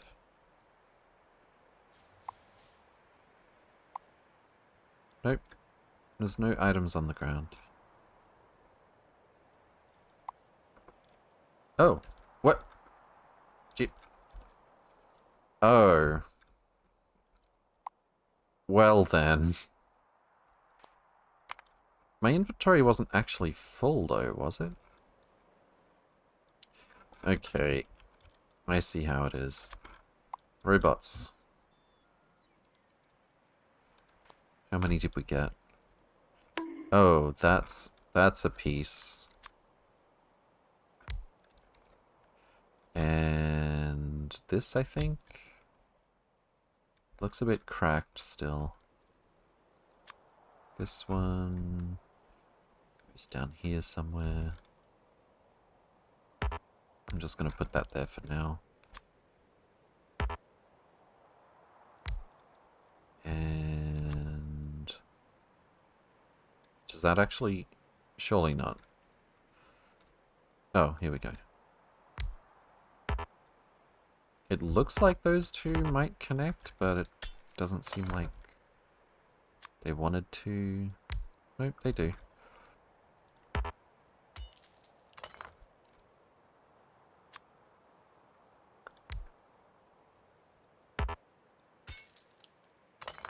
Oh. Oh.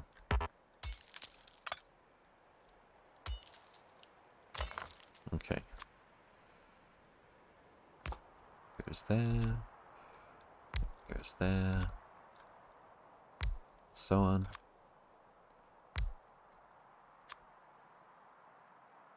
Is that it?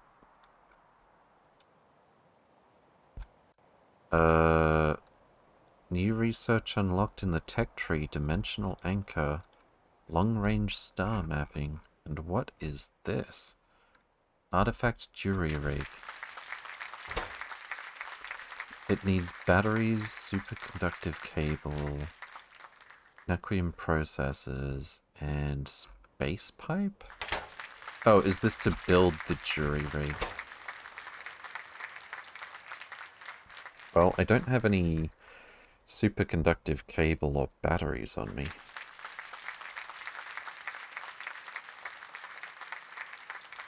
I think it's giant wedding ring for giant space creatures. Indeed. So is there anything else up this way I should be looking at? Doesn't look like it.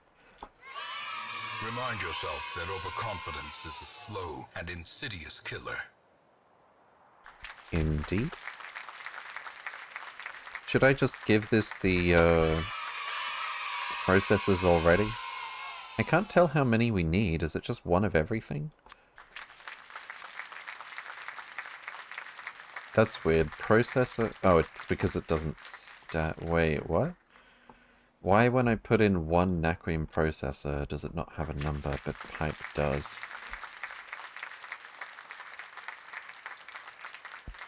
I don't know how much of this we need. It's not like I can handcraft batteries.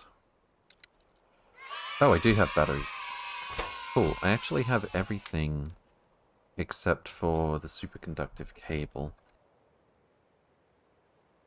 But I don't know how many we actually need. And we can't make Naquium processors until Deep Space Science Pack 3. Oh no. I have to hope that the processors that we've got are enough. Just control click? Yeah. I don't have superconductive cable. And we can't make that without an electromag facility. The new tech you unlocked could be interesting, no doubt. Where do we even... It was anchor, right? Dimensional anchor. We're not getting that for a while. Uses a star's gravity well as a stabilizing point for a spatial anomaly. 60 gigawatts. Does this let us make, like, teleporters or something? That'd be pretty cool. Anyway, it is a long way off. There's a lot that we need to do before we can play with that. I do want this jury rig, though. Should we go back for the cable first, or... And hope that the 8 processors are enough? Or should we check out the other anomalies? I keep trying to run through there. Get the cable. Novice orbit is... How far? Why do I have to... Okay, there we go. Probably pretty close, actually. Yeah, it's gonna be less than 10 minutes. But that's game time. So does it actually show where we are now?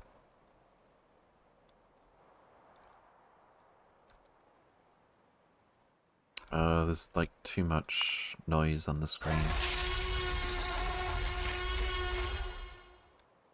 Where are we? We were over this way-ish, but I don't think that necessarily has anything to do with anything.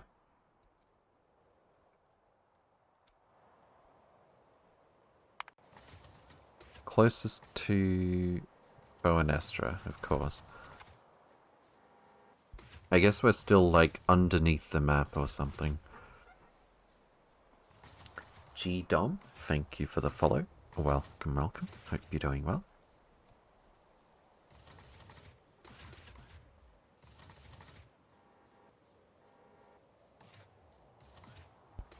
Yeah, I don't think we can see ourselves on the map. Just closest Foanestra. Okay. Solar 0%. Interesting. There is a spatial distortion number? Yeah, doesn't that go all over the place? Oh no. So is this effectively how far away we are from Nauvis? And when it's over 9,000, we're at Foanestra? Did we get any more Necrotite? It's probably too soon. We should have a string of deep space miners heading back, though. Here, this way. It's still gonna be a while. Deep Space Miner 6 is indeed in motion. And Deep Space Miner 4. And then we've got another 2 ships that are going to take they're going to have the same gap between them. But they're each bringing more than 7 trainloads of Necrotite.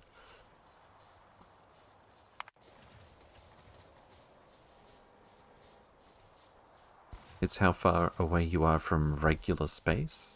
Fair enough. Okay.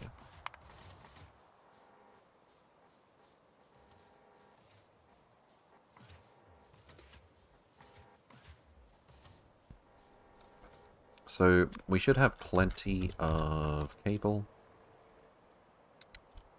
3.8k superconductive cable. That's in the mall alone. There's more over here. But I would imagine that is going to be more than enough. I'd think so anyway.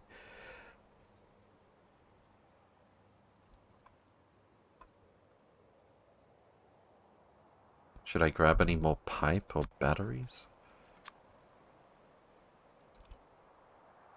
I don't like how I look at this thing and I have no idea what volume it was.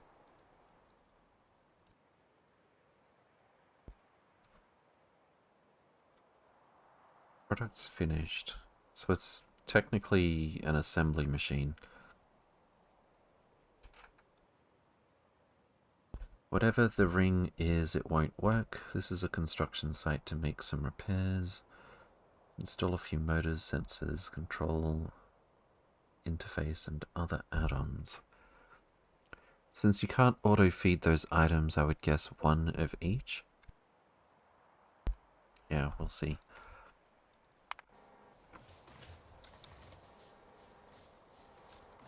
I guess I can auto-trash all this stuff now.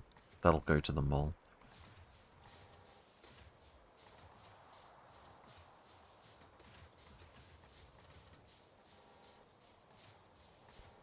Okay.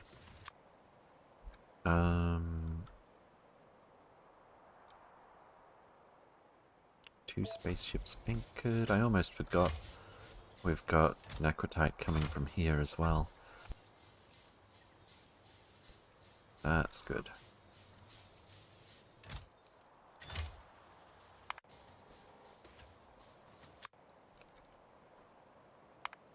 Oh, that looks really weird. Alright, what are we doing on Nalvis? We still haven't picked this up? Probably because I had that issue with the spiders.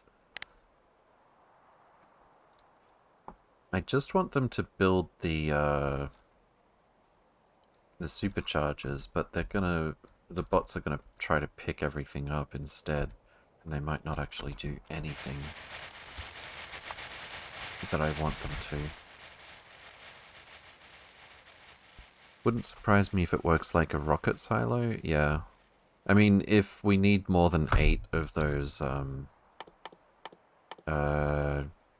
processors, then we're just not going to be able to do this for a while.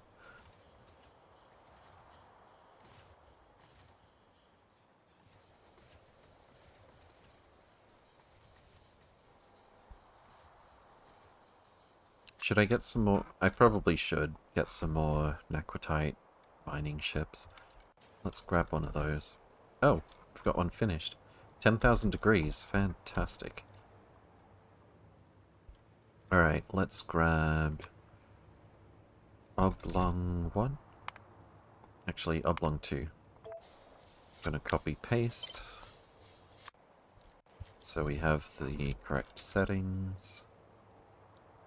And I think just this once, it'll be fine to send it without going to Nalvis first.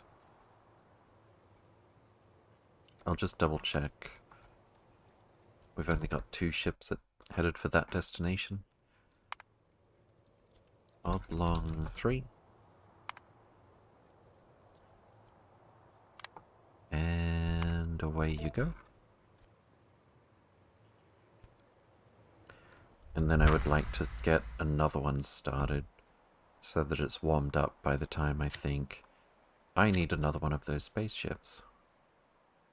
Deep Space Miner. More discovery research? I mean, I can. One would think,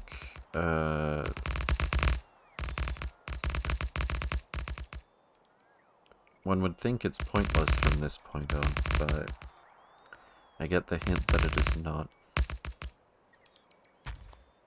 It's actually a bit silly how many of these we need to do.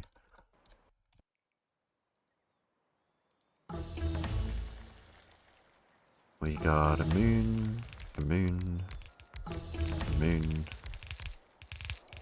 a moon,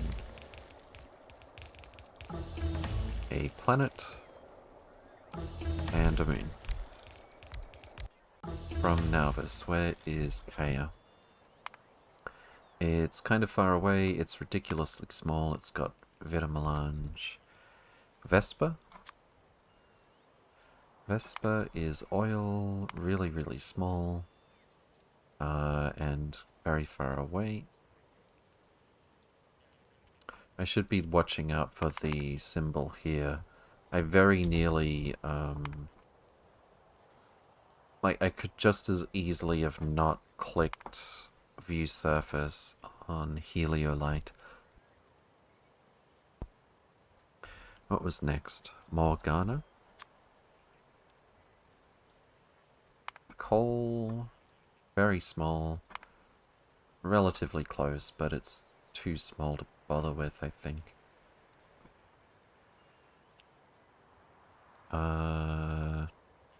That was Morgana, right?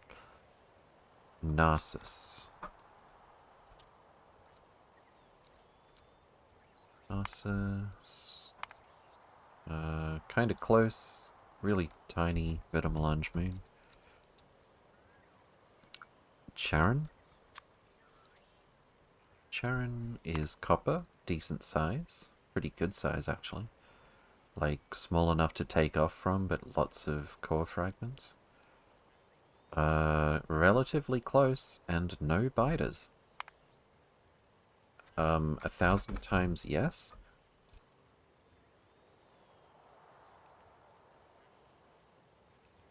What system is that in?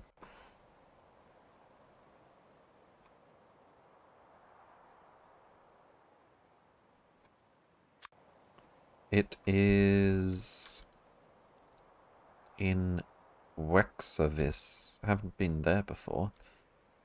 We've got some uranium as well with no biters. Same size range. And cryonite with biters. It's a bit past where we're getting our copper from already. Cool. How big, by the way, is Orchard? 4,000. We had to clear that one of biters, which took a while.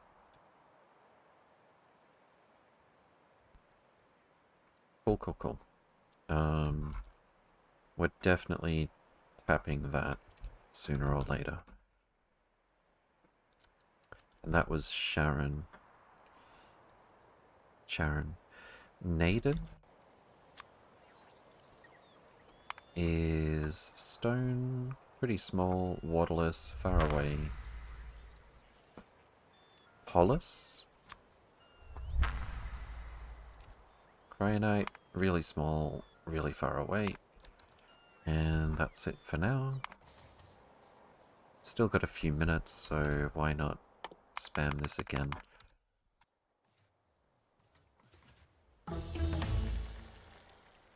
You did unlock a different kind of discovery research? Yeah, that's just, deep space and targeted. I guess we could find out exactly how many deep spaces there are out there. I'm guessing... could actually be quite a lot. Anathema. Wait, let's go to Nalvis first. Anathema. Iron, it's big, and it's kind of far away. Taurus. Really big iron, pretty far away, biters. That was Taurus, right? Yep. Eisen? Vitamelange, really tiny, relatively close, but not worth bothering with. Apate, I guess? Apate? Stone, small, relatively close. It's got biters. Imbrium.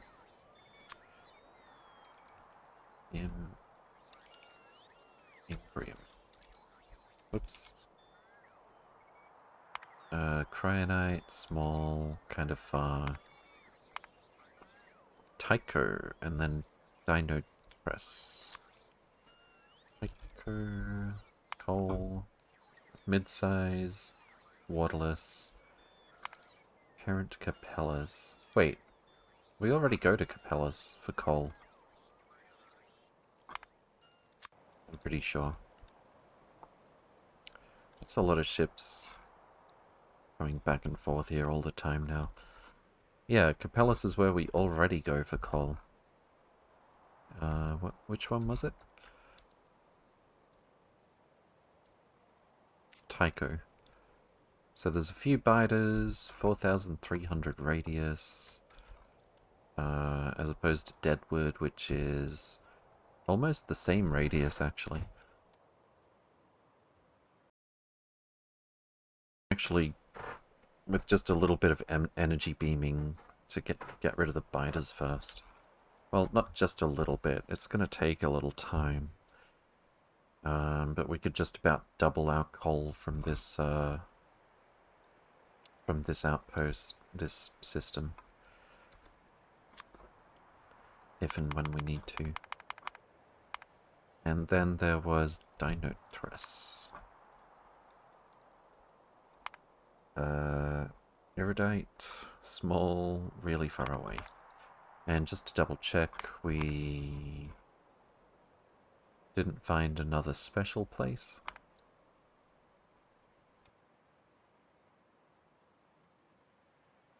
Long range or something? Long range. No, we've just got targeted or regular zone discovery and deep space zone discovery. Just curious, would it be better and or more efficient to have the core fragments shot into orbit than collected by ships so that you don't have to refuel all the time? Never played SE, so no idea personally. We're doing that at one location because the radius is 8,800. So unless I want to do a ship redesign and more to the point, pick up a ton of liquid rocket fuel before the ship can take off. What I've done here is we've got delivery oh, what happened? Wait, what did happen here? We've got everything. Oh, it's... Wait, it's got no power. Why has it got no power?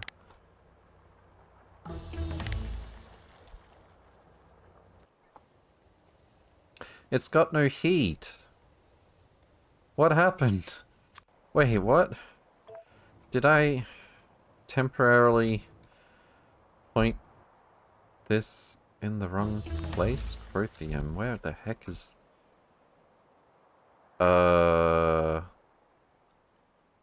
What planet am I even... Crothern. I don't even remember Crothern. It's coal. It's in the same system? Oh, right. I remember. This was where there were a million biters and we were just seeing, how quickly the glaives could clear them, which the answer is no. And I forgot to target this somewhere useful again. 15.81... Wait. 5 gigawatts... 56.48% efficiency is 2.82 gigawatts. I'm pretty sure this was supposed to be aimed at Sanj. And we may as well do that with both of them right now, although this one 66.2% actually. 66.2. 2.65. Yeah, no, this one is definitely configured to provide the 2.4 gigawatts. That is the maximum that this power plant can do. And at some point, I forgot that I was temporarily borrowing those energy beam transmitters.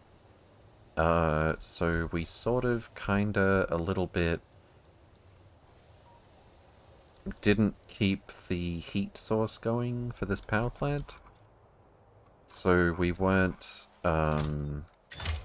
making delivery cannon capsules here so that we can send this stuff up to orbit so that we can put it into this ship. You probably glaved that one? Yeah. I think that problem gets solved when you change to antimatter engines. Yeah, it does. But I did find this a fun challenge. So what we're doing, something I figured out relatively recently, that I definitely didn't figure out before in this playthrough, was setting requests on buffer chests. We can't read the contents, at least not directly.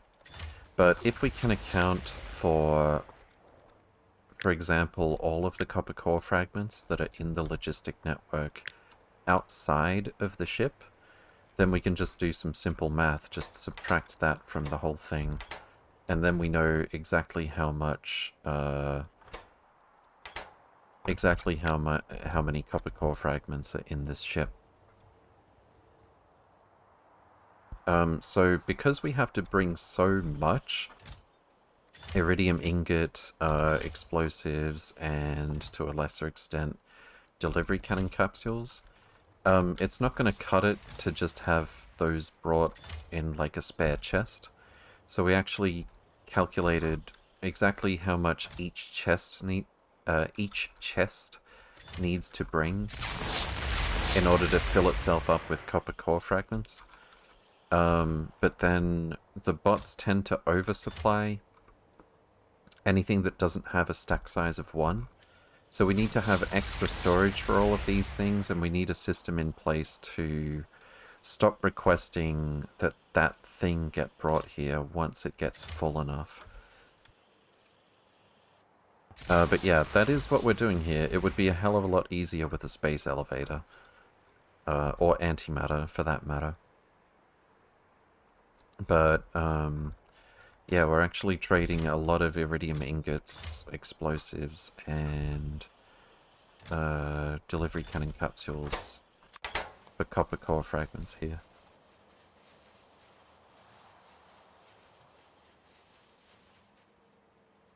And things like that, some of the reasons why this playthrough is so long. Because, of course, I could have just waited until I had higher technology to just, like, brute force this, but this was much more interesting, I think.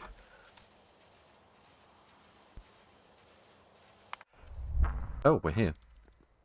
I just... Wait, it's trying to launch. Wait, stop. No, it's not trying to launch. We literally just got here. Okay, cool. It's not going to try to launch until there's no void probe data here. Alright, I need to collect some holmium cable.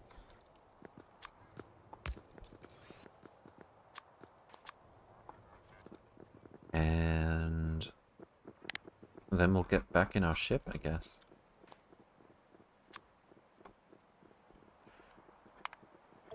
It was just holmium cable, right? I mean, I'll be bringing another stack of pipe and batteries anyway, but hopefully that'll be enough. Let's change the auto trash. I don't know where holmium cable... Oh, here we go. Yeah, let's put it next to holmium cable. Superconductive cable is what I meant to say.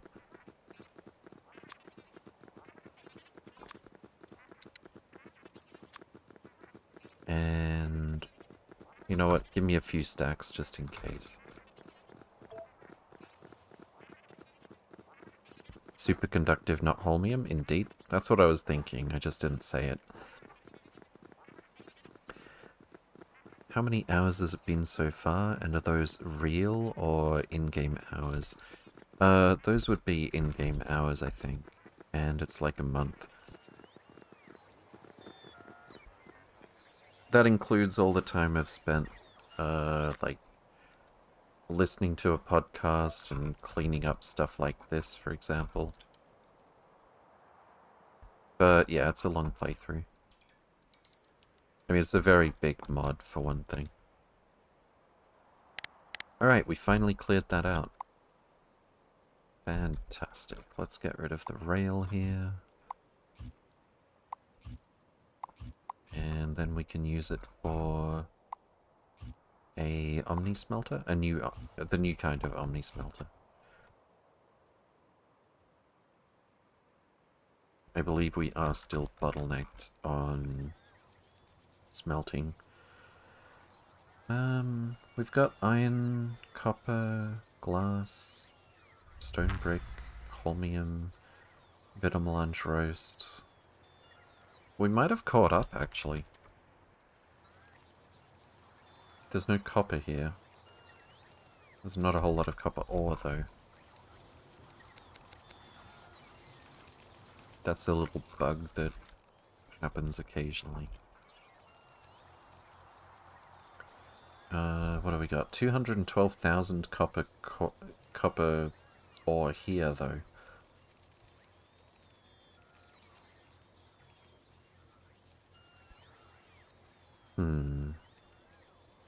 I might seriously, in future, try to build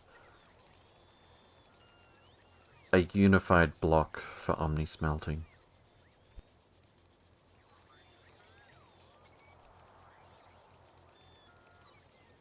Might be worth doing. So why do we have no iridium ingots? I thought we were bottlenecked on plastic or something? Oh, that's right. I made another block for this. We don't have the prod 6s for these, so I think I probably set it as a lower priority. I may have forgotten to do that. But they seem to both be going... No, I did set it as a lower priority for the plastic and cyanide inputs.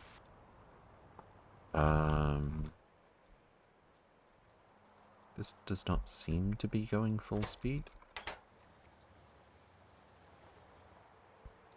Oh, we've finally actually worked through all of that iridite. So we actually do need more iridite now. I'm glad we got ahead of it. That's what we were doing earlier today, setting up Keto Bar. Why do we still only have... Oh. We still haven't filled the first ship. Okay, the second ship, I hope, is not there, actually. Where are the Keto Bar ships? Keto Bar 3 is landed. 2 is waiting to land on Nauvis. With...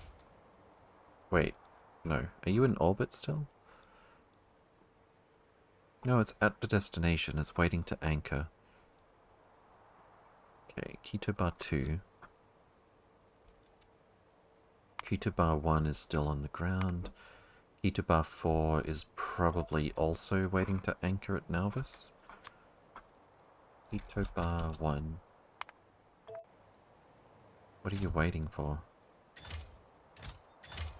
Ice? Wait, really? Hold on. Okay, so... Core Fragment Iridite... Yeah, we don't have the ice. Was... Output signals negative 3k. Why do we have negative 11k signal for the ice? I may have messed up here. We've got 8,000. Okay, yeah, it's a circuit problem. Cool, that means we have the resources. Let's figure out where I went wrong. Read logistic network contents times -1. That doesn't sound right. We're not supposed to read the okay. We're supposed to read... I'm a little bit scared of what might happen as I edit this. Let's turn that off for the moment. We're not supposed to read the logistic network contents here. We're supposed to read the contents of all of these chests. And the wire off the roboport is actually just a connection point. So now we've got 5,000 ice times -1. Don't know why that would go here though. What did I do over here?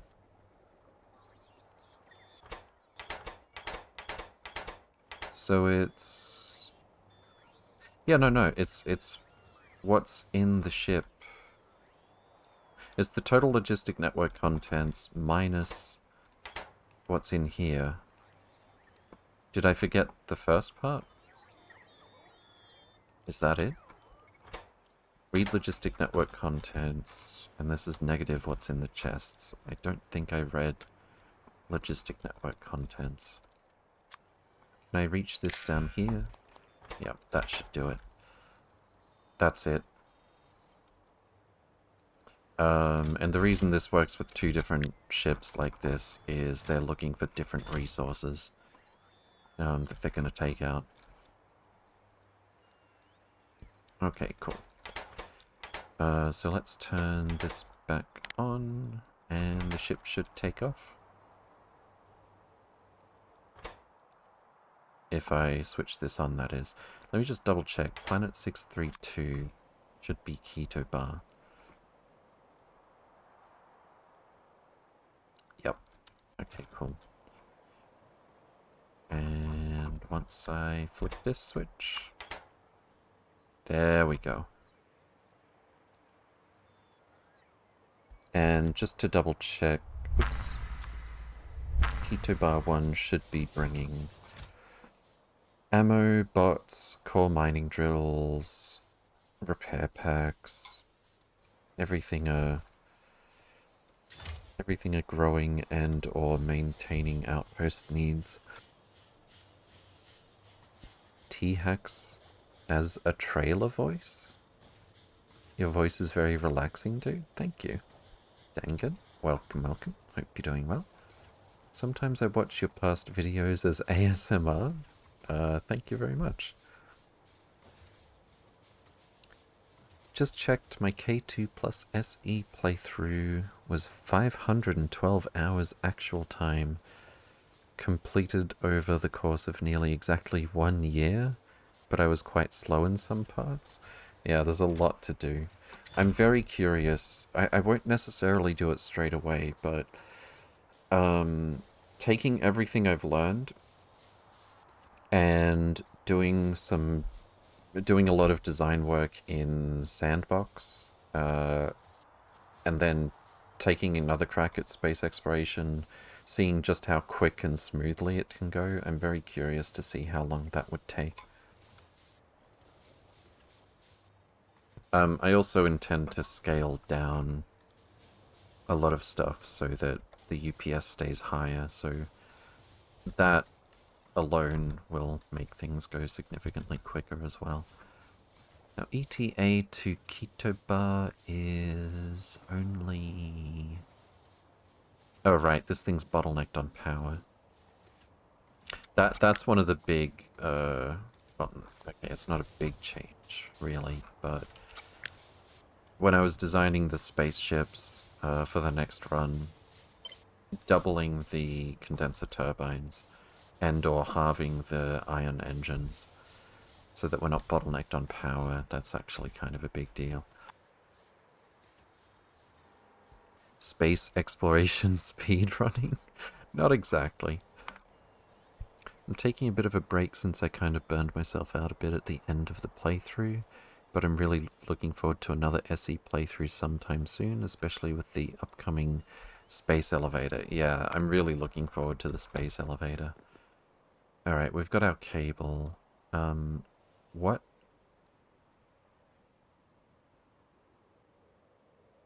Uh-oh. I think I gave myself mostly the Constructatron preset. Let's not actually.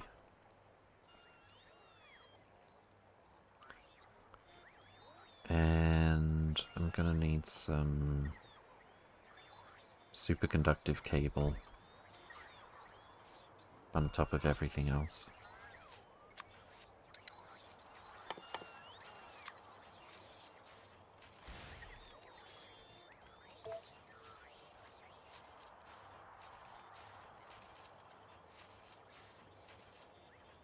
Real space exploration wouldn't take that long. 5 minutes. I have Deep Space Science level 3. I'm on a month-long break now. Hope to resume tonight. Sounds good. Alright, did we get all our stuff back? Where's my power armor? Oh, I'm wearing it. Yeah, that's where that is. Okay, cool. Yeah, I guess let's head back to... Where's my spider? Oh, no. They took a... I'm riding the spider. That's where the spider is. I am in the spider. That's what happened. Cool, cool, cool. Let's head back to Foenestra before I do something else embarrassing. And what else were we doing a second ago? Oh yeah, we had this issue to fix, but I'm pretty sure that's all done now. And we've got another one taking off with ice. Nice. I could also check for this stuff, but no, I'm not going to bother with those. Oh, you're trying to take off, but you'd probably almost have enough rocket fuel? Yeah. So this is 94, 91. This is like 92, 93% full. And we need a little bit more. Spaceship container stress is 891. This is 400,000 liquid rocket fuel. And the radius is 5692. So now this is almost exactly at our limit for having those ships take off. Emote idea, pink brain with label over it, big. Yeah, that sounds good actually. pretty easy to do as well. Let me add it to the to-do. Big brain. Tired brain needs a break. Is it possible that we need some words on stream? Is that what's happening? Let me get this thing started first, at least. The reason I'm using this ship, or apart from the fact it's like our fastest ship, it's also very, very, very rarely needs to make a trip. And we're way, way, way ahead for interstellar void probe data and... was it this one? Nano engineering data. We're waiting for a lot of Naquium ingots for the other two. Alright, so let's send this thing to Foenestra. Fantastic. When you send yourself to Foenestra, Gake break? Yes. That's the plan. Foenestra. The destination changed because of circuitry. Are we moving? Yeah, we're moving. Alright, cool. And just to be super safe, I'll put myself at the helm with personal lasers. Alright, so... LTN screensaver. Words on stream. Turn autopilot on and... Run, don't walk from sponsors. Back in a few minutes.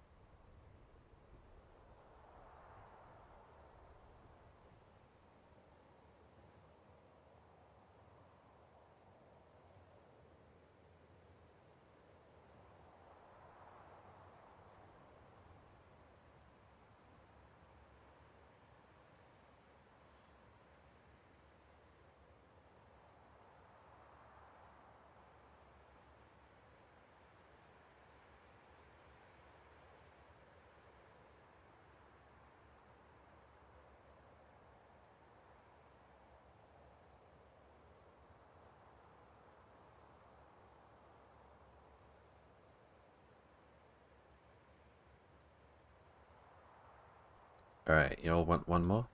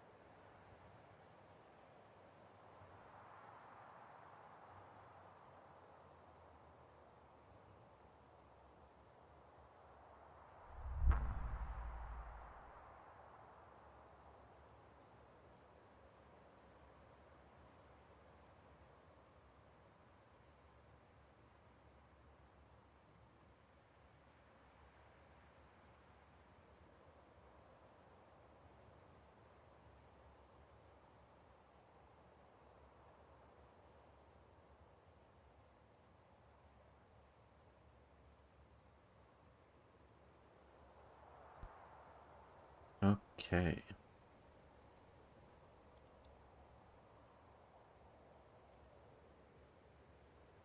And we're at level, what, 15? 16? 15. Nice. Alright, back to Factoria. And back to our ship. We are... what the... Star Gravity Well. Closest location, Hagen.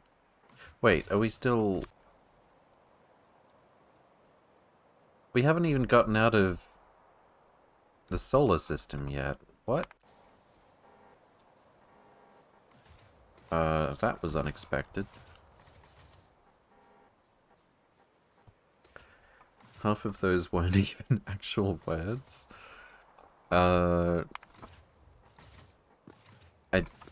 I think that is a common feeling whenever one plays Scrabble or something.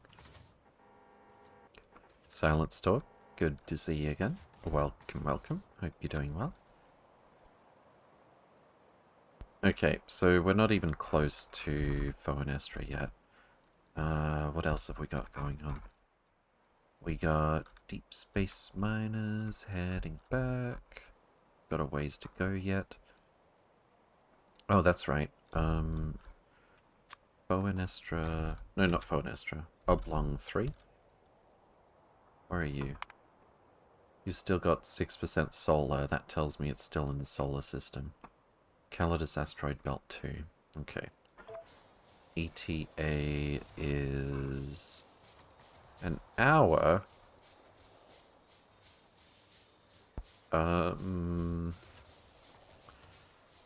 Why? Wait.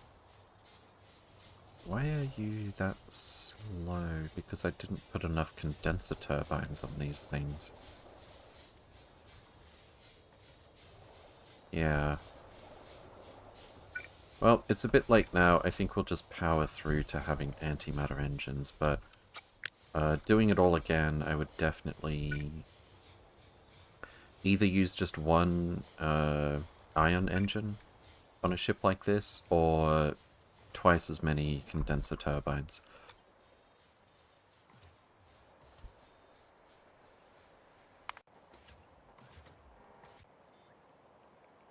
So, last we checked, it seems like we actually do have enough Omni smelters. It just took a while to catch up to the point where it was obvious they'd caught up. Or that they were catching up.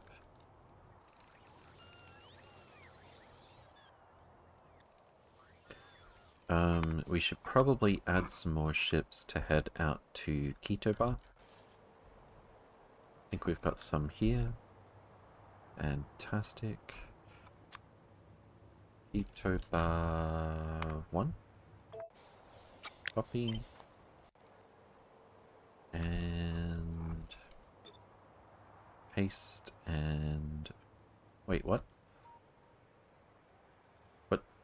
Oh, that's probably outposter number 2, isn't it? You know, the first one, actually. Okay, how much temp have you got? 10,000. Should have sent you away a while ago. Also, we don't need... Where am I setting this request? Here we go. We don't need all of those storage chests.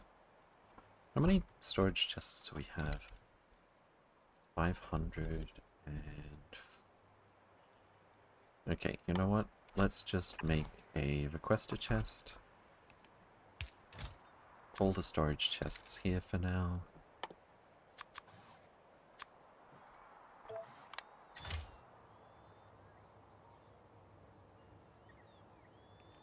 I don't care if this ship brings extra ice. And then that'll be that. Alright, so another honey badger. Kitoba, we are up to number 5 actually. That might be more than we need, because Kitoba is quite close. On the other hand, the more ships I send, the quicker things will accelerate here. Is there a ship waiting to land at Kitoba? No, I don't think there is. We'd be able to see it here. So there's no point making this one take off already. We can probably just wait until it gets its iridium. I could...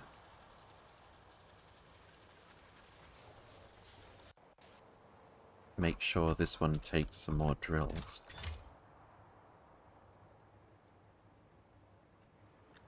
So if I put a constant combinator here...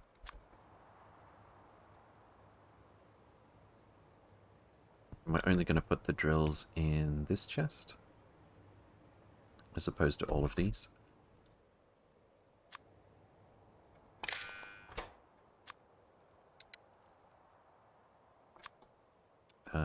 Why not 10? I guess I could have just temporarily made this read contents, but no. And you are Kitoba 5. And off you go.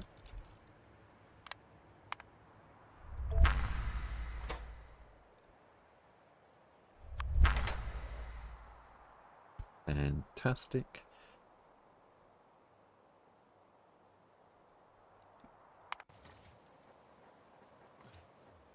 Alright. So, where are we? Spatial distortion. 4,000... Okay, so we're halfway. Yeah, I think this has to get to like 9,000 or so before we're at Foenestra. Hey T-Hax Roriso, good to see you again. Welcome, welcome. Hope you're doing well.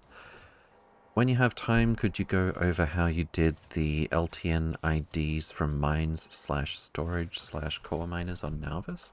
Yeah, sure, we can do that right now.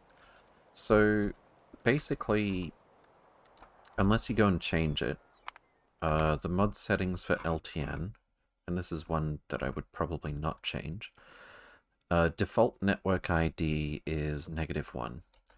And what that basically means is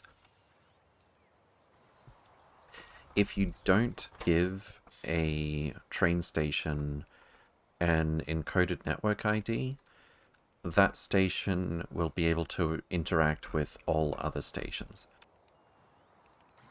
If you have a pair of stations that you do not want to interact, for example, well, right here actually, we've got a drop-off station to bring stuff to the mall in high volumes, like iron plate or something. And we don't want a train to... We've also got a stop here that can... The idea is if we end up with too much of something, a train can take it away. Core fragment... Huh, that's interesting. Vanilla core fragments, we actually had like 32,000 before. I thought it had to be long trains that took this stuff away, but maybe not.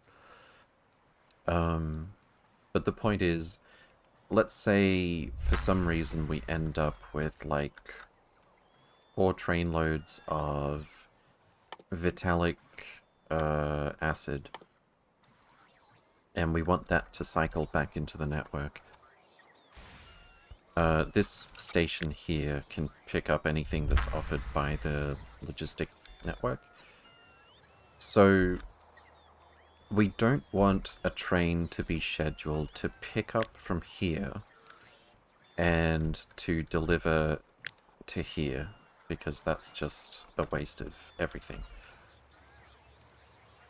So what we do is we give them different encoded network IDs. The only really tricky thing about the encoded network IDs is they work as binary. So, 1 is on its own network, 2 is on its own network, and if you were to give this the number 3, it would be both on network 1 and network 2. So in binary, let me do this little display of lights here. If we want to say, if we want to separate networks, we've got like network ID 1, network ID 2, network ID 4, network ID 5, I mean, not 5, 1, 2, 4, 8, 16, and so on. If we want a station to be on 2 specific like network IDs, we can do something like this.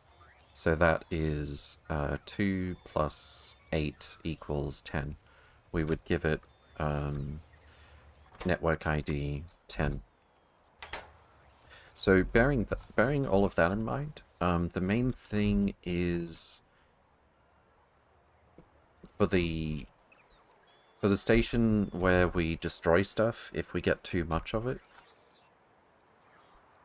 we do not want that to be from a finite resource. It's only coming in from core fragments, for example. If we have, for example, too much iron, and we would stop getting copper, coal, stone, etc., because there's no room for the iron to be output, then and only then, as a last resort, because we've got, on top of everything else, the request priority on this station is -1,000,000. So, very low priority on this station, and also it's on a encoded network ID. At this pickup, we don't have an encoded network ID, so this is allowed to go anywhere, including to the trash. However, this network ID being 1, wherever we have a mine that digs up finite resources, well, I can still look at that here even though there's nothing left. We set it to encoded network ID 2. So those two stations will not interact. This one will not schedule a pickup of copper and take it straight to the trash. And that's pretty much it. I actually found it pleasantly, surprisingly easy to use this to make a storage system as well.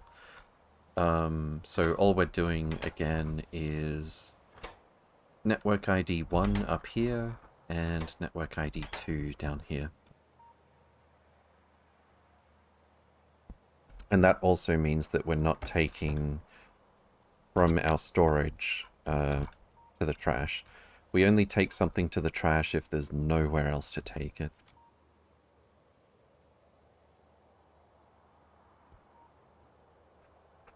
I guess I didn't realize not everything has to be on the same ID. Yeah, the default is a station is on every ID. And you only...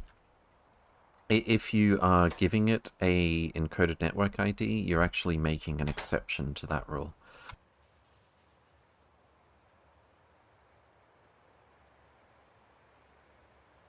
It's surprisingly easy once you get your head around it.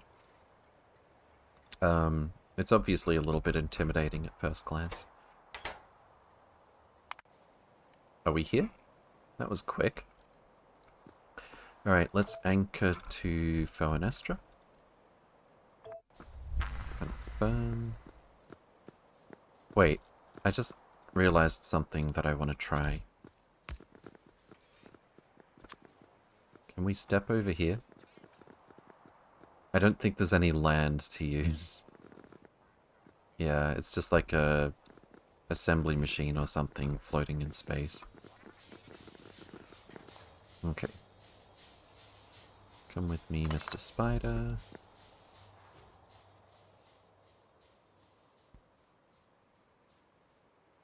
Yeah, after making... I think it was after making that ow, ow, ow, ow. I think it was after making that trash system, I thought, okay, let's make a storage system in LTN.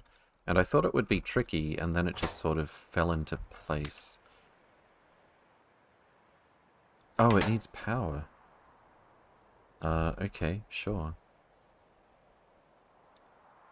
I'm glad I landed the ship right next to it. Island substation, go. You're joking. How many Naquium processors does it want? That's just rude. Well, that was a waste of a trip. I guess we have to come back here when we mass-produce Naquium processors. Which is not until Deep Space Science 3 has been completed, so very near the end of the game. And I still have no idea how much of any of this we need.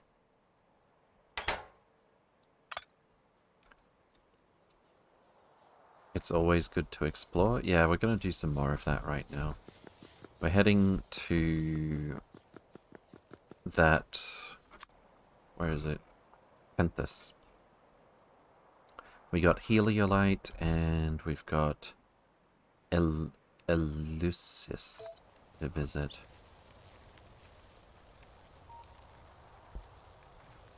Is it actually going to attack me, though? It's got an artillery turret. I don't want to find out the hard way that this will attack me. I guess I could land inside the range of the turrets. Can't really see where that is right now, but minimum range 32.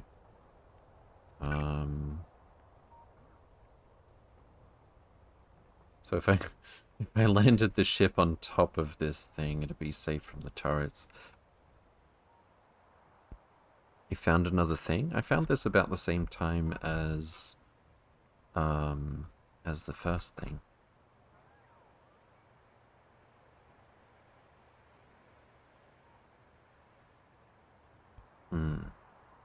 If this is hostile...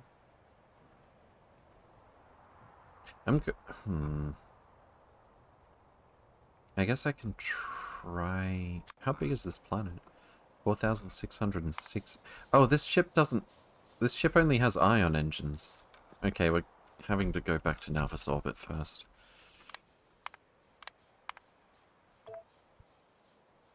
Yeah, that's my bad, I forgot.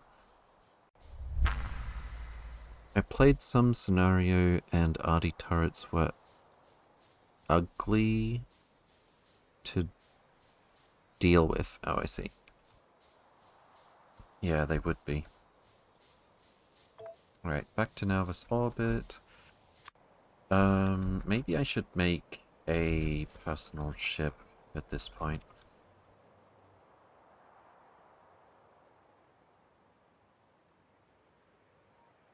It would probably be a good idea. Use the glaive? I guess I could do that.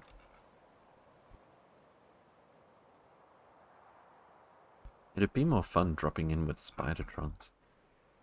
But then I'd have to go back and get some Spidertrons.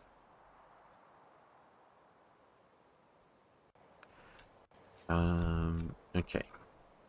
First of all...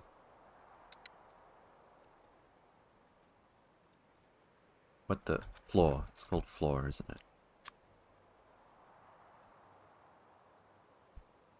I actually should have another spaceship berth if I'm gonna do this.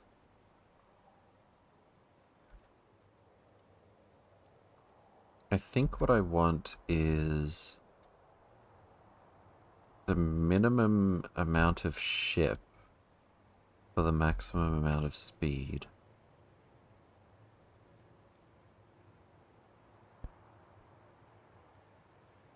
With our current technology...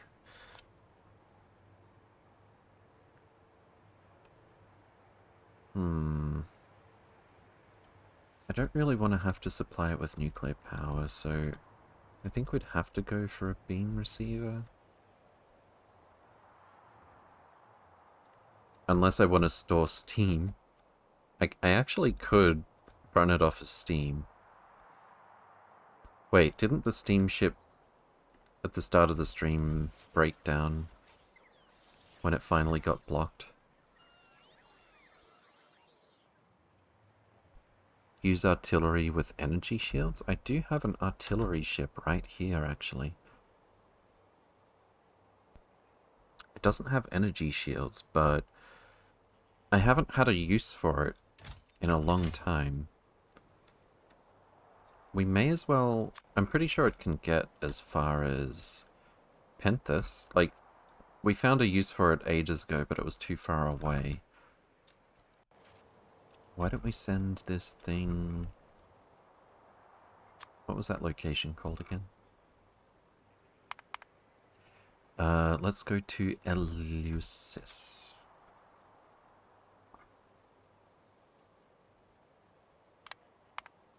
Go.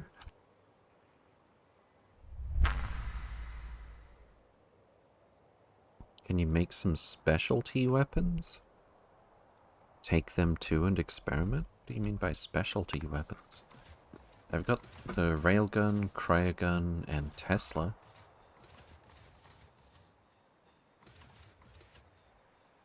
Or do you mean like the extinction bomb, for example?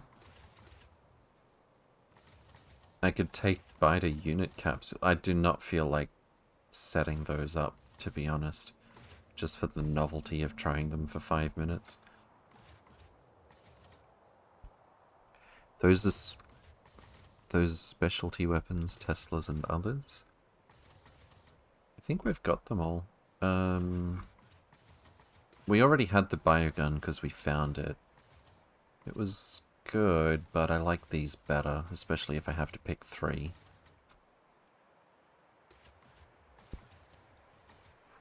I never got around to using the Beta capsules either. Don't really see the point. For the effort they take, yeah. I mean, unless the... I don't know, maybe if they gave you like 5 times the robot follower count or something, that'd be pretty amusing. Creates 1 small biter. It should make many small biters, if it's going to make small biters.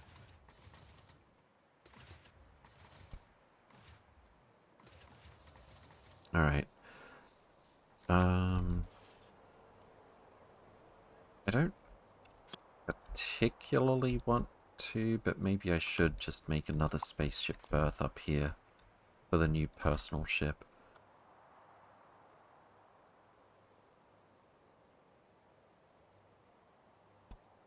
Then we need to get fuel to it as well.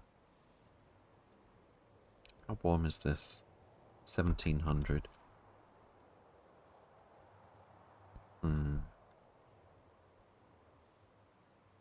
I might just make it use this parking spot instead. Just to be a bit lazy here. Alright, let's start with some spaceship floor.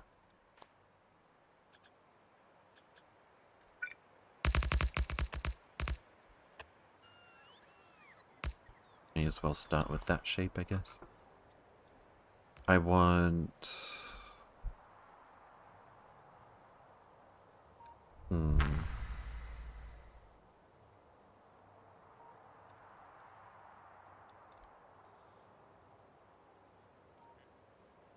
I think I want to use what we've got here, actually, which is to say...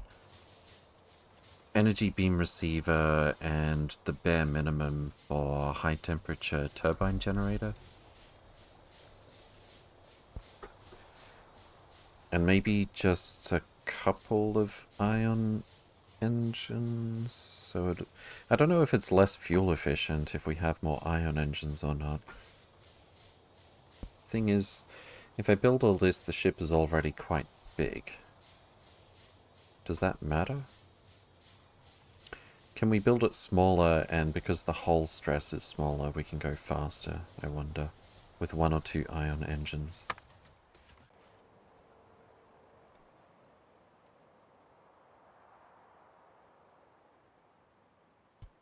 I kind of want underground heat pipes, so that I could just have a beam receiver here.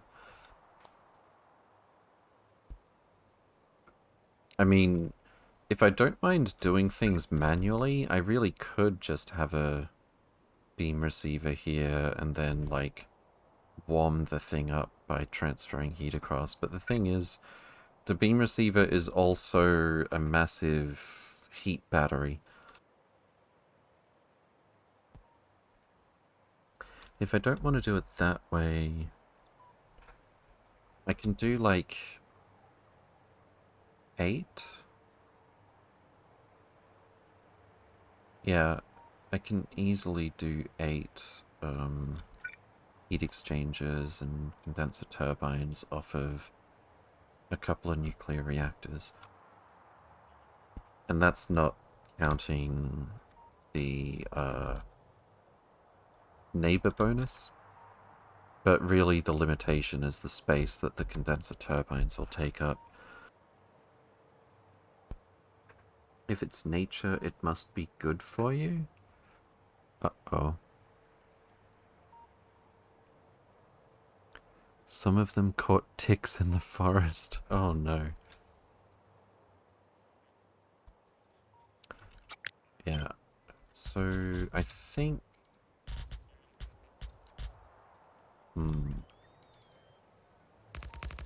It would be preferable if we... No, we can definitely use a few chests for free. Because I'm pretty sure it's mostly whichever one of these numbers is bigger that matters the most for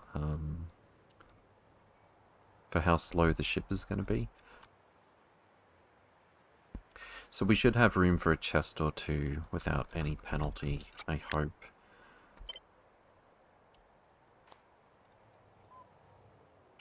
Why don't we build this back here?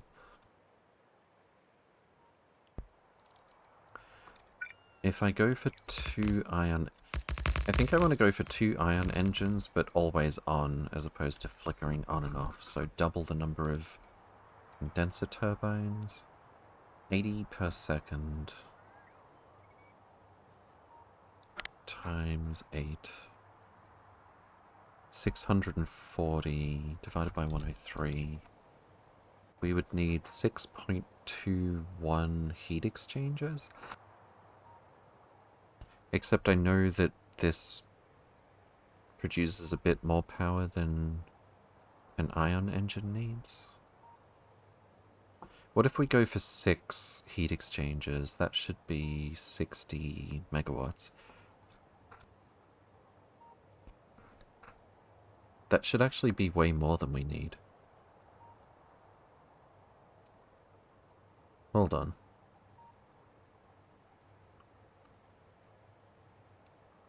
$10, 20... Call it 20.6 megawatts. And pretend the lasers are going to be firing all the time. That's 4 megawatts each.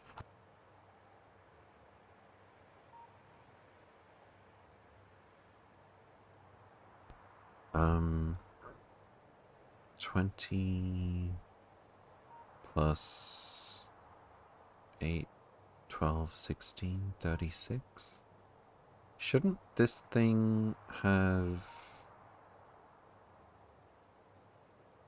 Okay, if all 103 steam per second was being consumed, this thing would have enough power to go a lot faster.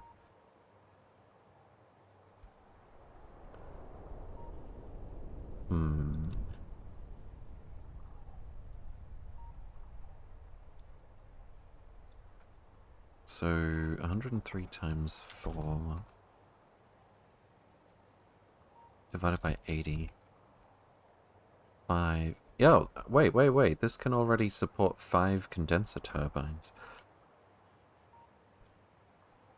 Which... maybe? I don't think it would quite let this thing go full speed all the time, which is what I want.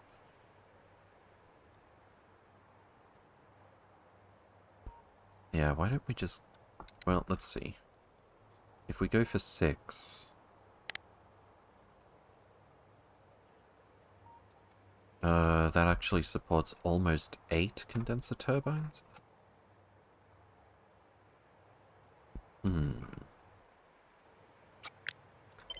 What if we try that? If this went... That's not a very good fit, actually. Unless we stop trying to not use heat pipe.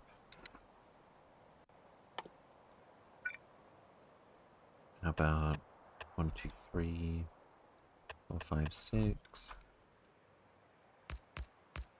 And it was like almost 8 condenser turbines that supports, right?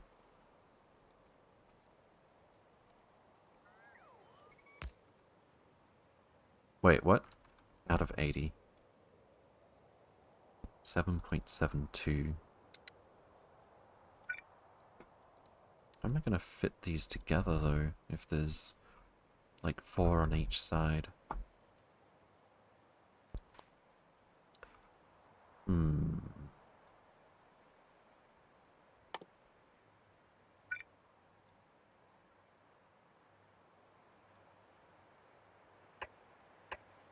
I don't like the look of that at all.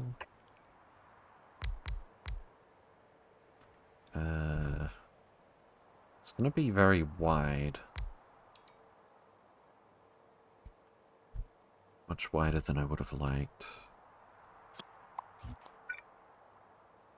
What if we go for a different layout still?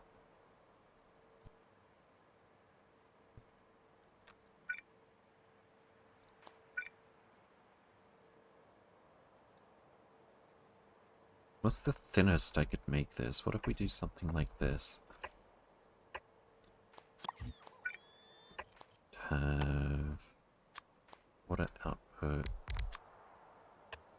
like so. And then should have just picked a dolly's this out of the way actually. Will not fit.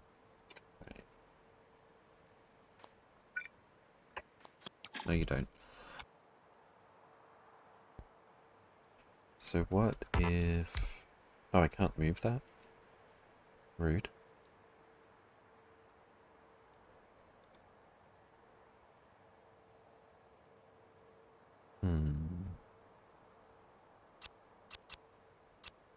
I'll rotate that the other way. The trouble with this spot is bots from the other networks like to steal things.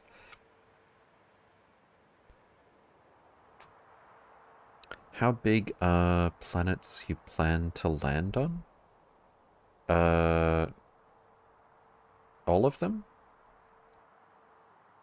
Like, this is for the personal transport, right? I would like something that can go anywhere as quickly as possible. If I can. If I do this, I'm gonna have to have the steam go all the way around. But if I do it another way, the water has to go all the way around.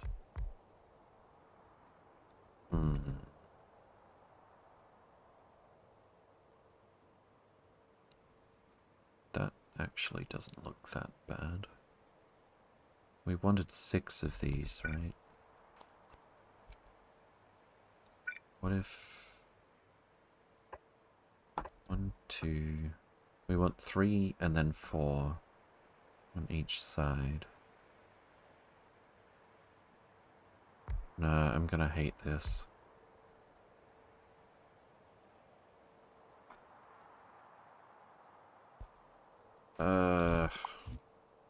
Maybe I should just go for, like, this design again.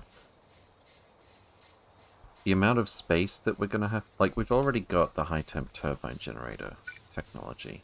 The amount of space that we would have to take up to use just condenser turbines to get the power that we're looking for, we may as well just go for this thing. Launch delivery capsules onto the base? I mean, I could do that. The thing is, the ship's going to end up bigger than I want it to be. I have to have an energy beam receiver if I do that. We're going around in circles. Okay, let's have a look at this again.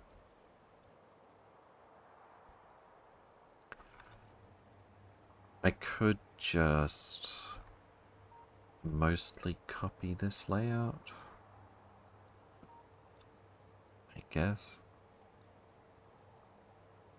If we had another couple of heat exchangers up here, another couple of condenser turbines down here, would that really be so bad?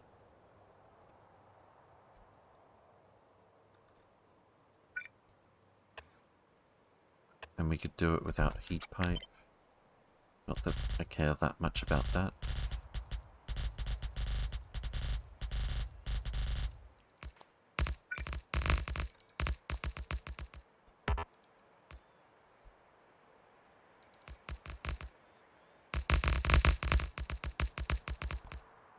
Okay, so this goes here, this goes here, this goes here. We don't use any heat pipe. And then... like that.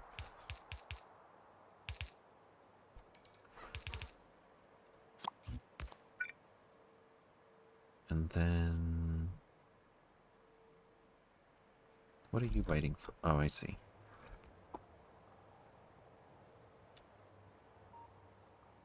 That steam has to go somewhere.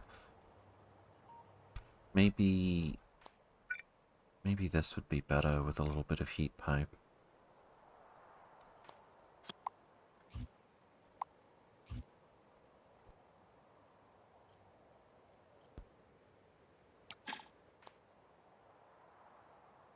Yeah, we would only need the smallest amount of heat pipe to make this happen. And then we've got a nice, consistent line for water like that. The steam goes here, the water goes here. And then we've got this space that we're sort of not using. I don't think that matters that much.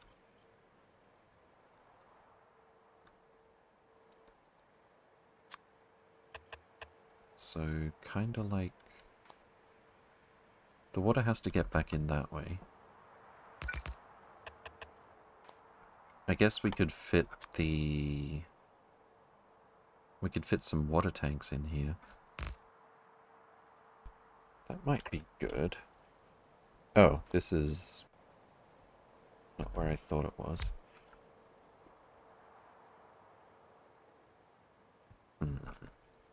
I wish Piccadollies would let me move this.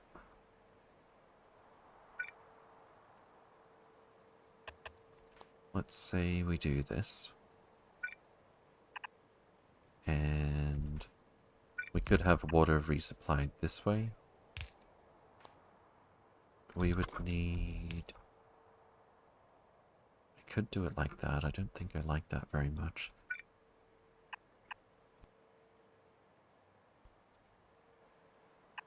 So this is steam.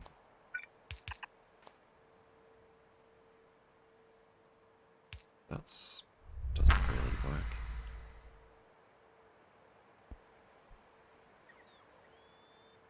It just doesn't quite line up the way I would like it to.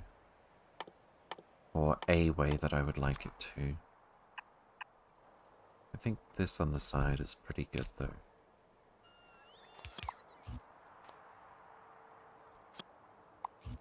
Oh, I can't actually move this to the left, so that has to go there. We do need somewhere for... The unfortunate thing about nuclear is we need 2 chests for each reactor. But again, I don't think the container stress is going to come close to anything else. But then what if I want to give this thing lots of fuel?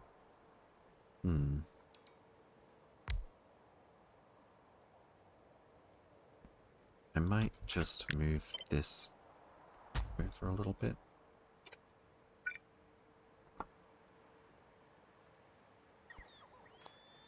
And then this would go here, I suppose. I'm not going to love the look of that, but what can you do?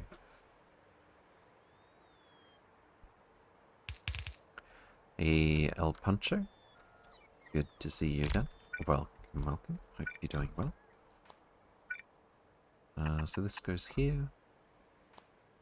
And same thing on the opposite side.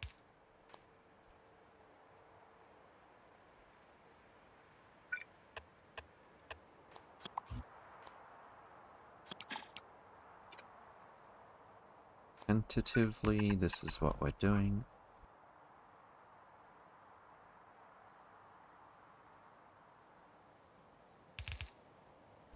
Would we be able to detect it if it were a full Dyson sphere, though? Like, but I mean, fun fact, we already have means to detect Dyson sphere type civilization, unless they are even more advanced and use excess heat to beam something? Beam it in some specific direction. I'm sure they could do that. Twisted Particle, welcome, welcome. Hope you're doing well. This must be the best game ever made. For this type of game, I would probably agree with that.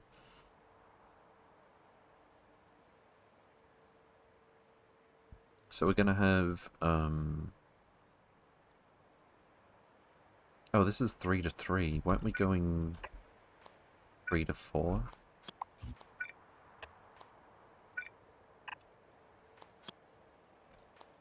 Piccadolly's that down, actually.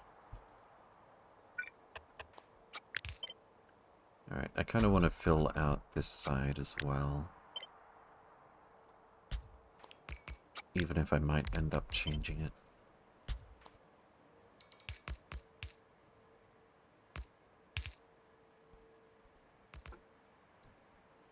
So, just to compare, the only thing that really pushes it over the edge, if I compare just the heat exchangers, sorry, the, like the heat exchangers and turbine generators for these builds, they're using kind of a similar amount of space, but what really pushes this one over the edge is the energy beam receiver. Unfortunately, we don't have any smaller versions of that.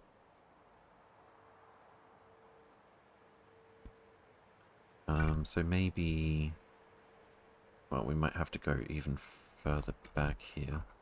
Or push this up further north might make more sense.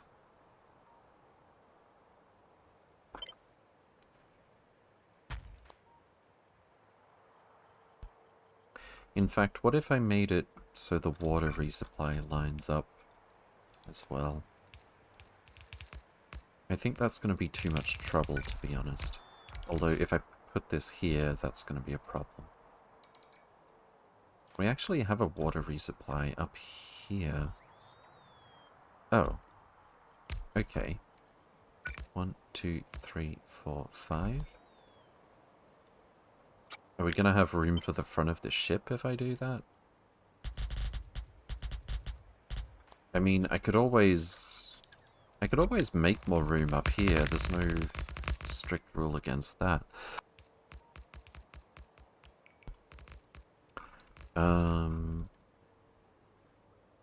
Let's build out some wall and see what it's gonna look like.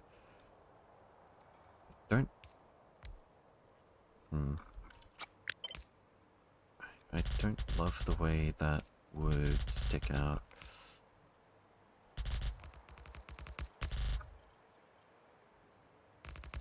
So let's say we have something like this.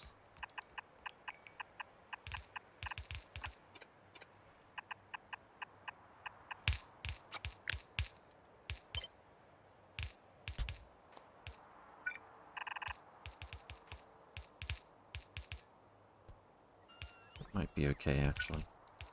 So these chests have to be here, more or less. We could put the console here. We've got plenty of room for lasers. Oh, except I was thinking about pushing all of this up 5 tiles so that this happens to line up.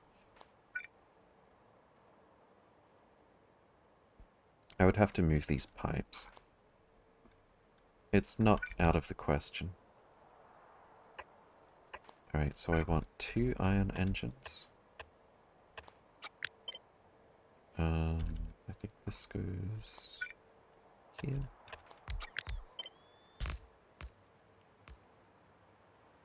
I want to make sure we've got excessive fuel.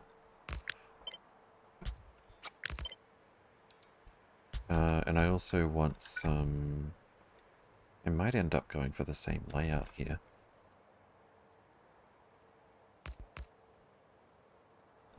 Liquid rocket fuel tanks.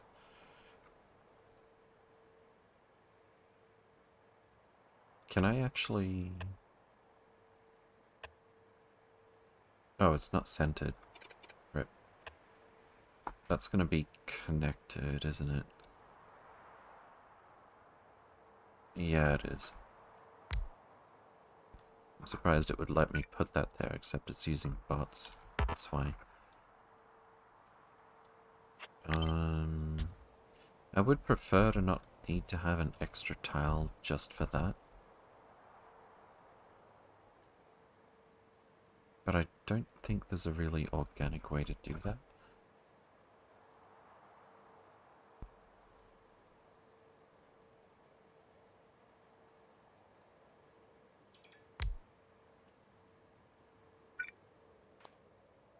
I could just have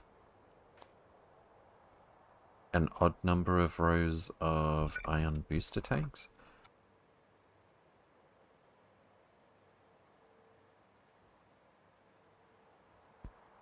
And that would allow us to have our liquid rocket fuel like so. I could even have lots of it. And we could probably find room somewhere else for this.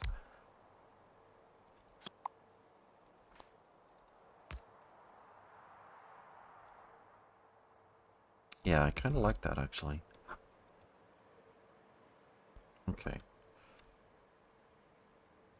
Now, do I really want to move this up? Probably. I could move this out of the way. Maybe just put it here and here. We've got plenty of superchargers actually. Need that one.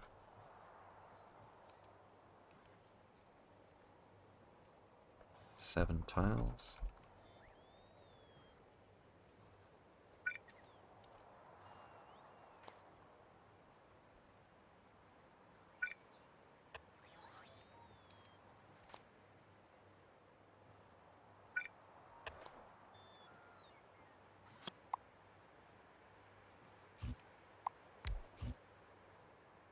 Okay.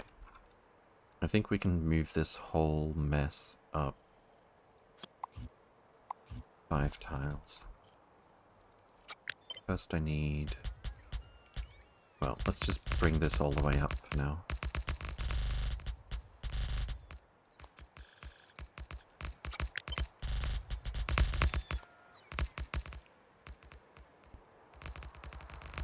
And we'll cut and paste. That looks good.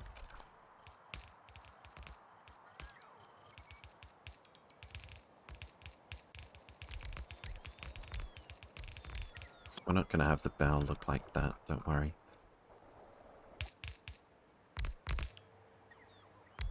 Wait. No, no, no, don't put water there yet. Not yet. Stop, stop, stop, stop, stop, stop. Get it out.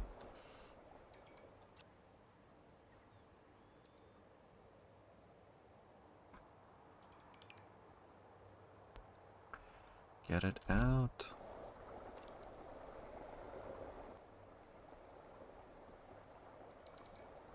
It's taking a moment. And the bots are stealing again. It'll all get sorted out in the end, but that is a bit of a nuisance. Alright, that's basically empty.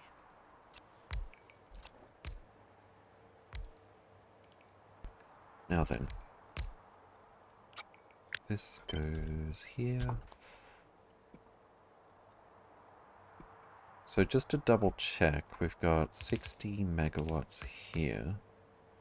103 times 6 steam per second. 618 over 80 is 7.72. We've got 8 condenser turbines.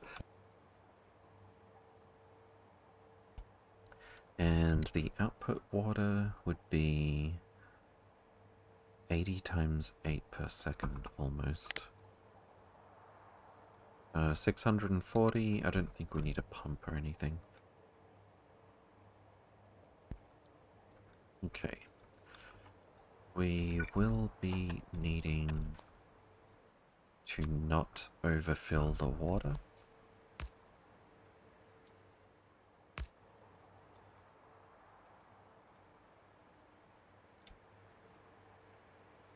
Can I connect those? No, not quite. I don't suppose... I can almost fit a pylon substation in here with underground pipes, but not quite. That's unfortunate.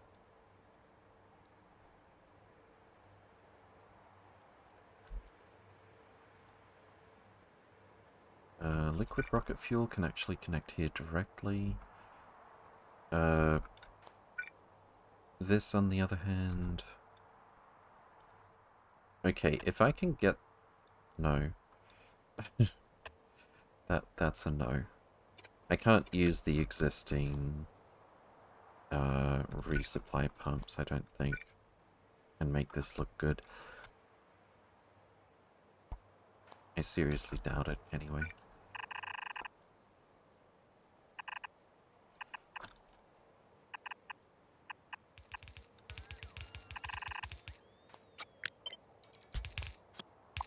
Probably get rid of that. tentatively.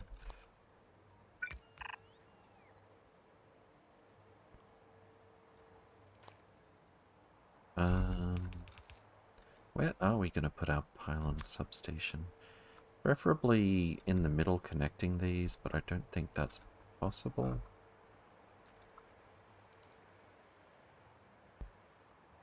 Yeah, we usually have something to connect off of to connect these two.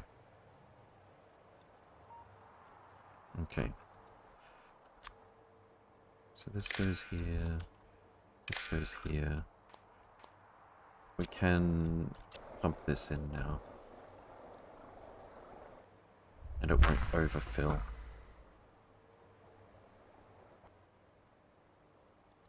I like how we've got just enough room for the chests here.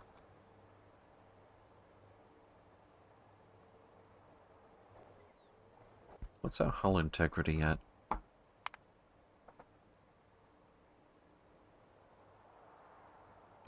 Is it broken? Checking. Oh, is it because the bots keep picking up the flaws? It's probably that.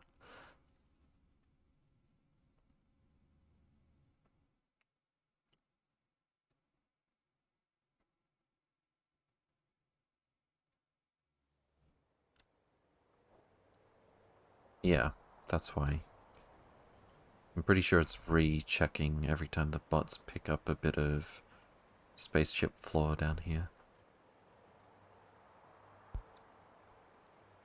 So that's gonna go there, that's gonna go there. I would love it if this could... I mean, I could do this. I don't think that's a very pretty solution. How much do we have anyway? This is only 80,000 stream. I would like to go for at least 100. Oh, and we can finally check this.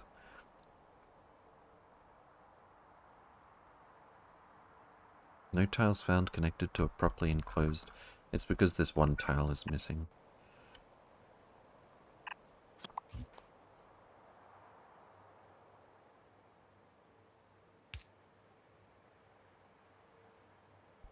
Okay. I just want to know what the container stress is versus the size of the ship. It is well underneath. Okay. So we're at 620 hull stress. I might just have to add yet another ion stream resupply thing here.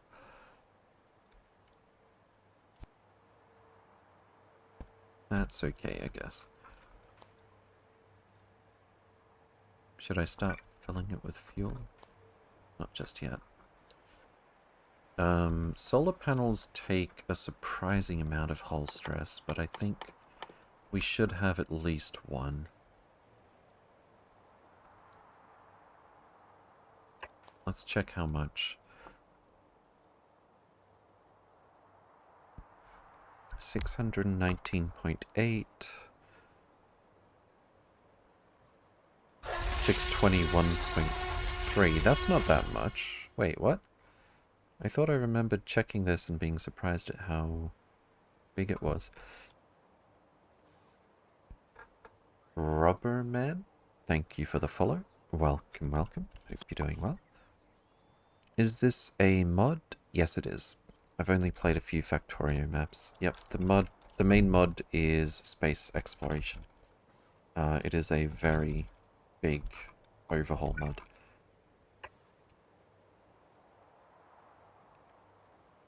I think I'll put this here.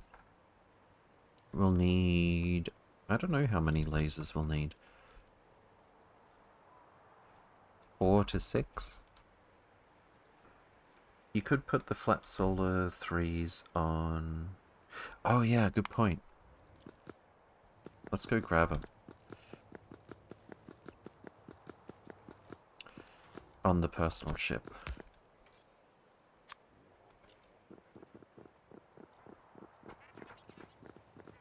call Kuchen. Have you tried limiting the size of the chest? Yes. It just assumes it's full, basically.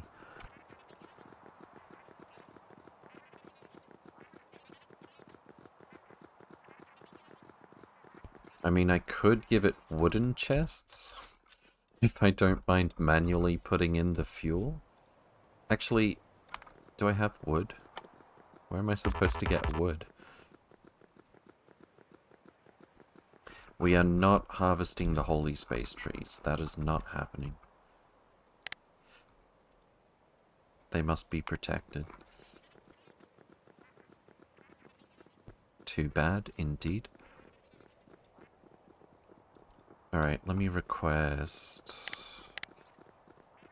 let's see. Tier 3 solar... and Tier 3 accumulator for myself.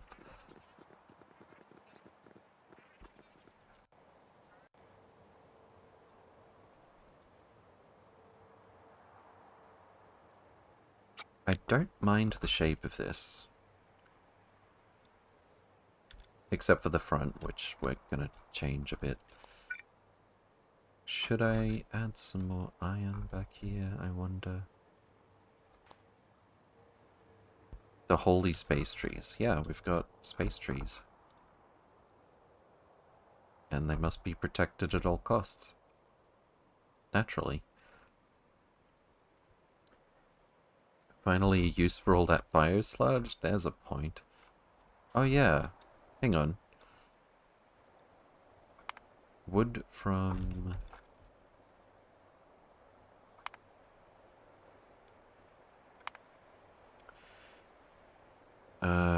microgravity wood growth. It spits out contaminated cosmic water as well. That could become its own problem. The only other recipe is from recycling holes. Also, it's not just biosludge, I have to make bioculture and nutrient gel. I've seen this happen before in another stream. What's that? Oh, the tree thing? Yeah.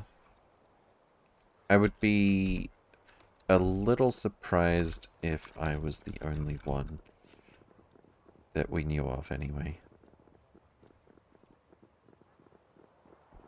Did you ever check out that Reddit thread with 2 good suggestions on how to deal with excess biosludge?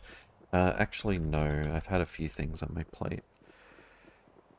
CBA setting up bio 1, so I am watching the stream. Indeed. Muxacoid? Well, Malcolm, hope you're doing well. Alright, why don't we figure out where we want to put our lasers for now. Definitely a couple in the middle.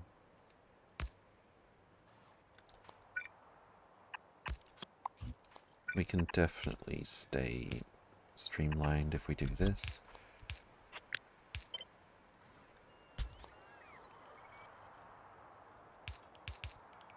I want to make it more rounded or something. What about that? That work? That's kind of weird. Let's not do that. I think the middle is the best spot for the lasers. And we'll put this... I might just add this here, actually.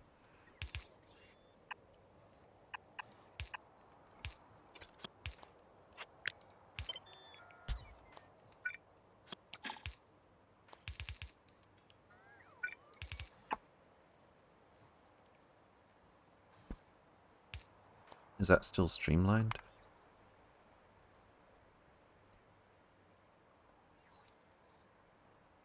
Yeah, it's still streamlined. Okay. We might need a couple more lasers. Let's see, we're at 20.6 megawatts for the engines. We can produce almost 5.82 times. Wait, we're bottlenecked on the heat exchangers, right? So that is just 60 megawatts. 60 megawatts greatly exceeds our engine power consumption. So I think we're okay to just basically spam lasers and go max speed and add more lasers if we take a little bit of damage. Posted a link in the Discord. Thank you, Whiskas. How do you have excess biosludge? I have mine recycled. How are you recycling it? I've looked for a sink for biosludge, but I just can't seem to get rid of it. Like, everything produces... Not everything, but too many things produce contaminated biosludge. Okay, I think I am gonna go with this part at least. And we'll probably put the ion stream here. So this part can look like this. Wait, this is only 80,000 ion stream. I want at least 10k. How about this?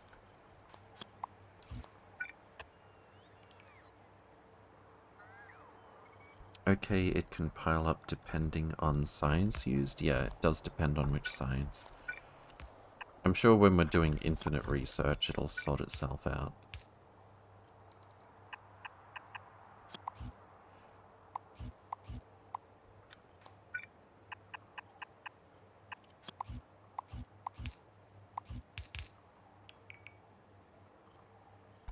Okay.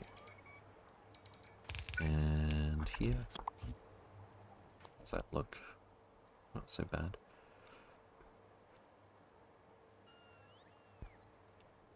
I guess I could use up less space.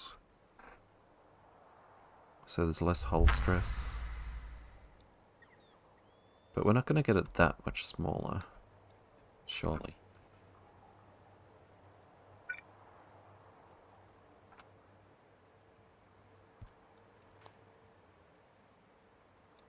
I could bring... If I don't mind the console being right at the front, I could bring all of this back a bit. Wait, can I Piccadilly's that? Oh, I can.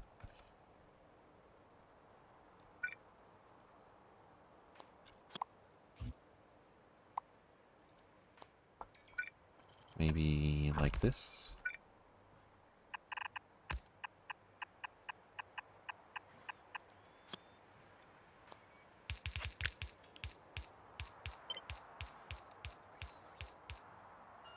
And like this?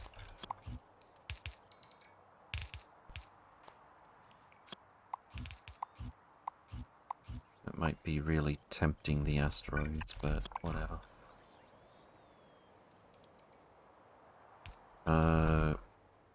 I might like to have a bit of room for a couple more lasers, just in case.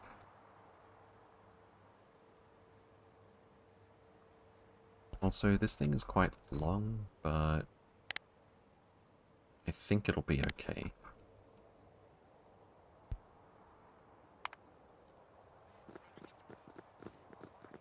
I can just use requester chests and purple chests for this, since we're not trying to... Well, no, I'll use, what chest should I use here? Passive provider?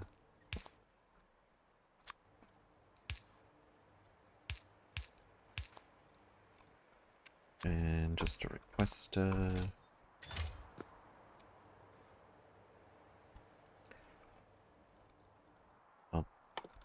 I need an accumulator. I also need a better solar panel. There we go.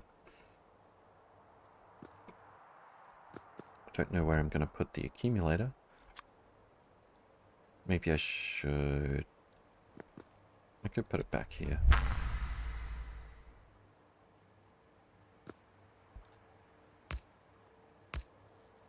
Yeah, that should be fine. We can probably reach the inserters, almost. Is it okay if I use this green wire for that?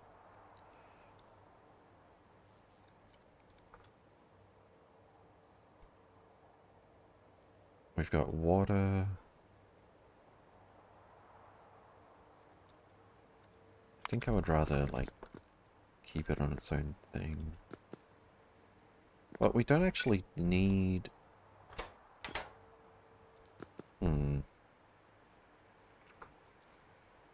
I'm just gonna not worry about the power management this time. Except...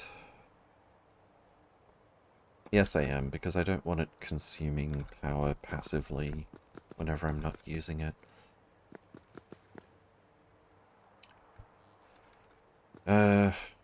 Alright. I guess...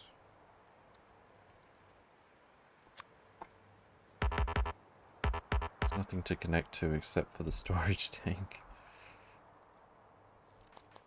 Alright. Red wire. Away we go. And we're just gonna read this as speed signal. I sincerely doubt we're gonna get low on accumulator charge with this build, but I would like to make sure nevertheless. Actually, we will when we're swapping uranium fuel cells. Okay. Lots of it, please. And then this is going to be used up uranium fuel cell greater than 0. This is going to read hand contents pulse. And condition is that we are, let's say, less than 100%. Oops. If our accumulator charge is less than 100%, we'll put in more nuclear fuel. Because I don't see this one dropping the accumulator charge normally.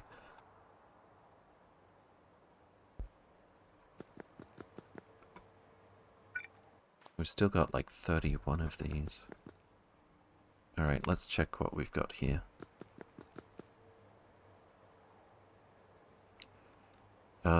Less than 600 hull stress. I could squeeze this in this way, but it's going to look really weird. Oh, I could also just not use this space as a gantry for it. Well, not gantry, but rather where it's going to come back to park normally. I could make its own separate area for that.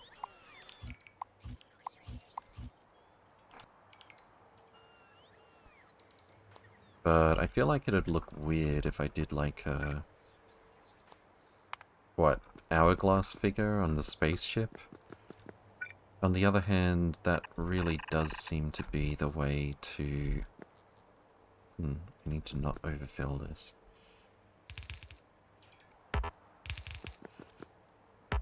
I do need spaceship clamps somewhere. They're going to be like here.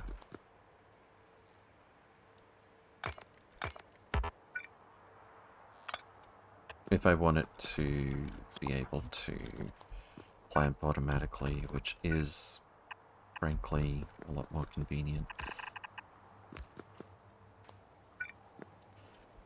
The only trouble is this part sticking out at the back if I have the ion like this. Maybe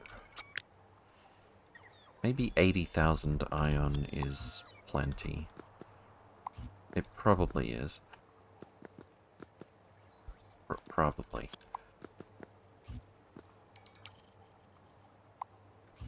So this would go here, I guess. I'm definitely liking the look of that better.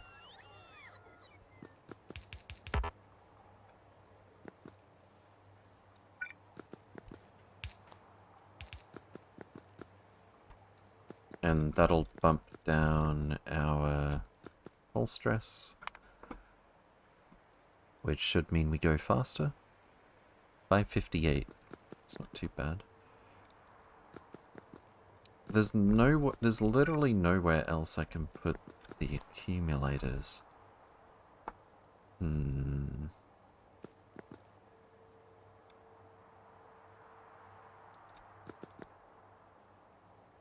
I could just make this part just that little bit bulkier.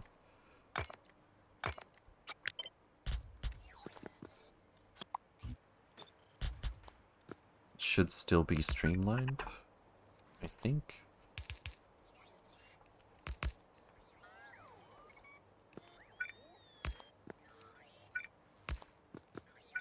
It's gonna look kind of weird,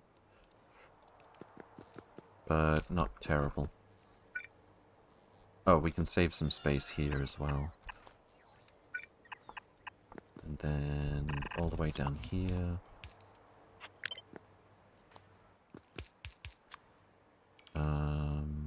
This would go here.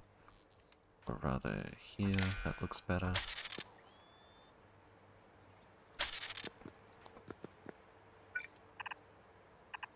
Okay.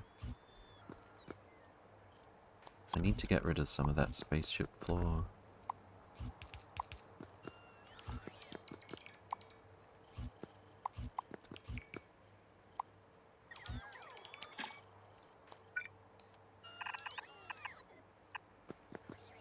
We're gonna need doors somewhere, but we'll worry about that in a minute. I think we're gonna lose our streamline. Might have to change that up a little bit.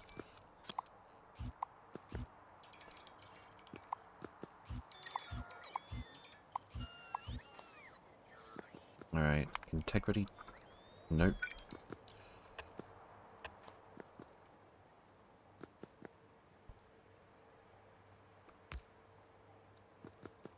I guess the clamps don't necessarily need to go anywhere in particular. But anyway, integrity check. Who needs door? Just don't forget plasma torch to cut your way out. I mean, I have a spider. Hull stress 553. We didn't get it that much lower. Kind of looks weird, but I don't hate it.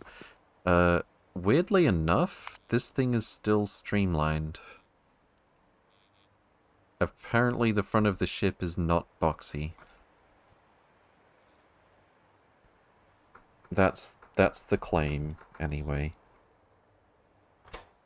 Oh, and I'll connect this up here, as usual. And if we really want to go crazy, we can connect to this one so that we set the target speed to 200 without even having a combinator.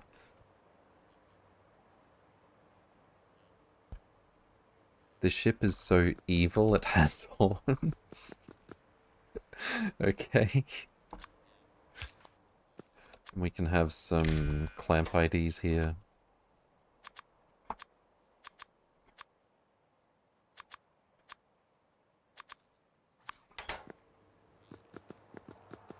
Alright, let's get some ion in here.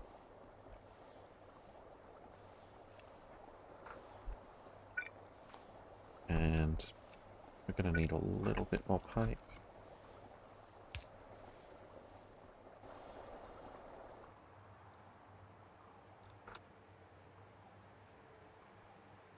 I guess I could have left this here as well. Wait, is that where that was? I'll just leave that for now. Latest SE updated should give detailed info on integrity, but I haven't updated yet. Yeah, I'm holding off. I just want to be a little bit pragmatically paranoid about... I haven't given it a substation pylon yet. Oh, no. If I just put it where that second accumulator is, then it touches everything. It'll have to do. We're still pumping in liquid rocket fuel. And of course we're still pumping in ion stream. That should come as no surprise. Hmm.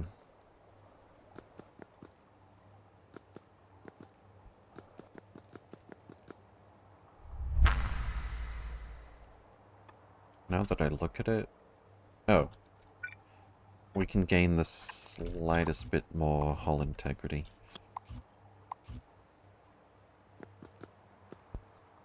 And technically I could squeeze this in here as well, but I'm not going to do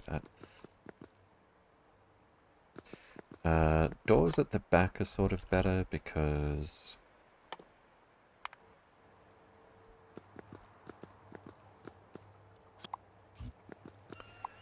Because when we dock, it just sort of teleports us behind the ship.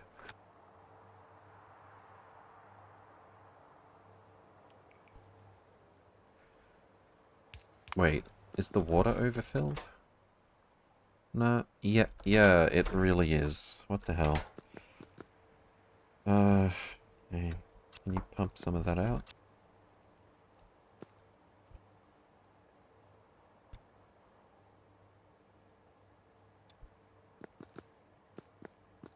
How did that happen?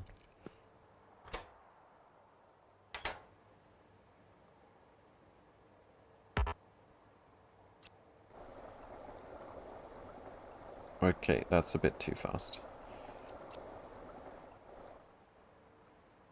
Let me set this up again. Read from... Oh, you can't. Okay, how about this?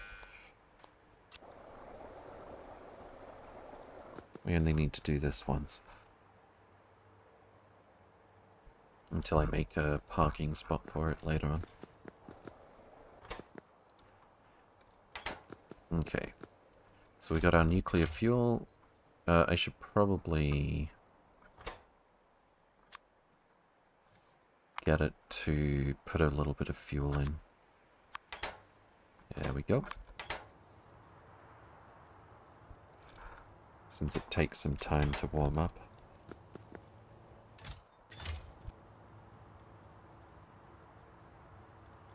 You know what?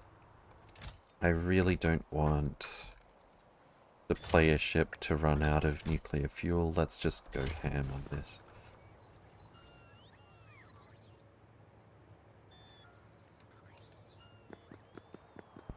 And we've got our liquid rocket fuel. We've mostly got our ion stream already.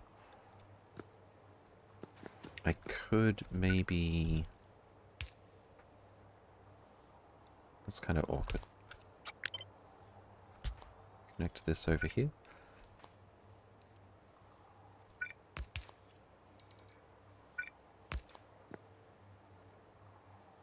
Oh, and don't forget this part.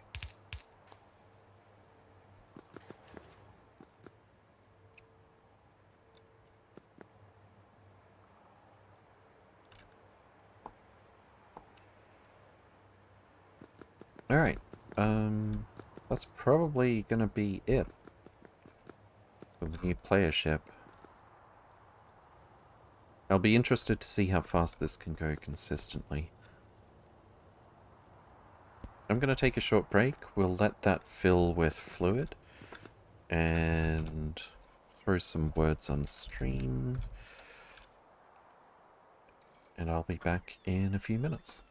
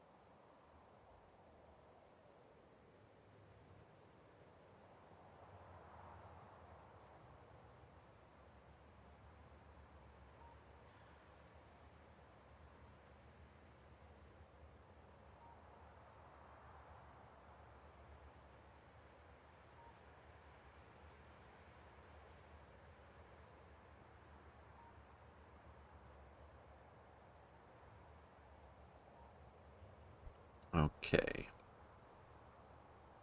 How many levels did you guys skip this time? Nice. Let's continue with the space exploration. By which I mean, let's test drive our new car. I mean spaceship. We should be full of fluid. Fantastic. Bots are still trying to bring us the copious uranium fuel cells I requested. Let's calm down for just a minute on that. Actually, no, they still don't have that much. Wait, yes they do. Oh, it's still on the way, even though I stopped them. Wait, this isn't evenly distributed. Let's fix that. You know what? Just stop at, like, 1,000 for now. What? Why are they still... Okay, we're fine. Alright, let's see how fast this thing can go. And we've got ample fuel for getting on and off planet as well. Why don't we go to Penthus? Or rather... I forgot, I'm nervous to land there.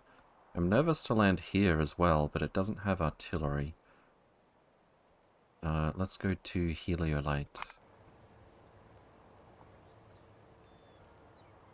Or at least let's aim there and see how fast we go, and if there's any problems.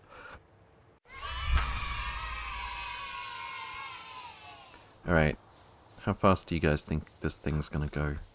How's our power? Okay, our power's really good. That's about what I had in mind.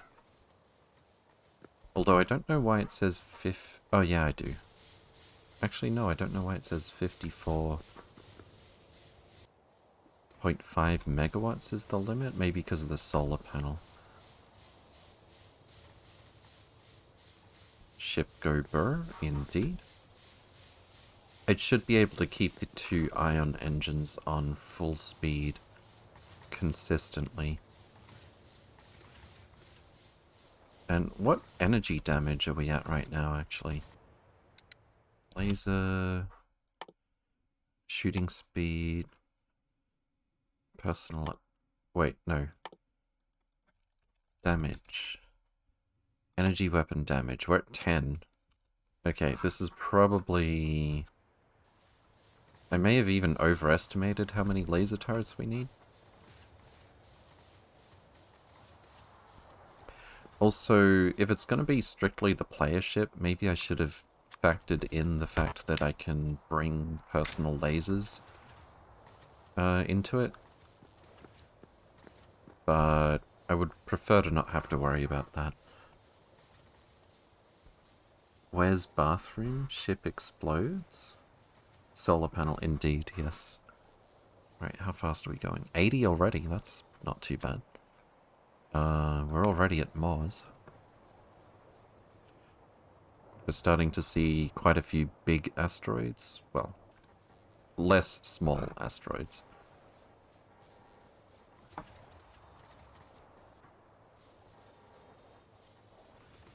I don't foresee the lasers having any trouble with this. Why did we slow down? Oh, the target speed. Wait, our accumulator has suffered. What? Hold on.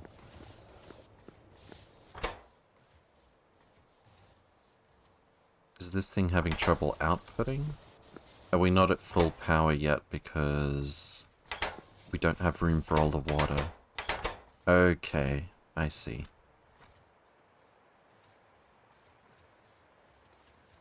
Should we remove some of it to try and get a better picture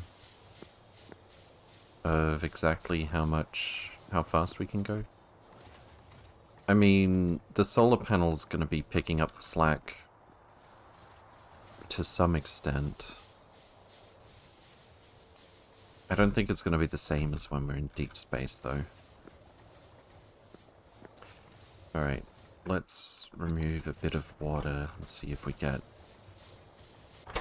Yeah, a lot of these are blocked, even though I did limit this to...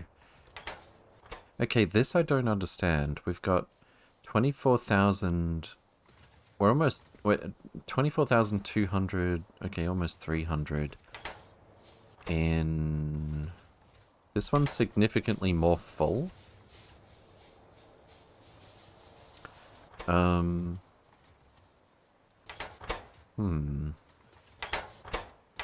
I think we just need to lose more water before we can go fast in this thing. What if I were to do this? Delete 1.5k water.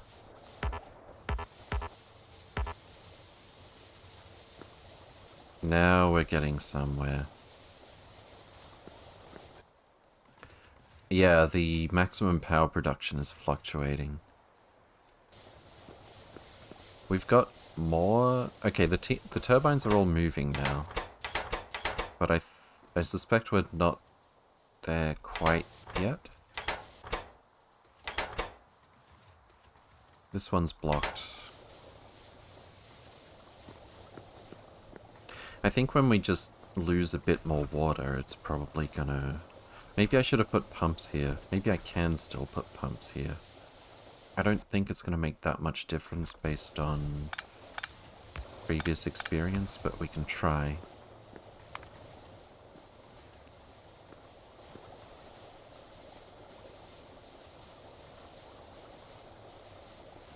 Okay, maybe it is making a pretty big difference, actually.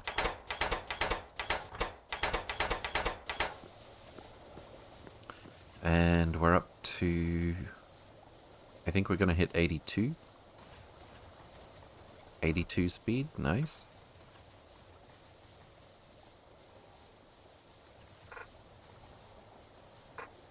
Yeah, the pumps didn't make that much of a difference in previous builds, but we do have twice as many condenser turbines trying to do their thing here. We only get like 160 on each side water output per second maximum, so it shouldn't be an issue. But on the other hand, the fluid like levels out through the entire thing, so the more full this part is, the more of a problem. Oh, we're going for 83?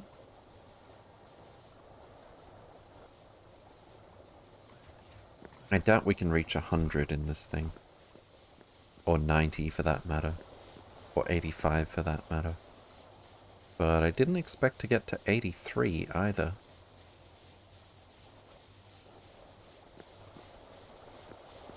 We did it. That's actually pretty good. How fast did that other ship go? It was like, I can't see it now. I had to limit it to 110 in the big asteroid belts, in the dense asteroids. I think it got up to like 130. But that was with 4 ion engines. This thing is significantly smaller. It's not that much smaller. But only half as many ion engines. We are running off of nuclear power instead of the heat. I think if I had known it was going to be this close, I probably just would have built something like this again. But it was an interesting experiment, at the least.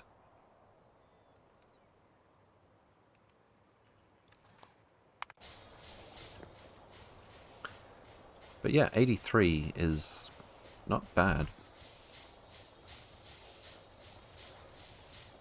Oh, and more to the point, this thing also can land on planets and take off multiple times. Like several times, depending on the size of the planet. I don't know where I would fit. I mean, if we try to squeeze 800 liquid rocket fuel into this build somewhere, I'm not exactly sure where that's going to happen.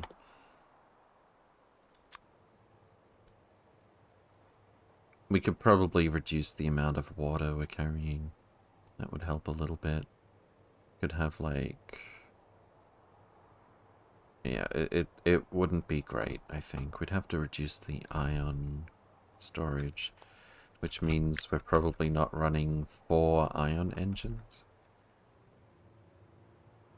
which kind of defeats the advantage of this ship. So, on second thought, this ship's actually pretty good.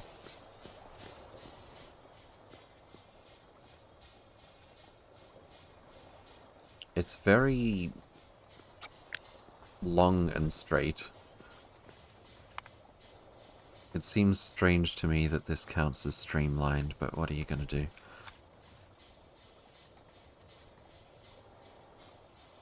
Alright, how long until we get to... 26 minutes for Heliolite. Well, it could be worse. In any case, it is about time to end the stream. Maybe I'll procrastinate getting there and do a couple of other things as well. Let's throw a save in, and let's see who is streaming Factorio today. Is there a theoretical best speed and fuel ship? I mean... within certain constraints, I don't know, you know, I don't know if you could calculate it without digging into the code or something.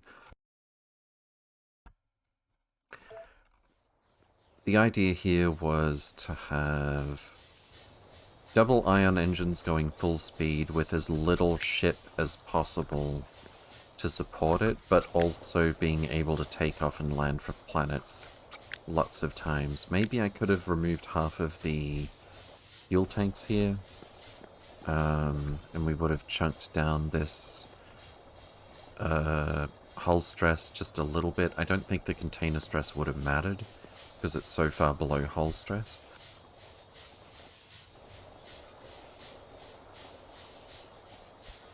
But yeah, the more hull stress we have, the slower we go.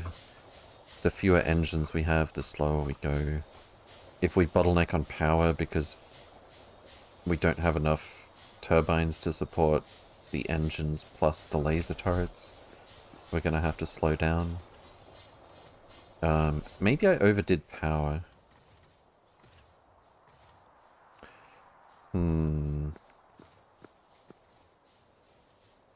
I doubt it, but maybe we could just go with 6 condenser turbines for this same build, just shorten the whole thing a little bit by 3 tiles.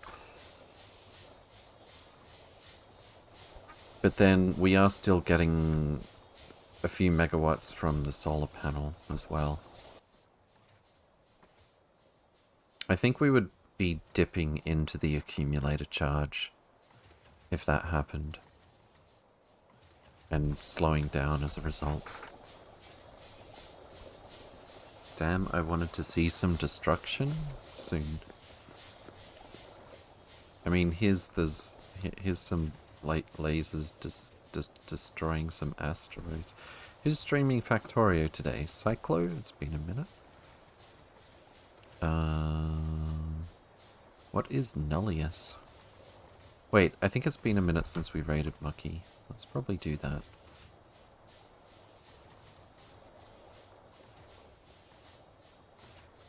Tens Dungeon.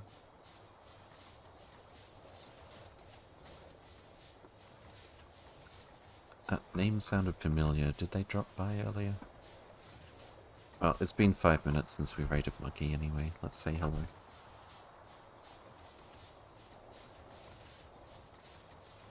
Thank you all for watching. Do take care, and I'll see you next time. Check out the Discord or Blueprints if you like, if you have any questions or anything. By all means. And, Yeah.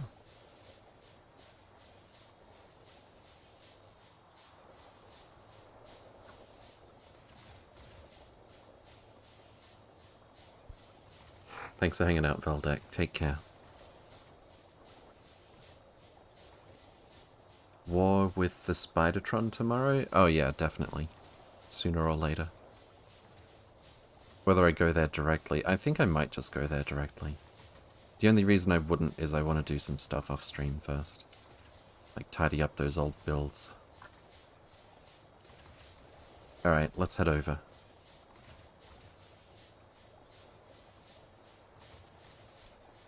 It would be awesome. Stormy, there's no updates for you. Lucky, You'll be drunk in 5 you're hours from more. now. PogChamp. T-Hax, you are amazing. Thank you so much for the raid. Welcome, everyone.